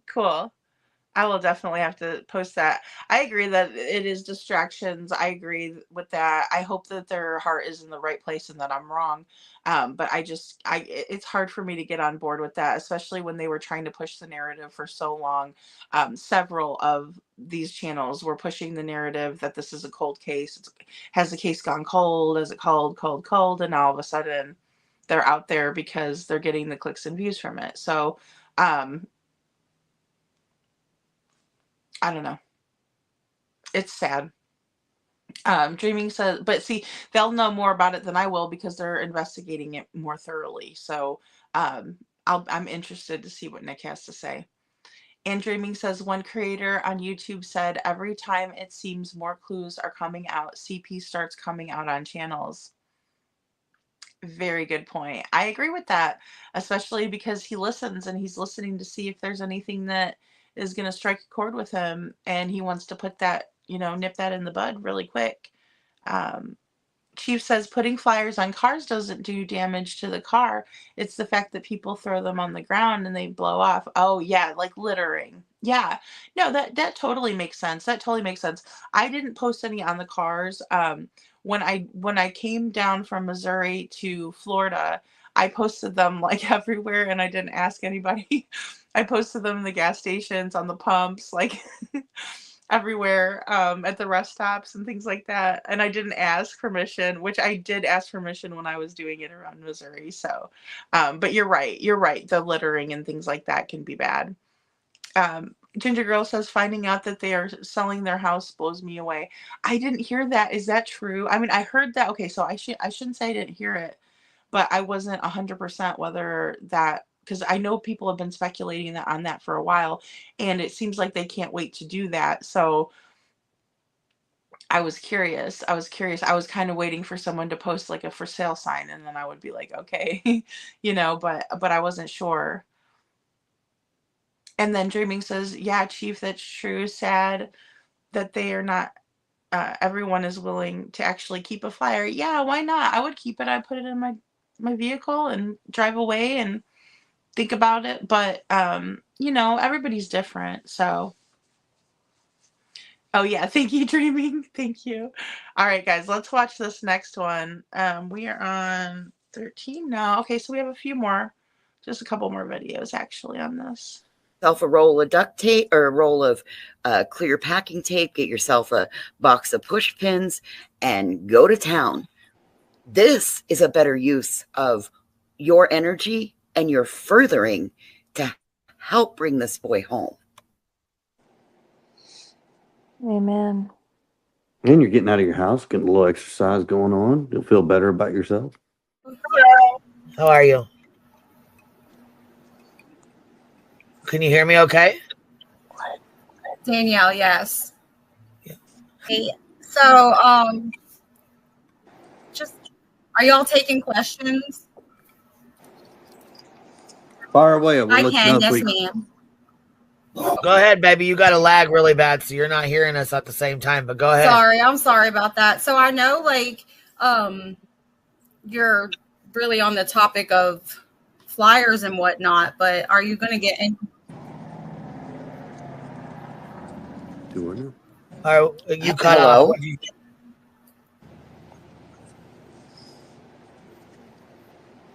You cut off. What'd you say? Are we going to get into the topic of what? Are we going to explore any more into the topic of Sebastian? I mean, I really haven't even heard his name mentioned. We've been talking about it this whole time. You ain't been here? Where have you been? We've had nothing but we've learned about his favorite color, his favorite subject, what he likes to eat, what he likes to drink, what he likes to wear, how he likes to wear his hair.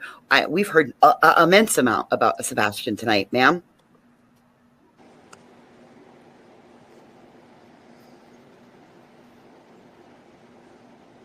What about where he is? Well, I think he needs to get down. Bye. You just need to go away. I think I know where that's is right. my son is the point. I mean, We're all looking right. for him. Duh. Well, I'm I sorry, think, Queen. I didn't mean to be. well, actually, she honestly, and I'm not bashing her when I say this, but instead of dancing around the subject, she just should have just got straight to the point, just asked the question for Right. Sebastian, Katie, and just stop dancing around it, get to it. And the answer was real simple. As soon as we know, everybody in this world will know, and law enforcement will definitely be one of the first ones to know. But we appreciate your concern. Oh, Chris, you are so better than I am. I'll Like, say, I want to punch you Right. right now. Like, I was I'll ready say, to go the fuck off over here. I was jumping on her right away. I was like, la la la la la. I was going to sit back and watch Cheesy Ripper from limb to limb. So, Well, I have a better question for her. And then I would address this with anybody that wanted to do that. What evidence do you have that supports your theory that one of the three parents have any idea where our son is, or we had something to do with this? Because if you have something, please bring it to law enforcement. I'm begging you. I don't understand why people think that I don't say my son's name. Well, I mean, their negativity is not my problem, but for the record, I have said Sebastian's name several times because he's my son and I love him. So there's that. And yes, Bubba is my name for him.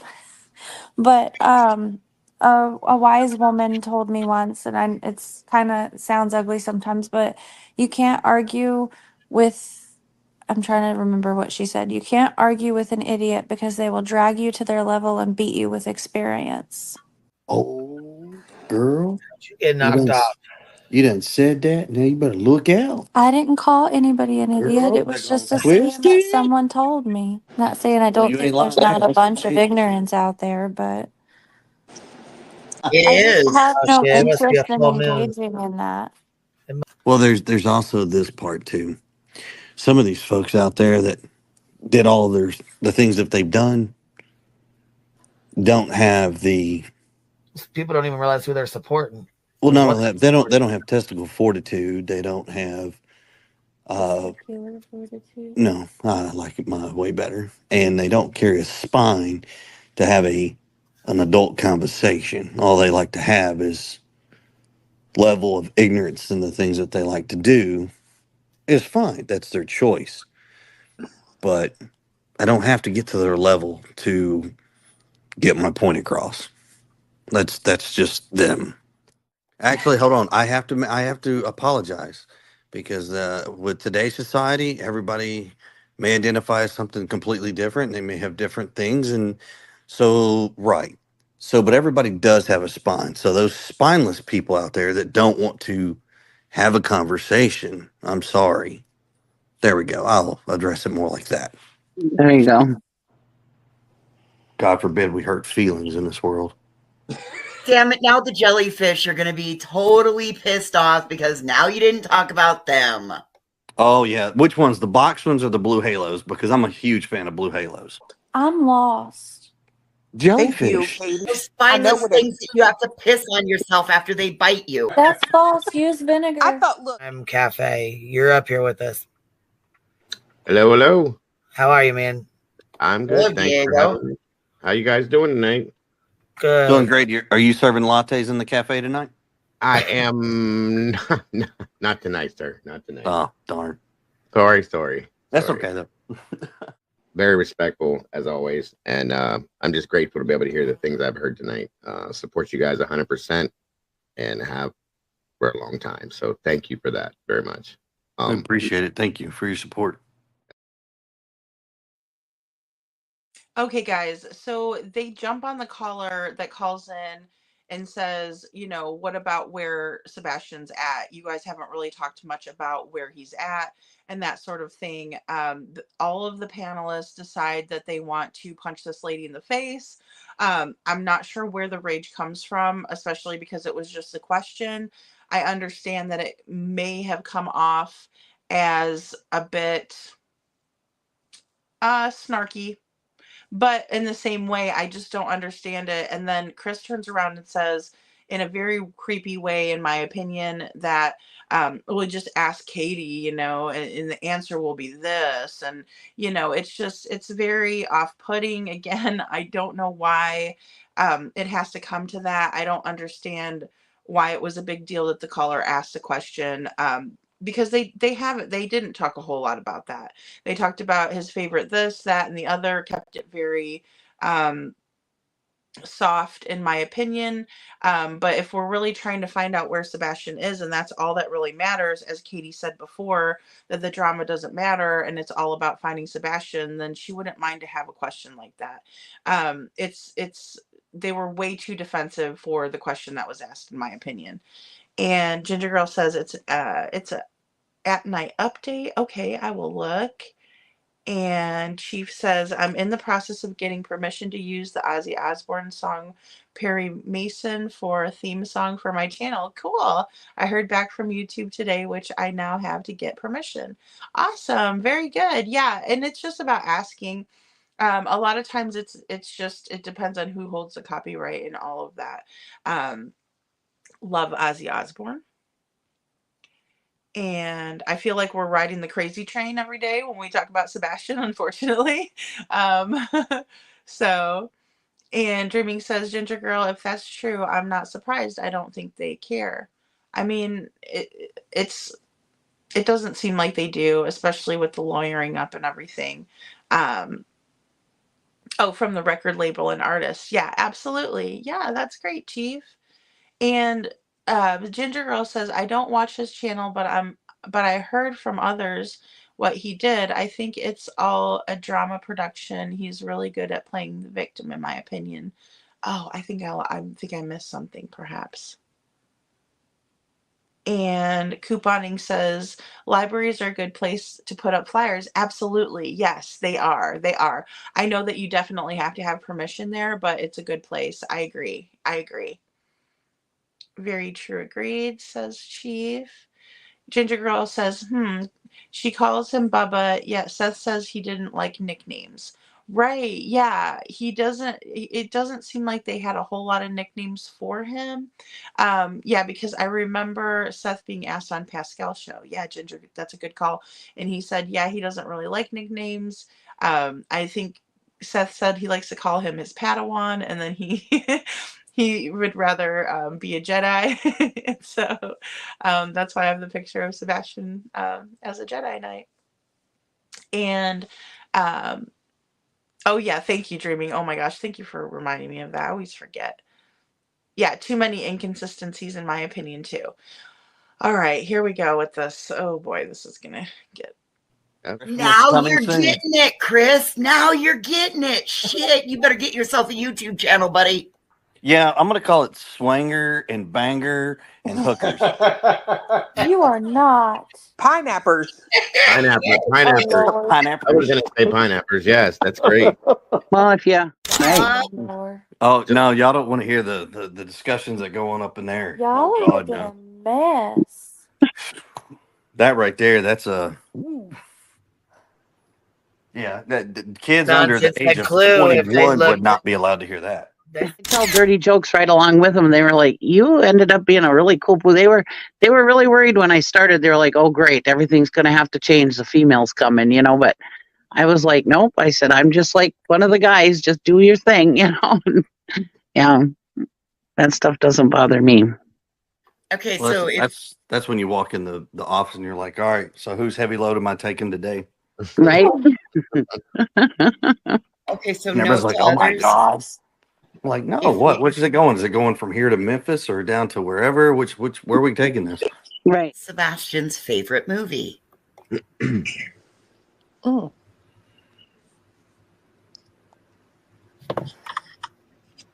That one's kind of.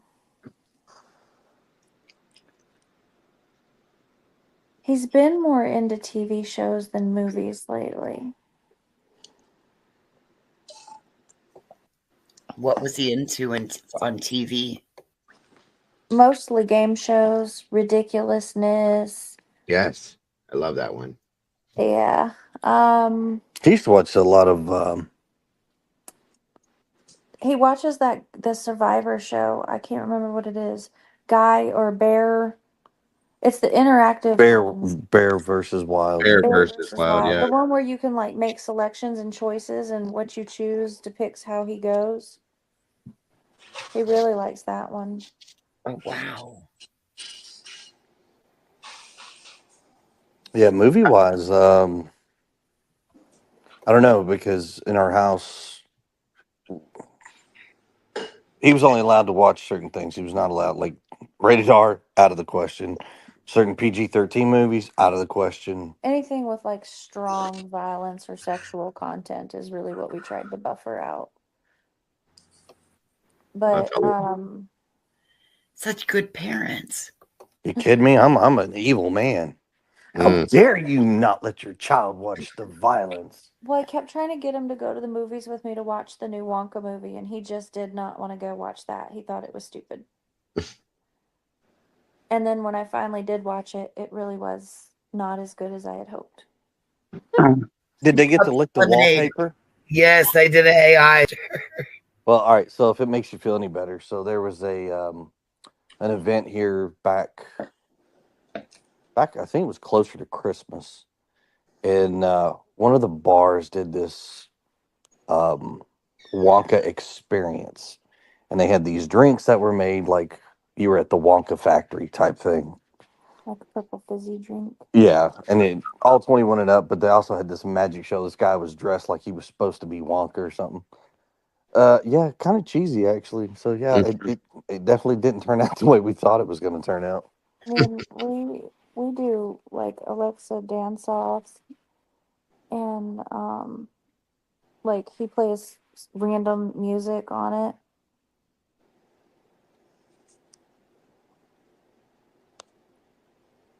Favorite music, Katie? Oh, everything. I know we hit that he's a Swiftie. He is a Swiftie. He likes Blake Shelton, Jelly Roll, what's his name?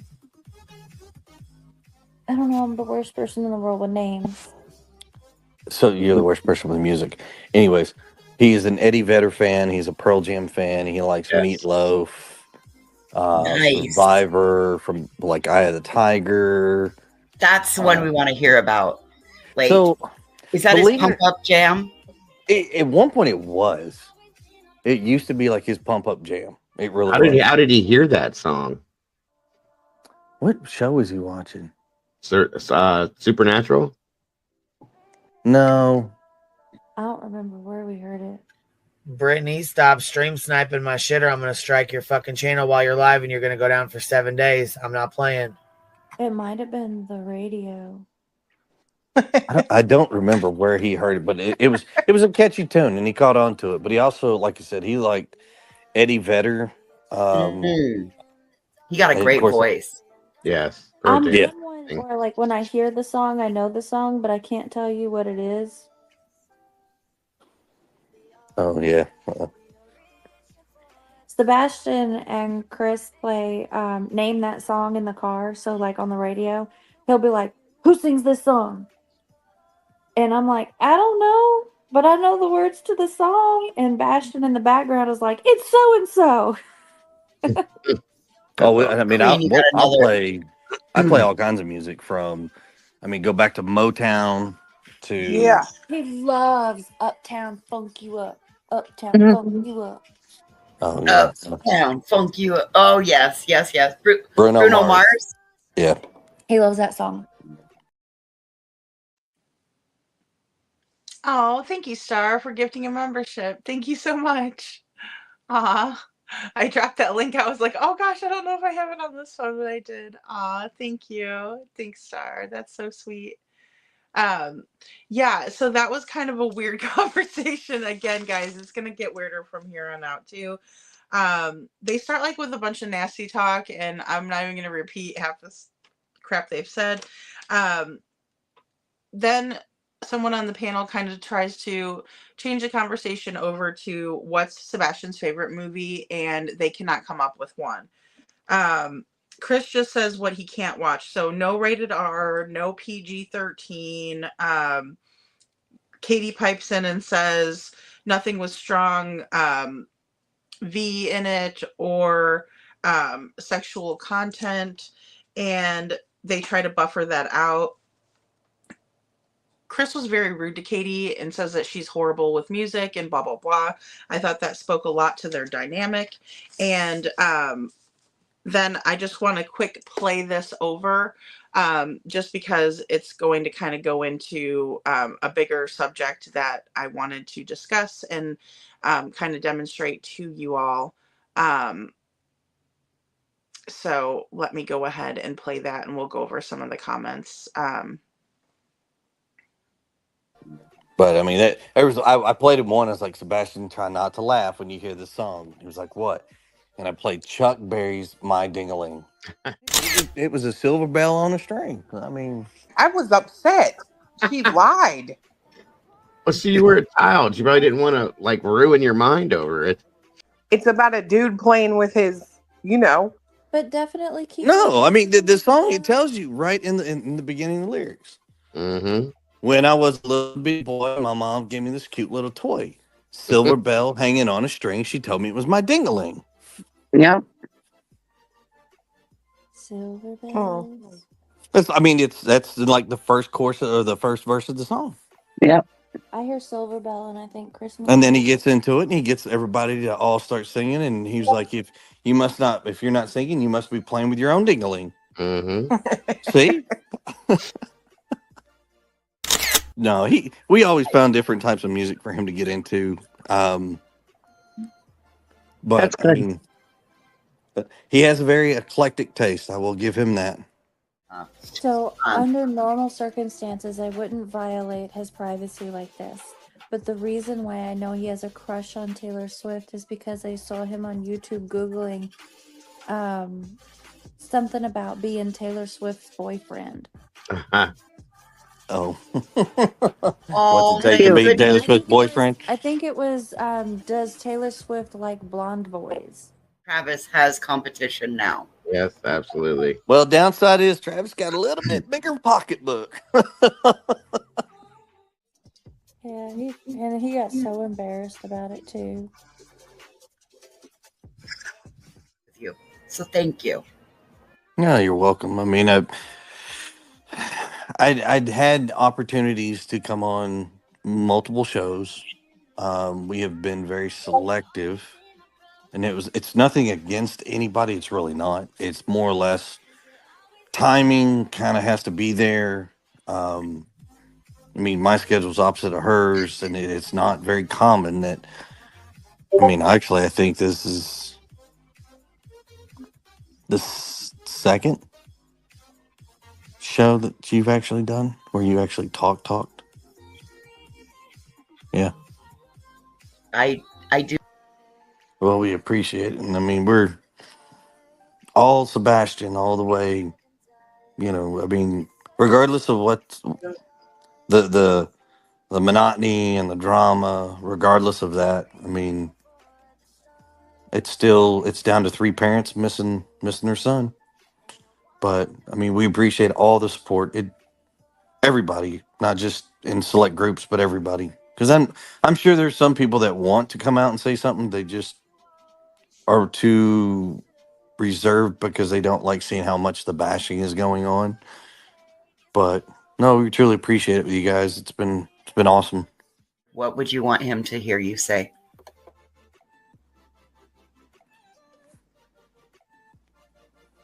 I would want him to know how much we love him and how much we miss him and how much we just so want him to come home.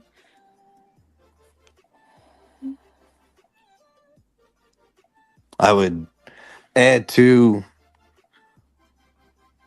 that we love him, we miss him.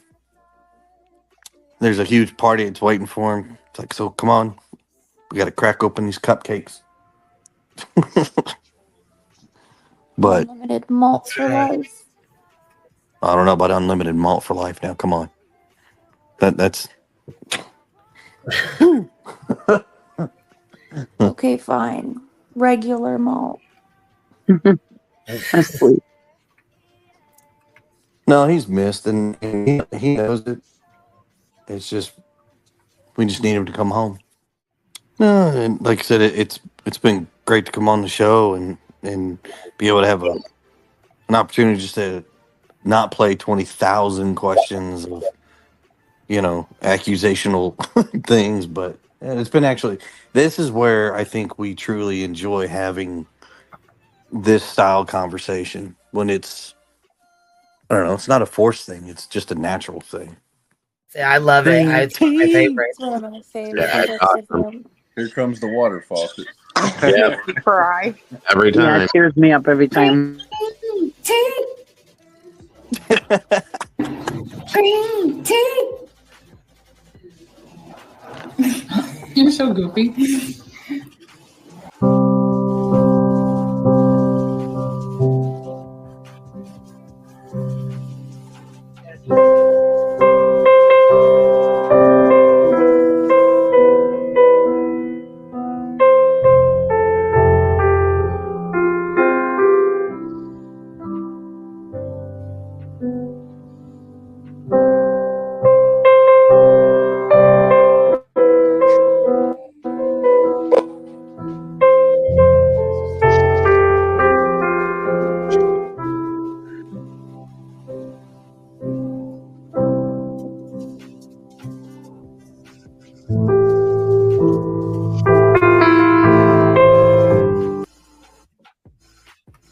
I love it. It's green tea. Yeah. We appreciate you guys. And again, thank you so much for coming on. You guys are welcome anytime you want. Nah, thank you guys for having us, but it's been a good time. Really has. Your boy is going to be represented out here in Wyoming starting tomorrow. Thank you. Thank you. Thank you. Talk soon, guys. Bye. Yeah. Chris and Katie, God bless. And we're behind you 100%, guys. Thank you again. Thank you. Likewise, sir. Yeah. Thank you, everybody, even in the chat. I know we haven't addressed a lot, but thank you for everything. Really, a little change of pace, Like we just got to know him a little better. Oh yeah. Later. Well, anytime we had it was awesome, and like I said, thanks to everybody, and hopefully we'll have some good news here soon, and we'll have a different reason to start throwing more parties and stuff. Right. So absolutely. Well, we'll sign off here as well, and good night, everybody, and thank y'all for everything. It means a lot. All right. We'll talk to you later. Thank you again. Yes, ma'am. You too.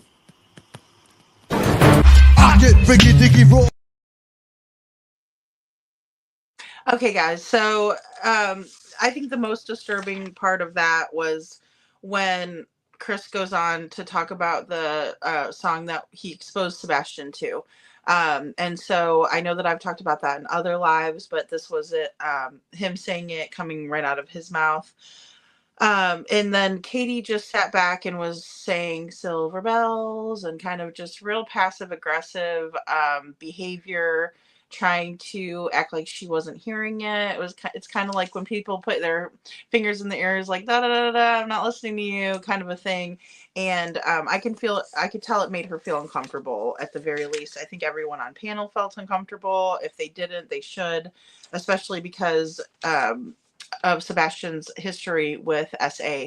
And I don't think that it was appropriate for Mr. Stepfoot, to present that type of a song to Sebastian, especially with his history. And then also, I feel like if you're not going to allow him to watch rated R movies or PG-13 movies, even, then why would you let him listen to a song about playing with his private parts? I think it's disgusting. I think it's mistreatment to the point of ABUSE, and I think it's disgusting.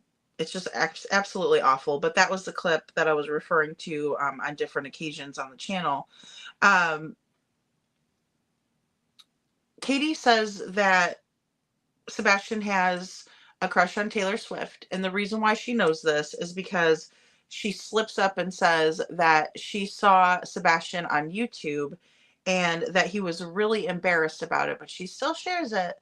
and says that he was super embarrassed, but she saw him Googling, does Taylor Swift like blonde boys? And if you know that that's something that embarrasses him, why would you continuously bring it up? I found that to be really mean-spirited. And Poppy Love says they are their own advocates. I just haven't heard as much advocating for Sebastian, in my opinion. I agree 100%. Ginger Girl says, so they filter the movies, but they have no filters or restrictions on music. Interesting. Right. He can't use his computer to take ag classes, but he can use the computer to look up on Google or YouTube about Taylor Swift. Really interesting. I think it's just all a crock of crap. And they can't help but, their lies are just going to spill out. They can't help it. They don't remember what they've said. Apparently, they were a little bit too loose, loose lips sink ships, in other words. And, that's what they've done to themselves there. Both really horrible things being said. One that Sebastian is embarrassed of, and then the other about Mr. Chris showing him this disgusting song. It's awful. Chief says, I wonder who is taking screenshots and pictures of the screen. Oh, I don't know who's doing that. Hey, Pickle Me Elmo, good to see you. Did she say Sebastian was Googling? Yeah, she said that he was Googling and that she saw him on YouTube. So when that occurred, I'm not sure. But it had to have happened when Mr. Chris wasn't around, because we all know how he feels about the internet, even for school purposes. And then thank you, Star, for posting that. Dreaming says, that is just so sad. This is exactly why I can't with those two and their BS. I'm sure they're smarter than this, but their true nature and integrity show more who they are as human beings, in my opinion. Yeah, and I'm sure that Seth wouldn't have appreciated him showing him that song. I don't know if he was trying to seem like he was cool or what, but it made him look like a creep. And Dreaming says, sweet ego, never hiding true nature. Yeah, absolutely. Well said.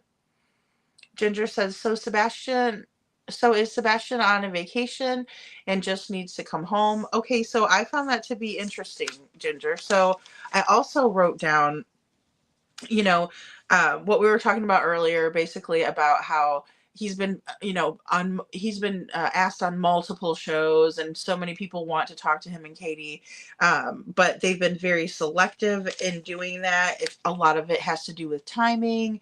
And then he says he knows he's missed. He knows it. How would he know that?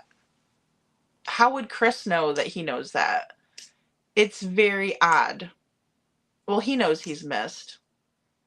Really? How does he know? How do you know that? It's just strange. It's just strange. And it's more just to confuse the situation, I do believe. Star says, Ginger Girl, and he apparently took nothing but clothes on his back for what? For said vacation, right? I've heard of spontaneous, but sheesh. Yeah, exactly, Star. I mean, it's just crazy. Dreaming says, Ginger Girl, right? Good question. It is a great question. And it's to kind of deter us from thinking in a certain way, I think. Thinking that he's out there somewhere still, but he knows he's missed, and I don't know. It's all crazy. Couponing says, Star in no shoes from what we were told, in my opinion. Right, but even Sheriff Craddock didn't believe that, or he was chief deputy back then, but he didn't believe that either. He even told the news anchor that. He's like, I'm not going to say he didn't have no shoes on. That's what his mom says, but I'm not going to say that. And Star says, I didn't like the adjective CP uses to describe this case, followed by the laughter. It's off-putting. Absolutely. It is super off-putting, and it's just weird. They're not acting normal, and they expect us to think that they are. It's really weird. It's a bizarro situation. And Star says, couponing, exactly. How are we supposed to believe this narrative? You know, they want us to, but yeah, it's disgusting. Pickle Me Elmo says, I thought they didn't allow him on the internet. Right. That's what they kept on saying. But then they slip up in this interview. They slip up about the dogs. They slip up about the internet access. They slip up about showing him this nasty song. All of it. And the whole time, it's like nobody tries to stop them from what they're doing. I would think that if those were really their friends, they would have like texted them and been like, whatever you're doing right now, stop doing it, because you're gonna piss everybody off by doing it. But then again, you know, who knows what the relationship is there. And Star says, Pickle Me Elmo, hi, haven't seen you in a while. She's a lot lizard. And Ginger says, so he has so many, or excuse me, she says, so he has no money or shoes, but is out there and will come home to party. I don't get this thinking at all. Exactly. Yeah. It's very, very strange. And he said this before about partying and like that there's going to be some big party, but they've never held a vigil and they've never tried to do anything in his honor, and not even, you know, put a green ribbon on their tree or put a green light bulb out when everybody was putting green light bulbs out. It just doesn't make any sense at all. And Pickle Me Elmo says, I'm new to the channel. I've been in the bushes the last few shows. Oh, cool, Pickle Me Elmo. I'm so glad you're here. Thank you for coming in and talking. We appreciate you being here. And Ginger says, me neither. Or excuse me, Dreaming says, me neither. Pickle Me Elmo, welcome. We're glad to have you here. Thank you, Dreaming. Yes. And oh, good. I'm so glad to hear that. Hey, Barb. Good to see you. Good to see you. Pickle Me Elmo, welcome. You'll like it here. Aw, thanks to you, twins. Yep. Pickle Me Elmo, I know you're a lot lizard. I'm a lot lizard too. We have a lot lizard emojis down there too, guys. I made a silly one for Terry Lynn. Yeah, so let's read. I'm gonna read out I'm gonna read this out to you guys. Let me get my cords situated here, because At Night posted some interesting things.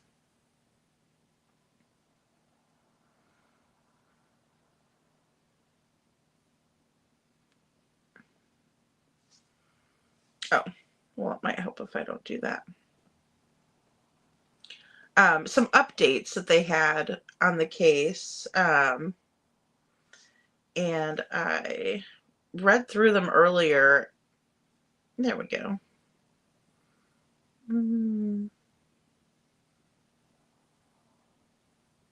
not on my Lady Freedom account. Agency. Usually it pops right in, though. Let me see here. I can never find these darn things when I need them. Oh, let's see.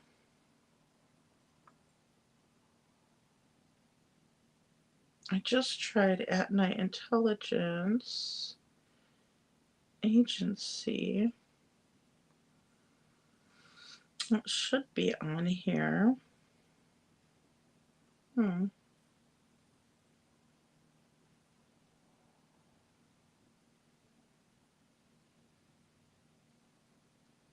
Oh, maybe if I go to people, that'll help.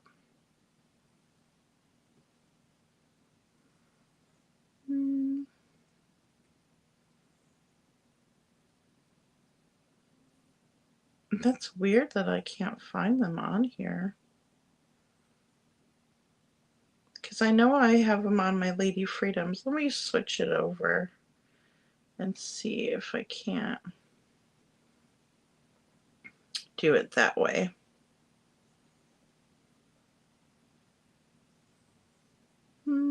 Let's see here.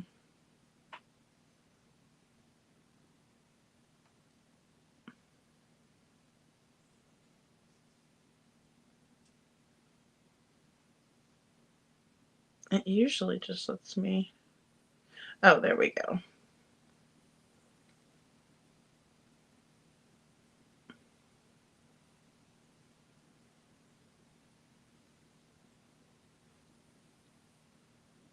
Oh. Oh, that's just in my messenger. No, I wanted to switch it on this one. Menu, there we go.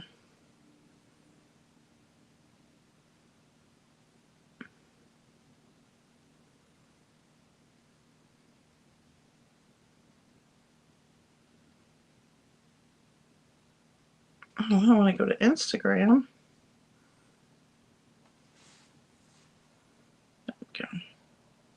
Oh, it still wants to pull me over to Instagram. Huh. Weird. Oh, I wonder if it's actually in my messages here. Let's see. I'm sorry, guys. I had it on my other phone, but I didn't switch it over. Ooh, somebody made chili. Oh, let's see. Where do I have it? Let me go to Nick the Hat. There we go. And it was a short. Maybe we'll watch this. Oh, okay. Agent Passat, there's a group of second graders from the Junior Crime Fighters League in the auditorium. I want you to give them a few words on law enforcement.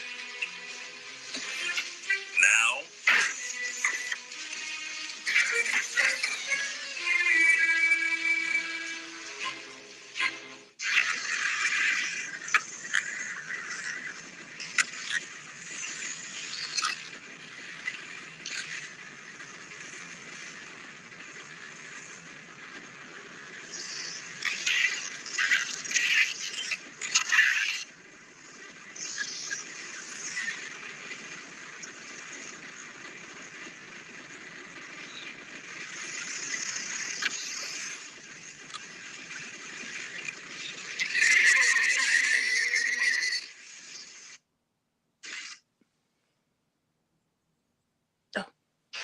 Sorry.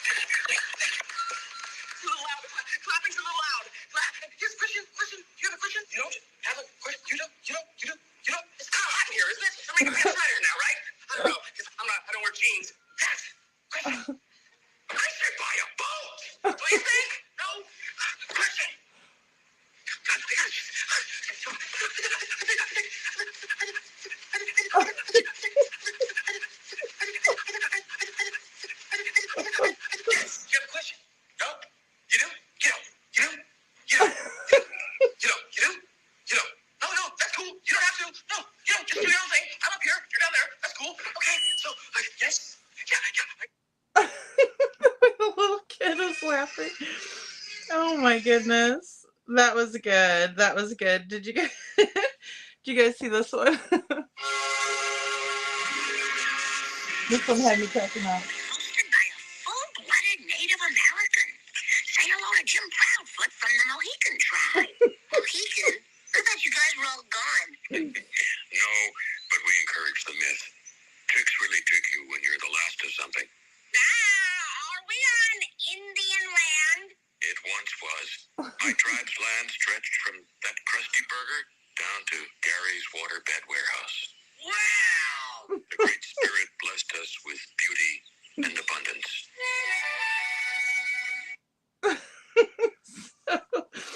That one was funny. I can't believe you found one that said Proudfoot and chicks dig. Oh my goodness. That was so funny. Okay, let me look on X. I'm so much better. I say that I'm better on this X, but let me see if I can't find it because I know they probably updated it on X. Let me go to searching at night intelligence. There we go. And we'll do, there we go. There's at night. Ah, here we go.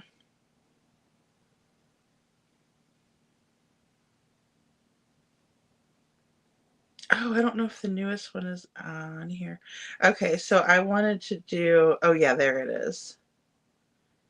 Okay. And that one was 2 days. There was one that was just updated today, though.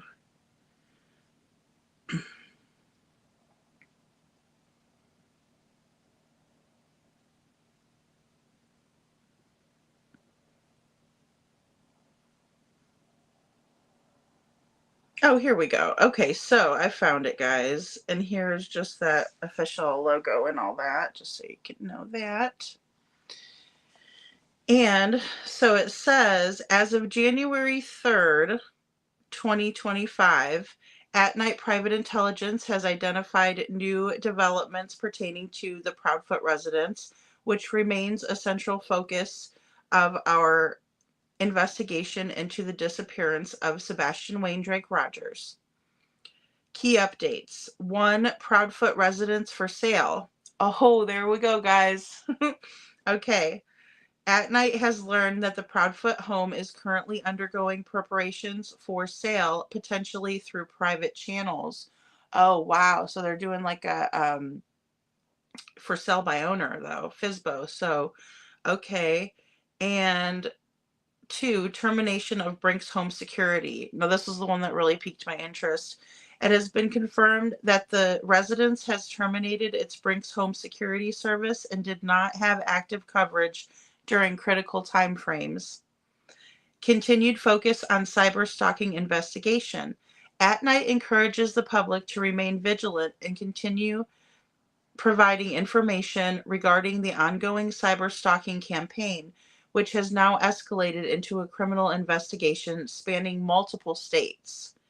We are actively collaborating with law enforcement and legal experts to ensure that those responsible for these campaigns are held accountable. And it goes on to say that you can submit submit information if you have details regarding these developments or any other information about the cyber stalking activities. Please contact us at email litigation at the @night.agency. Email for case tips is Sebastian@manhunts.one.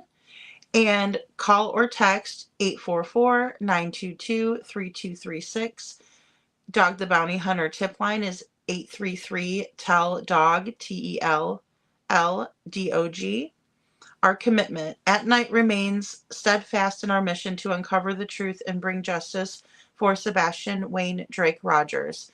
With the public's continued support, we will ensure accountability and transparency in this case. Thank you for your vigilance and cooperation.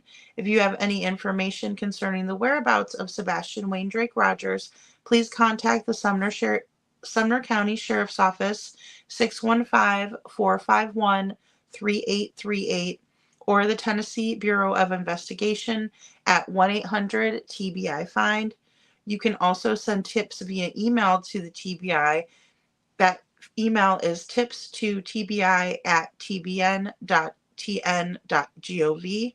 You may also reach out to our local FBI office, the nearest American embassy or consulate, and subscribe a tip online at tips.fbi.gov, or you can tell dog. Now, it does say as of January 3rd, 2025, At Night Private Intelligence has identified new developments pertaining to the Proudfoot residence, which remains the central focus of the investigation into the disappearance of Sebastian Wayne Drake Rogers. Key updates include 1. Proudfoot residence for sale. At Night has learned that the Proudfoot home is currently undergoing preparations for sale, potentially through private channels. And 2.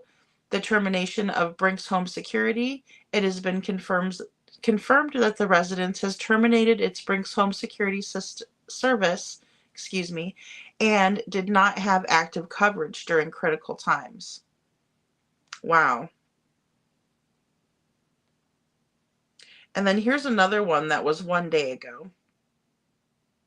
We are planning a comprehensive search in Tennessee throughout the spring and summer, maintaining our hope that Sebastian Wayne Drake Rogers is still with us. Dog the Bounty Hunter, along with his team, will embark on a journey from various regions across the United States to Tennessee for this operation. Our mission will involve mobilizing between 5,000 to 10,000 volunteers, a united community driven by compassion and determination. We intend to coordinate with local, state, and federal authorities as we systematically cover every priority area, leaving no potential location unturned. Information on how to sign up will be available as our operations require. Dog the Bounty Hunter and his entire team will be traveling to Hendersonville for the effort. That is fantastic. Our unwavering commitment to finding Sebastian alive remains steadfast. Please let us keep that hope alive. And it also goes on to tell the information, the numbers that I've given earlier, and the emails. Our commitment at Night remains relentless in the pursuit of truth and justice for Sebastian Wayne Drake Rogers. While this lead is being pursued, we assure the public that every effort is being made to bring clarity and resolution to this case. Your continued cooperation and vigilance remain invaluable. About Sebastian Wayne Drake Rogers.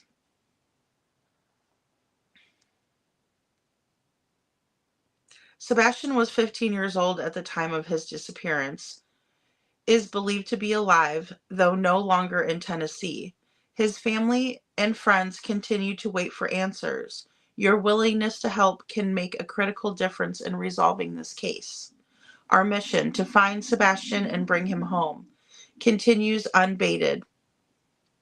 Every voice, every tip, and every moment of your time is deeply appreciated. We will keep the public updated as new information emerges. We thank you for your ongoing support and cooperation. Together, we will bring Sebastian home.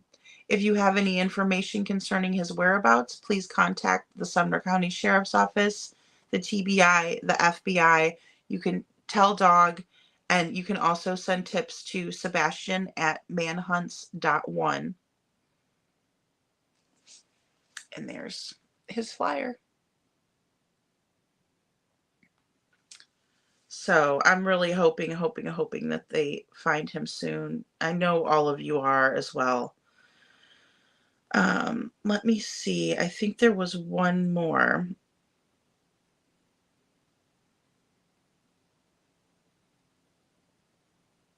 Oh, this one's about the cyber thing. So January 2nd, 2025, 2 days ago, we are still grappling with an alarming surge in death threats sent via text and email, which are now specifically directed at plaintiffs in our ongoing case. These threats are being documented alongside the existing complaints logged with the FBI's Internet Crime Complaint Center and other law enforcement agencies. We remain resolute in our pursuit of answers and justice in the disappearance and ongoing search for Sebastian Wayne Drake Rogers, 16. And then it gives all the phone numbers again and the emails. As of January 2nd, 2025, we are still grappling. Okay, this is just, again, reiterating. So very interesting, guys. Very, very interesting updates about the house being on the market, being sold by owner, it sounds like. Now, this one, again, is January 2nd, 2025. At night, private intelligence is aware of a bounty circulating for the identities of our staff members, a desperate and cowardly attempt to intimidate and derail our mission. Let this be clear. We are not intimidated. We are not deterred. To the individual behind this reward, we are coming for you. To anyone with information on their identity, At Night will quadruple the offer for the name and proof. Make no mistake, this is not a request. It's an opportunity to ensure that those who work in the shadows to harm others are dragged into the light. How to provide information?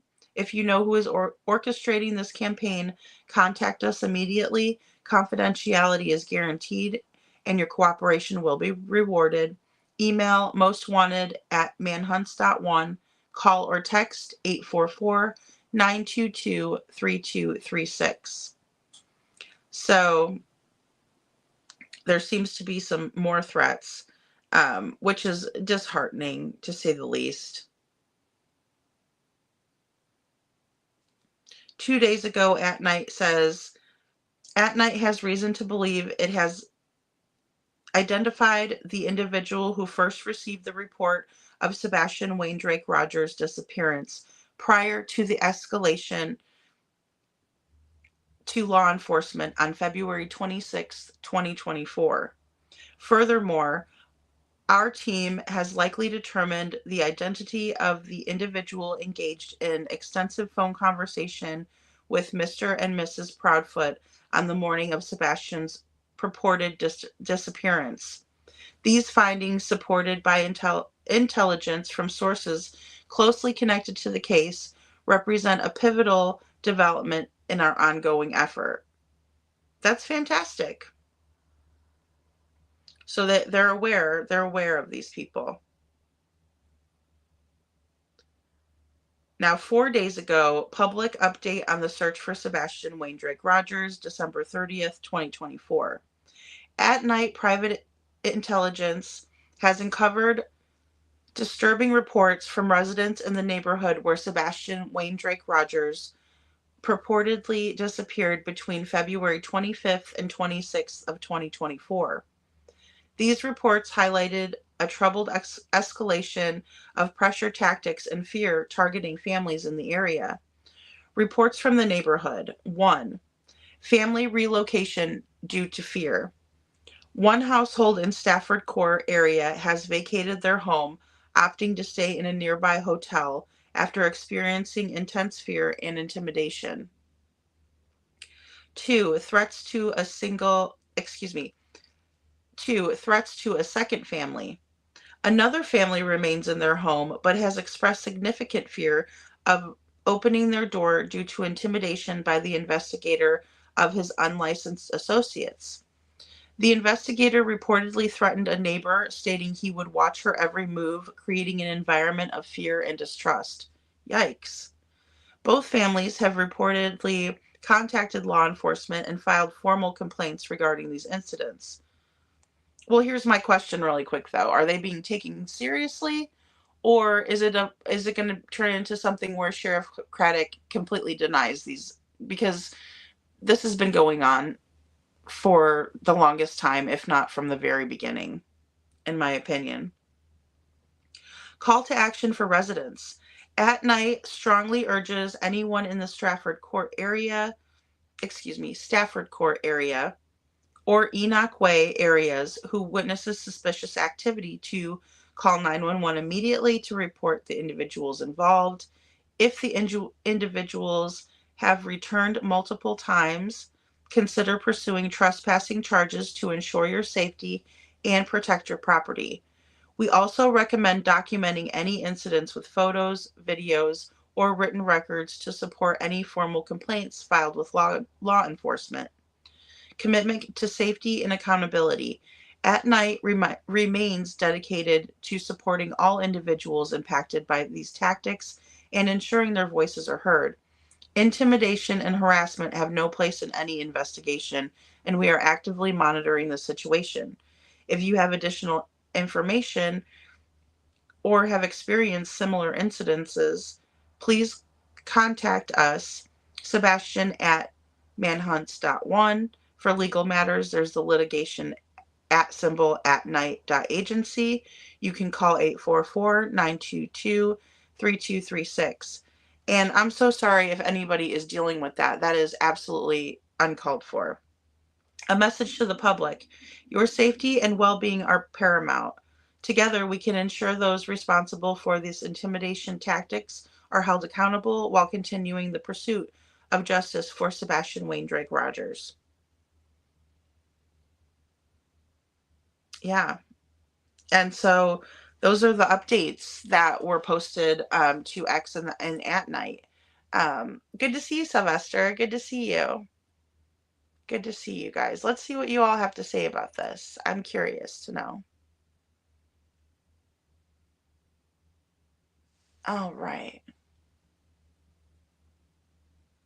Star says, Sebastian was last seen on February 26, 2024 in the area of Stafford Court in Hendersonville, Tennessee. Sebastian was last seen wearing black sweatshirt, black sweatpants, and glasses. Sandy says, OMG, I've missed you guys. Aw, I miss you too, Sandy. Sandy says, wow, and did not have active service. Right. So apparently they were not using the Brinks home security system at that time. Then they were using it, and now it's been disabled or disarmed, however we want to kind of put it. But yeah, that is serious, Sandy. That is very serious. And I'm sure law enforcement knows that. They would have to. When are they going? I am not sure about that. Sorry, guys. I was sitting on my foot again like I do. And Star, thank you. Sebastian is 5'5" tall, 5'5" tall, 120 pounds with dirty blonde hair. Please call 1-800-TBI-FIND with any tips. Thank you, Star. I know, guys. I mean, it's just crazy. I didn't realize that they were selling their house. I wonder if someone saw the FSBO on the internet or something like that and alerted someone. Good to see you, Barb. Good to see you. Sandy says, wow, this is serious stuff. Absolutely. It's super serious. And then, just the fact that there's always been this harassment and the threats and things like that, that's been happening for almost the entire time. Although you wouldn't know it from Chief Deputy Eric Craddock or now the Sheriff Sheriff Craddock. He denied it ever happened. He was denying it as late as April 2nd was the last time he came out and publicly denied it. So you can't deny the truth. Star says, OMG, emoji disaster, and my granddaughter was playing with it. It's okay. That's cute. I love it. Tell her thank you for all the emojis. They're pretty. And Barb says, Sandy, 5,000 to 10,000 people for searching. Awesome. Power in numbers. That is a lot of people. That is amazing. Yeah, I'm wondering when I want them to update and tell us like when they're going to be doing that. That would be so awesome. That is so cute, Star. Yes, we are Sebastian's army and we are Sebastian strong. That's right, Sandy and Barb. Thank you guys. Thank you for that.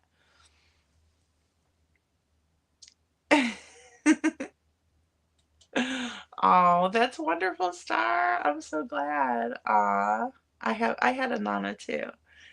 And Dreaming is giving Sebastian love. Prayer hands and hearts. I love that. Yes, we are absolutely Sebastian strong. That's right, guys. Sandy says this is out and out war. It really is. It really is.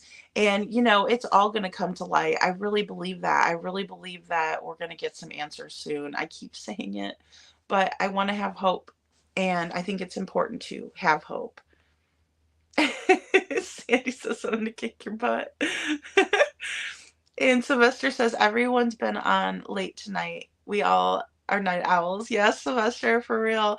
I actually had a longer show plan just because I had like 15 different videos to show. So I know mine ran over quite a bit. I've been trying to keep them a little bit shorter for you guys. Star says Sebastian's army is standing strong and won't be intimidated. Say his name, Sebastian Wayne Drake Rogers. Thank you, Star. That was wonderful. We will not be intimidated. They don't scare us. And Sylvester says everyone in their neighborhood afraid of them. They are BS, in my opinion. I think it's so sad.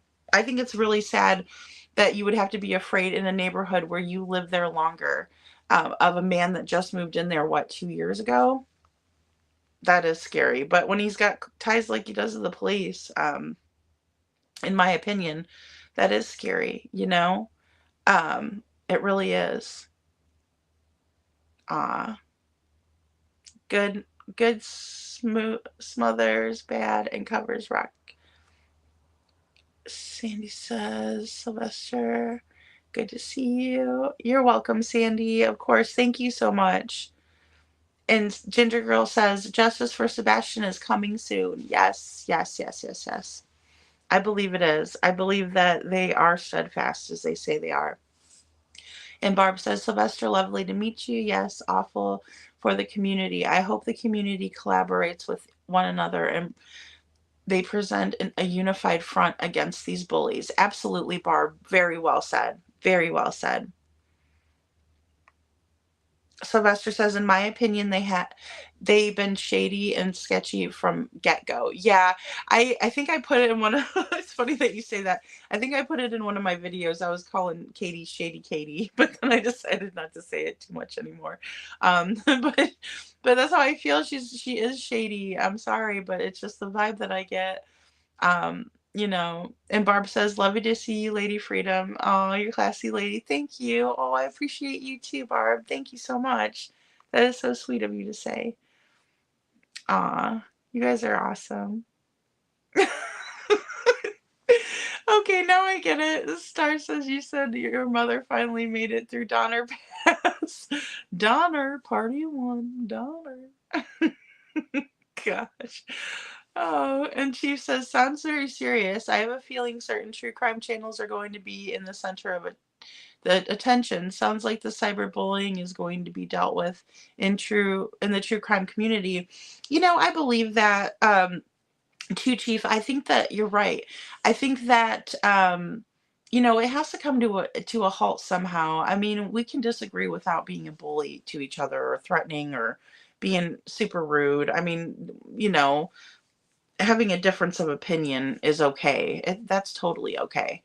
And Sandy says, I love owls. I do too. I found a little owl with a magnifying glass. I was going to put him on one of my thumbnails because I thought that was so cute. And Bernadette Zelinsky, nice to see you. Oh, I did play it. I did play it, Bernadette. She says, play Nick's new 3-minute video. It's a good one. I was laughing really hard. He did good. He did good. And Star says, Sandy, oh my goodness. Well, she did. I figured she said the past. Nobody would know what I meant. Pickle Me Elmo says, it's all Terry Lynn's fault. We're night owls. I know. Oh my gosh. I used to watch her until like at least 4 o'clock because she's a night owl too. Just like, that's right. Pickle Me Elmo. We're night owl lizards. Night owl lot lizards. And Dreaming says, people who make a comment as that sheriff did, in my opinion, shouldn't be in a position where he is. Disgusting. I agree, Dreaming. And I was really glad for Dog for pointing that out. So, you know. Gracie said, yes, it's her fault. We love our Terry Lynn. Sylvester says, then try playing the victim. Exactly. Well, that's what they've done, you know. Amy O 24, nice to see you. Welcome in. Yes, Nick's video is funny. Was wondering why he was peeing in a cup earlier. Oh, I don't know anything about that. Gracie's in the house. Amen. Sandy says, amen, Barb. Gracie, drop your channel link, girl. Drop your channel link. And Sandy. Donna, good to see you, Donna. I've been here for a while, but playing my game as usual. That's awesome, Donna. Thanks for being here. Oh, Chief, a person's gotta love you. Oh, Sylvester. He did so good. He did good. Stars, I'm 500 years old, so you can't fool me. Sandy, you are not 500. Sylvester says, what the hell, right? Peeing in front of everyone. Oh my goodness. Oh, I guess I didn't see that part. I'm gonna have to go back. I was just laughing at the one that was when the guy was up there answering questions. I thought that was so funny. I thought that was so funny. Yeah, go check out Gracie's channel, guys. She's got really great content over there. Check her out. Check her out. You're welcome, of course. Yeah, of course. Oh boy, guys. Well, tonight's live, I think, went well. I just kind of wanted to demonstrate some of the things that I found in this interview to be interesting. I also wanted to play the last time we heard from Katie. I think it's really important to listen to what she has to say since she was the last one with Sebastian, you know, and yes, Gracie is a smart cookie. And Chief says, I reported a certain creator about that very subject today, and I'm seriously thinking about putting a petition together to get that channel. Yeah, I know. I heard you say that earlier, Chief. You know, I think that's the only recourse that we could have if it's getting really, really bad, because nobody deserves to be harassed and all that kind of craziness. That's nutty, buddy.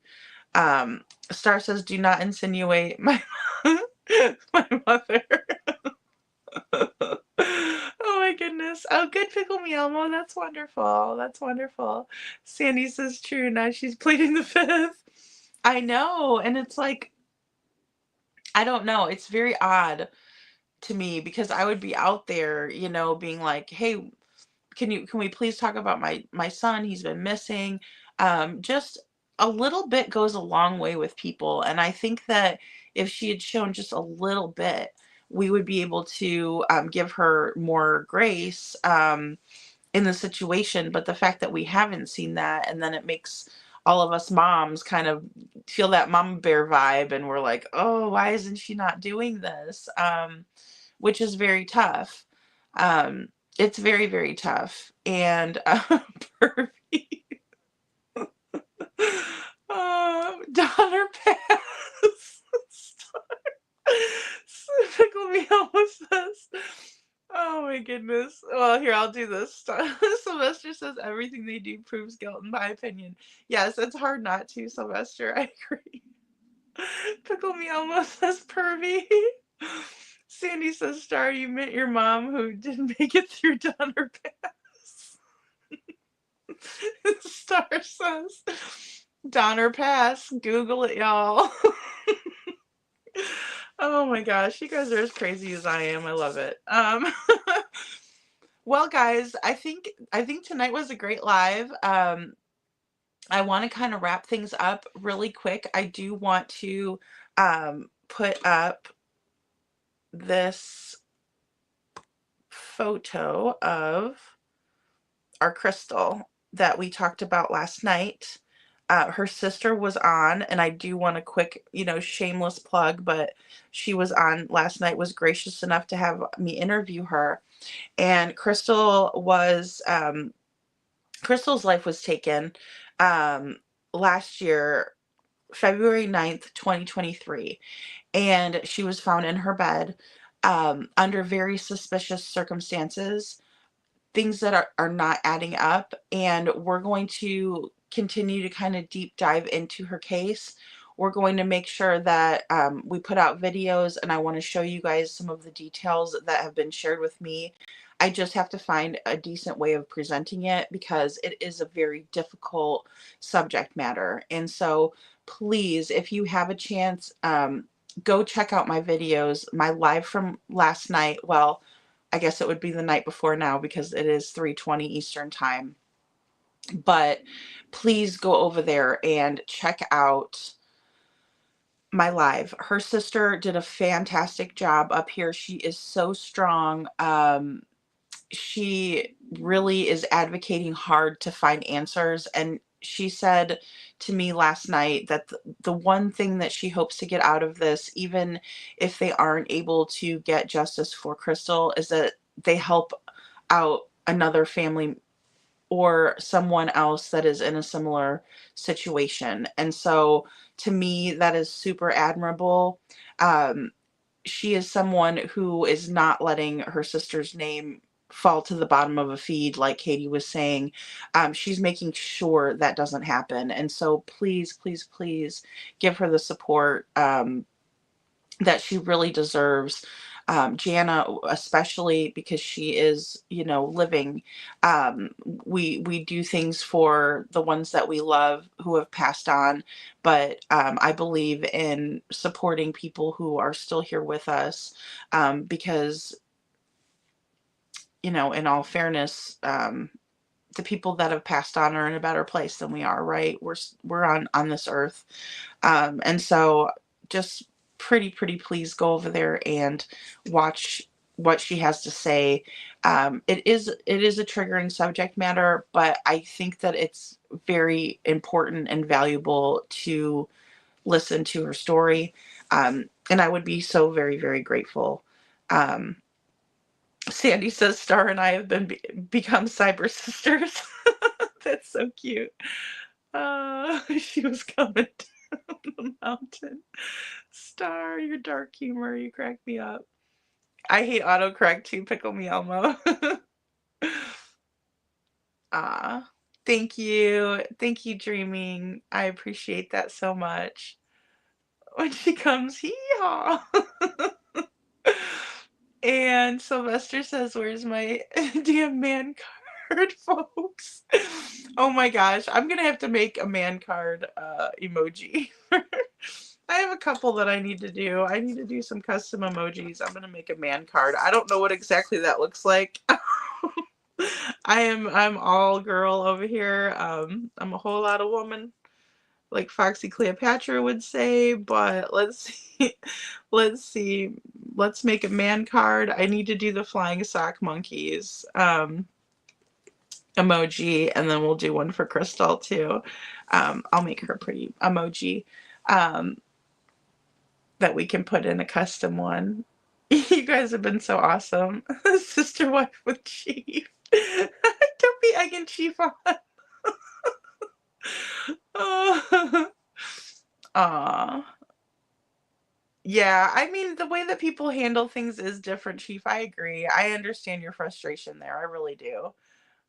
I'm back to behaving now. Star.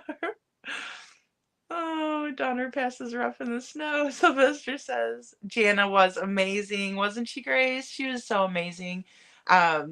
You know, just a very tough person. Very tough, very tough.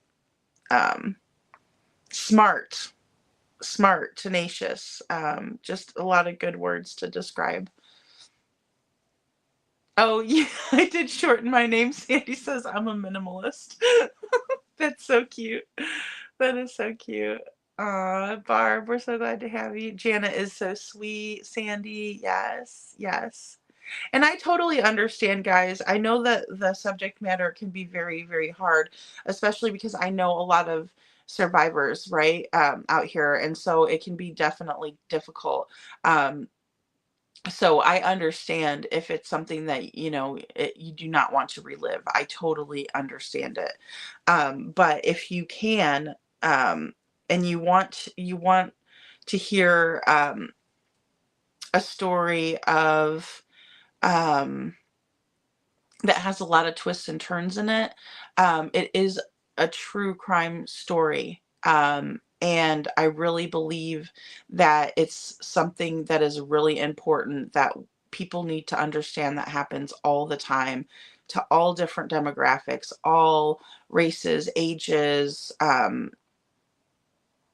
men, women, it's just really important that we, I mean, how long is it going to be before we end the DV? Before we get better resources in place, before we um, teach each other to be less toxic with one another, to love each other when you're in a relationship.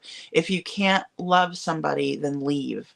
If you don't want to put in that time and effort and that emotion and that care, then you're better off being by yourself. And if somebody's not going to put you in that position to, again, you're better off being by yourself. Because unfortunately, Crystal doesn't have that choice anymore. In my opinion, it was taken from her, and I'm going to do whatever I can to spread the word and get the justice that she needs. At least the peace of mind knowing that people know her story. That's what's really, really, really important to me. So thank you so much for all of your support and it being important to you guys. You know, I'm never going to stop until we find Sebastian, so I always talk about him. But I also feel just as equally invested in Crystal's case too. So yes, me too, Sandy. I love that she's so adamant about getting justice. Absolutely. You know, it's a sister's love. It's a sister's love, and it's a beautiful thing. And she really deserves our support. Chief, I guess you forgot the night you tried to put a ring on it. Star. You guys. You guys kill me. You're welcome, Sandy. Thank you for the compliment. Gracie, we love you. Gracie, we have to figure out our members only where we do the crime scene photos simulation.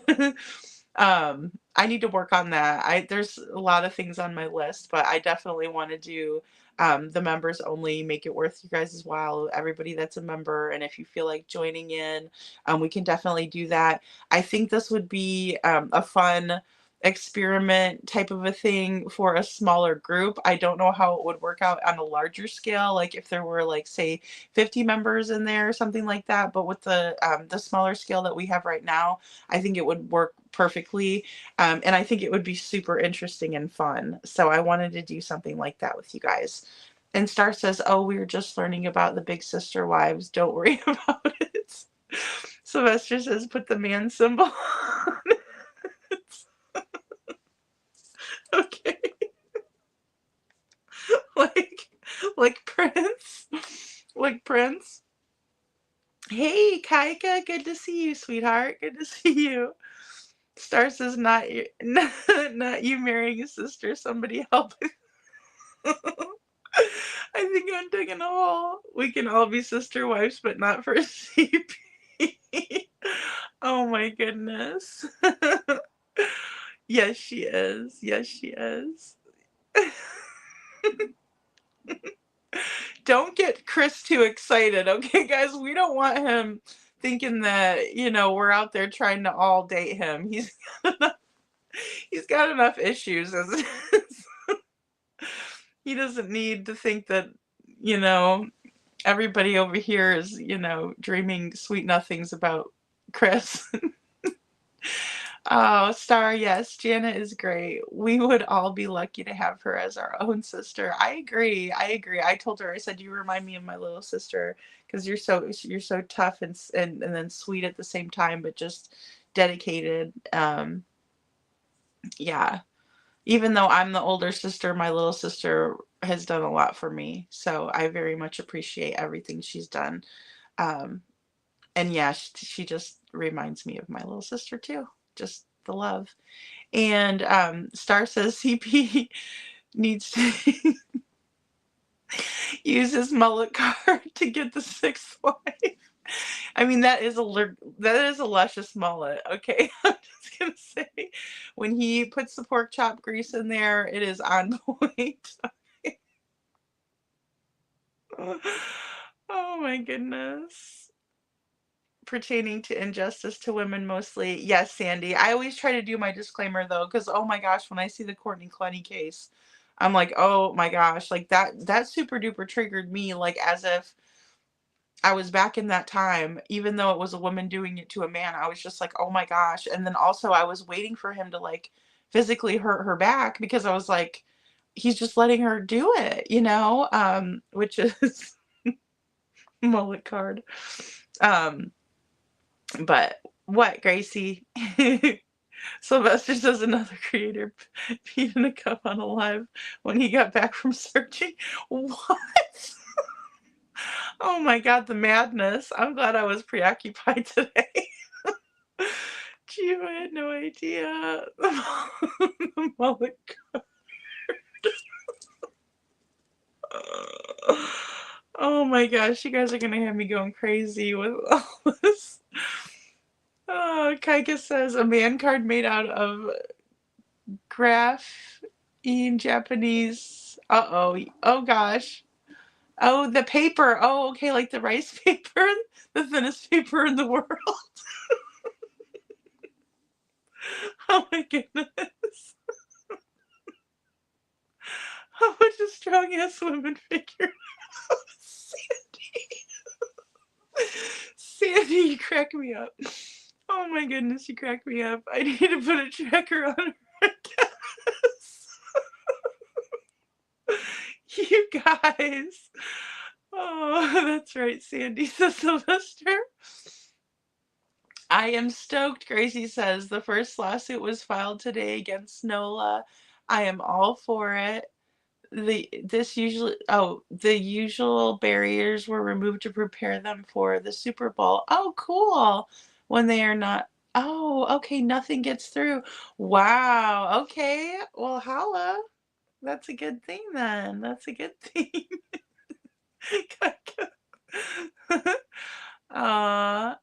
Oh, no worries. No worries, Star. I did some interesting things in the beginning, and then also I put it in Dog's video, so I hope you guys enjoy it. Scoop on. It's a good thing we have our sense of humor, Chief. That's right. Hey, if that's all we got to hold on to, that's what I'm talking about. It ain't easy being me, Chief. We love you, Chief. Preach, lady. I liked in the movie Dolores Claiborne when Kathy Bates says sometimes being a bitch is the only thing a woman has to hold on to, but I think sometimes having a sense of humor is the only thing we have to hold on to. I try to take that route more than the bitch route, but I take the bitch route sometime for sure. Sylvester, you want to pet that?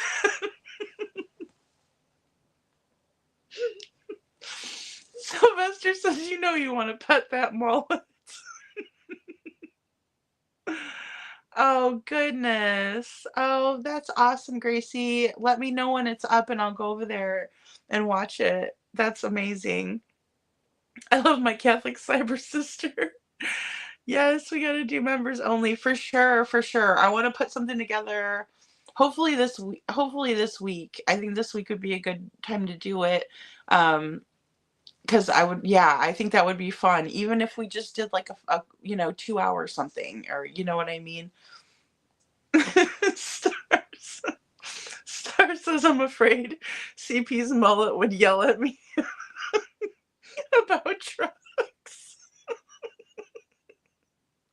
That mullet gets out of hand. Barb says Sylvester CP loves his mullet.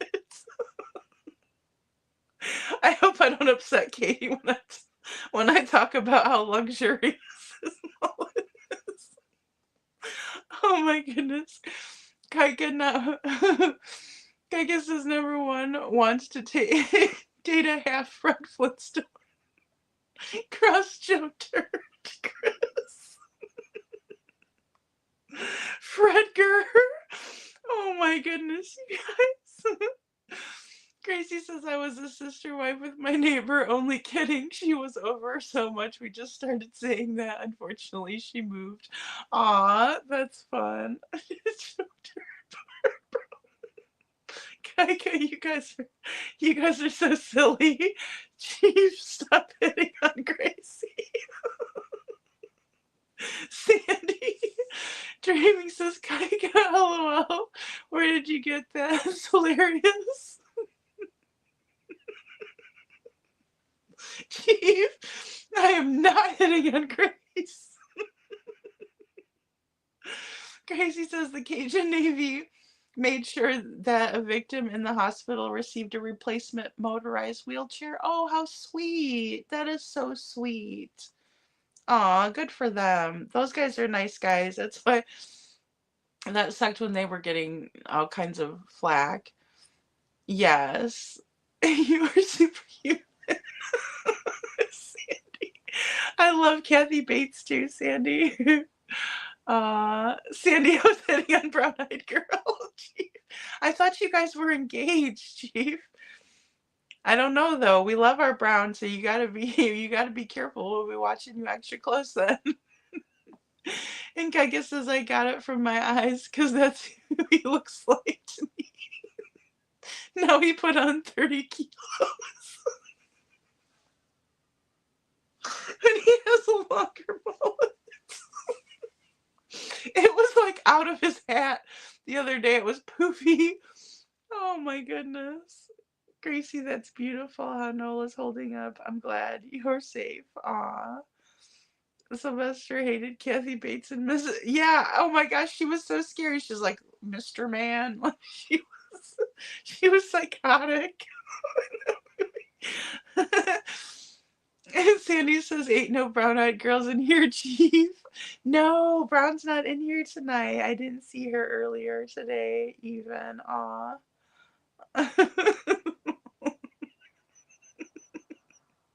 Sylvester says, that mullet probably is live. Yikes. He's got to put the hat on to keep it. Kaika says it's a steel wool mullet. Oh my goodness. You guys got me cracking up. Thank you, Sylvester. You guys got me cracking up over here, this mullet talk. Sylvester, I think that that may have been the point. I love Kathy Bates, but she excels at playing the villain. She really does. She's like one of the best villains.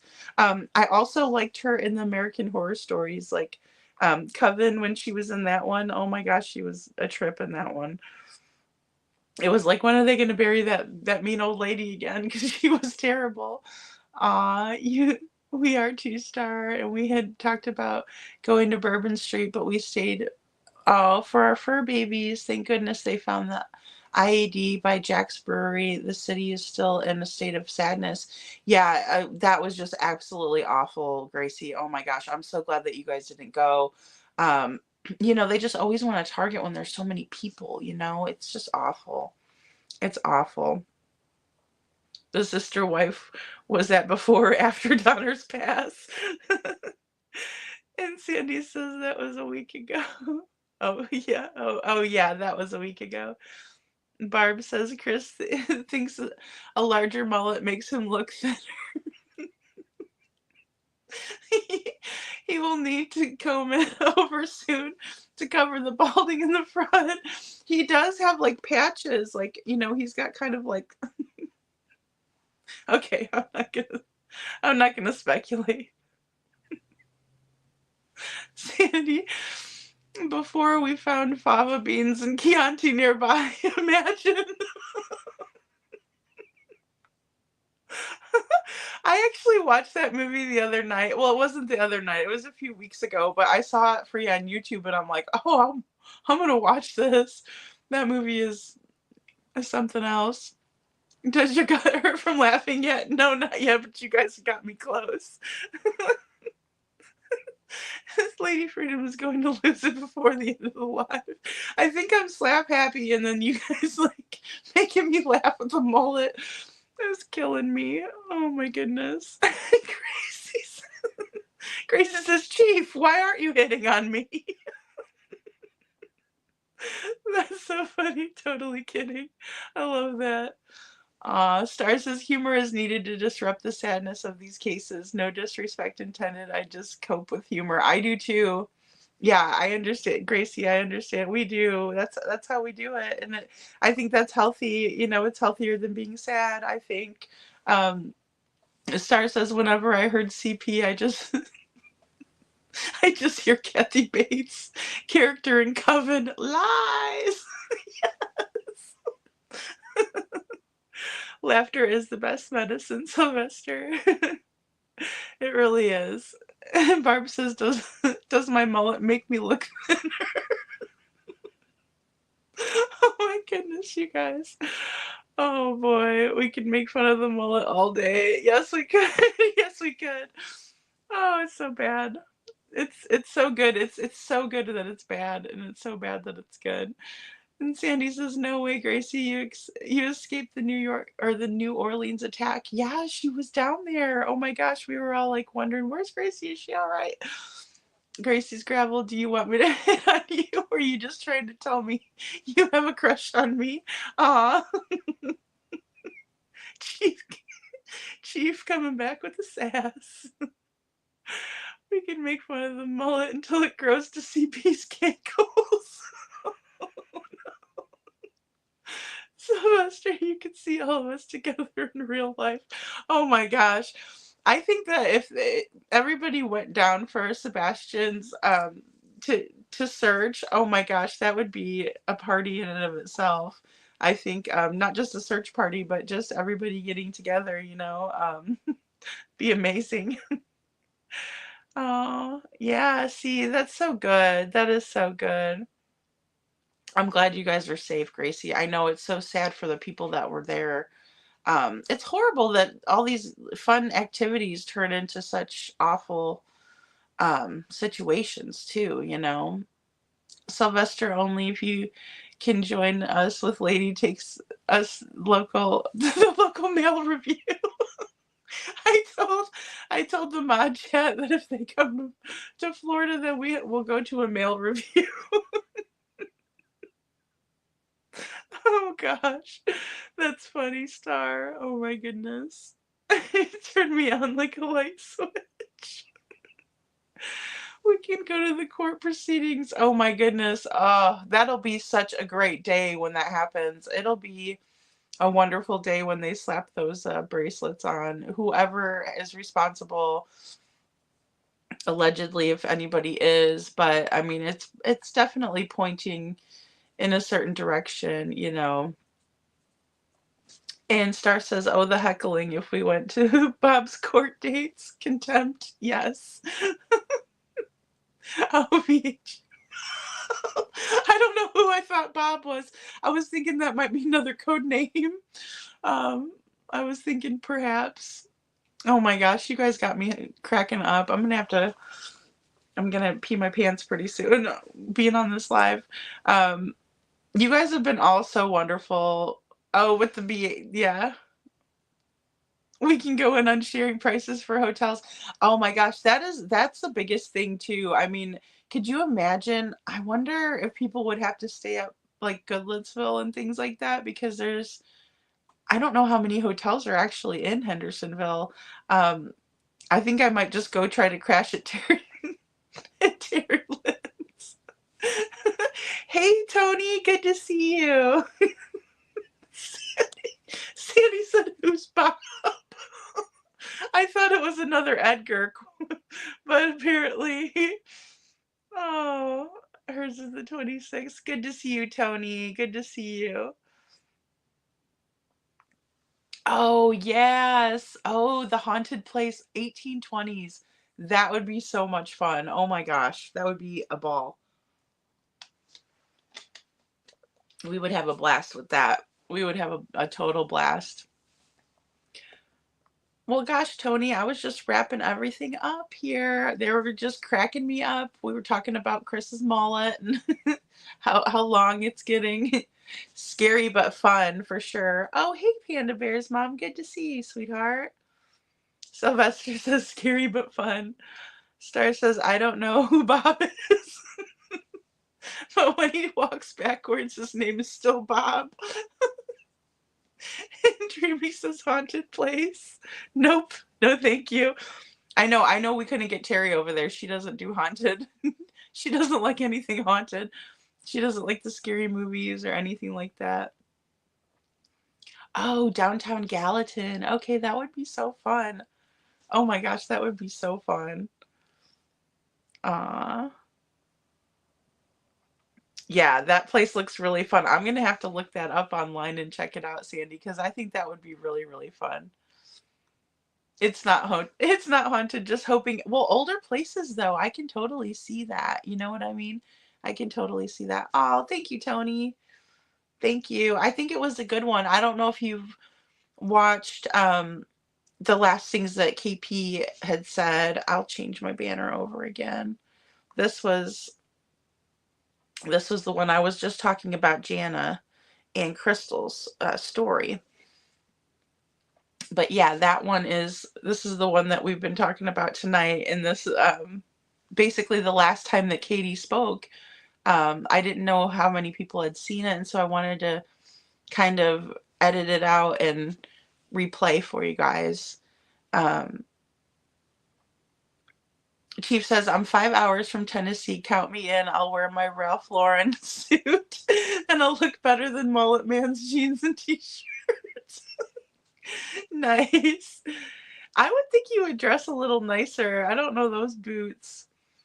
I have a hate relationship with autocorrect. Sorry. And Sandy says it's built in the 1800s. Wow. Wow. That is really cool.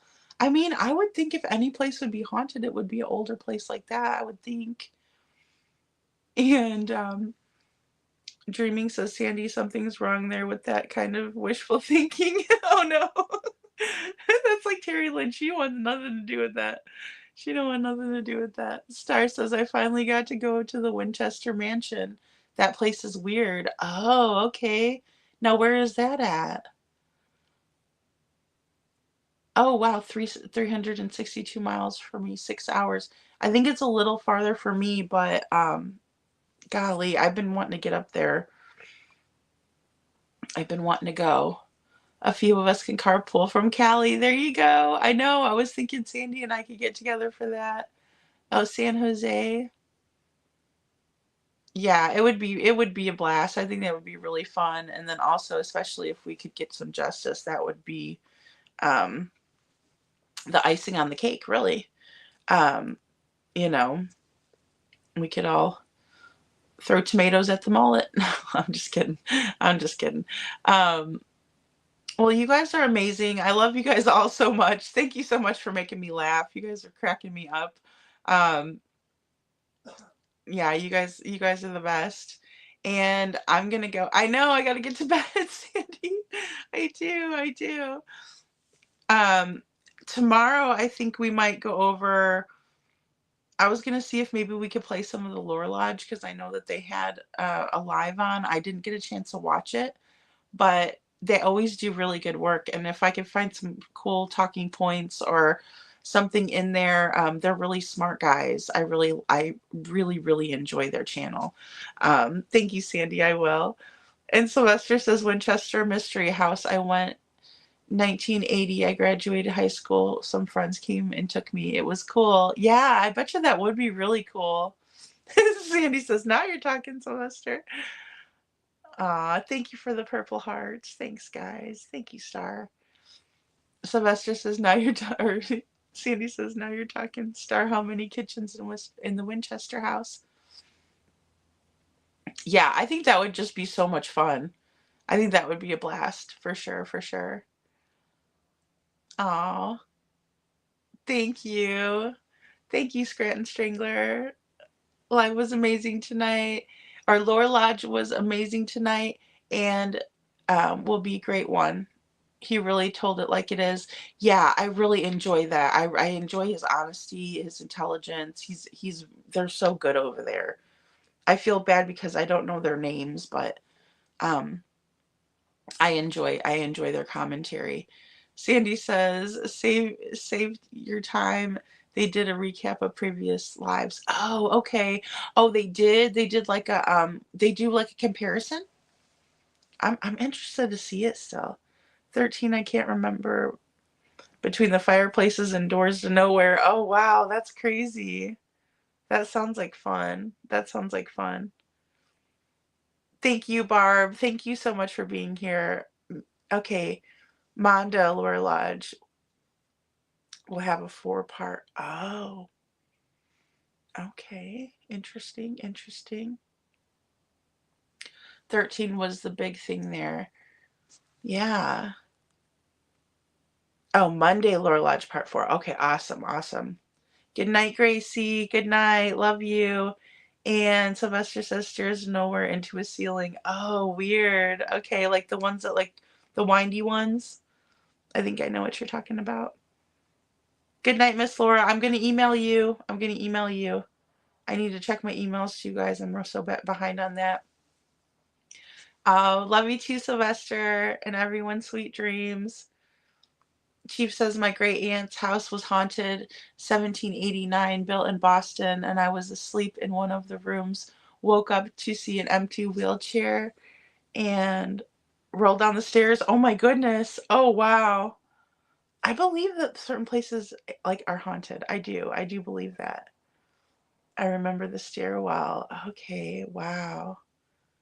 Aw, I know. I'm totally gonna get some sleep. I need to go to my storage tomorrow too, because I've been recycling too many outfits because I haven't gone over there. I need to go over there. I have way too much crap to go through.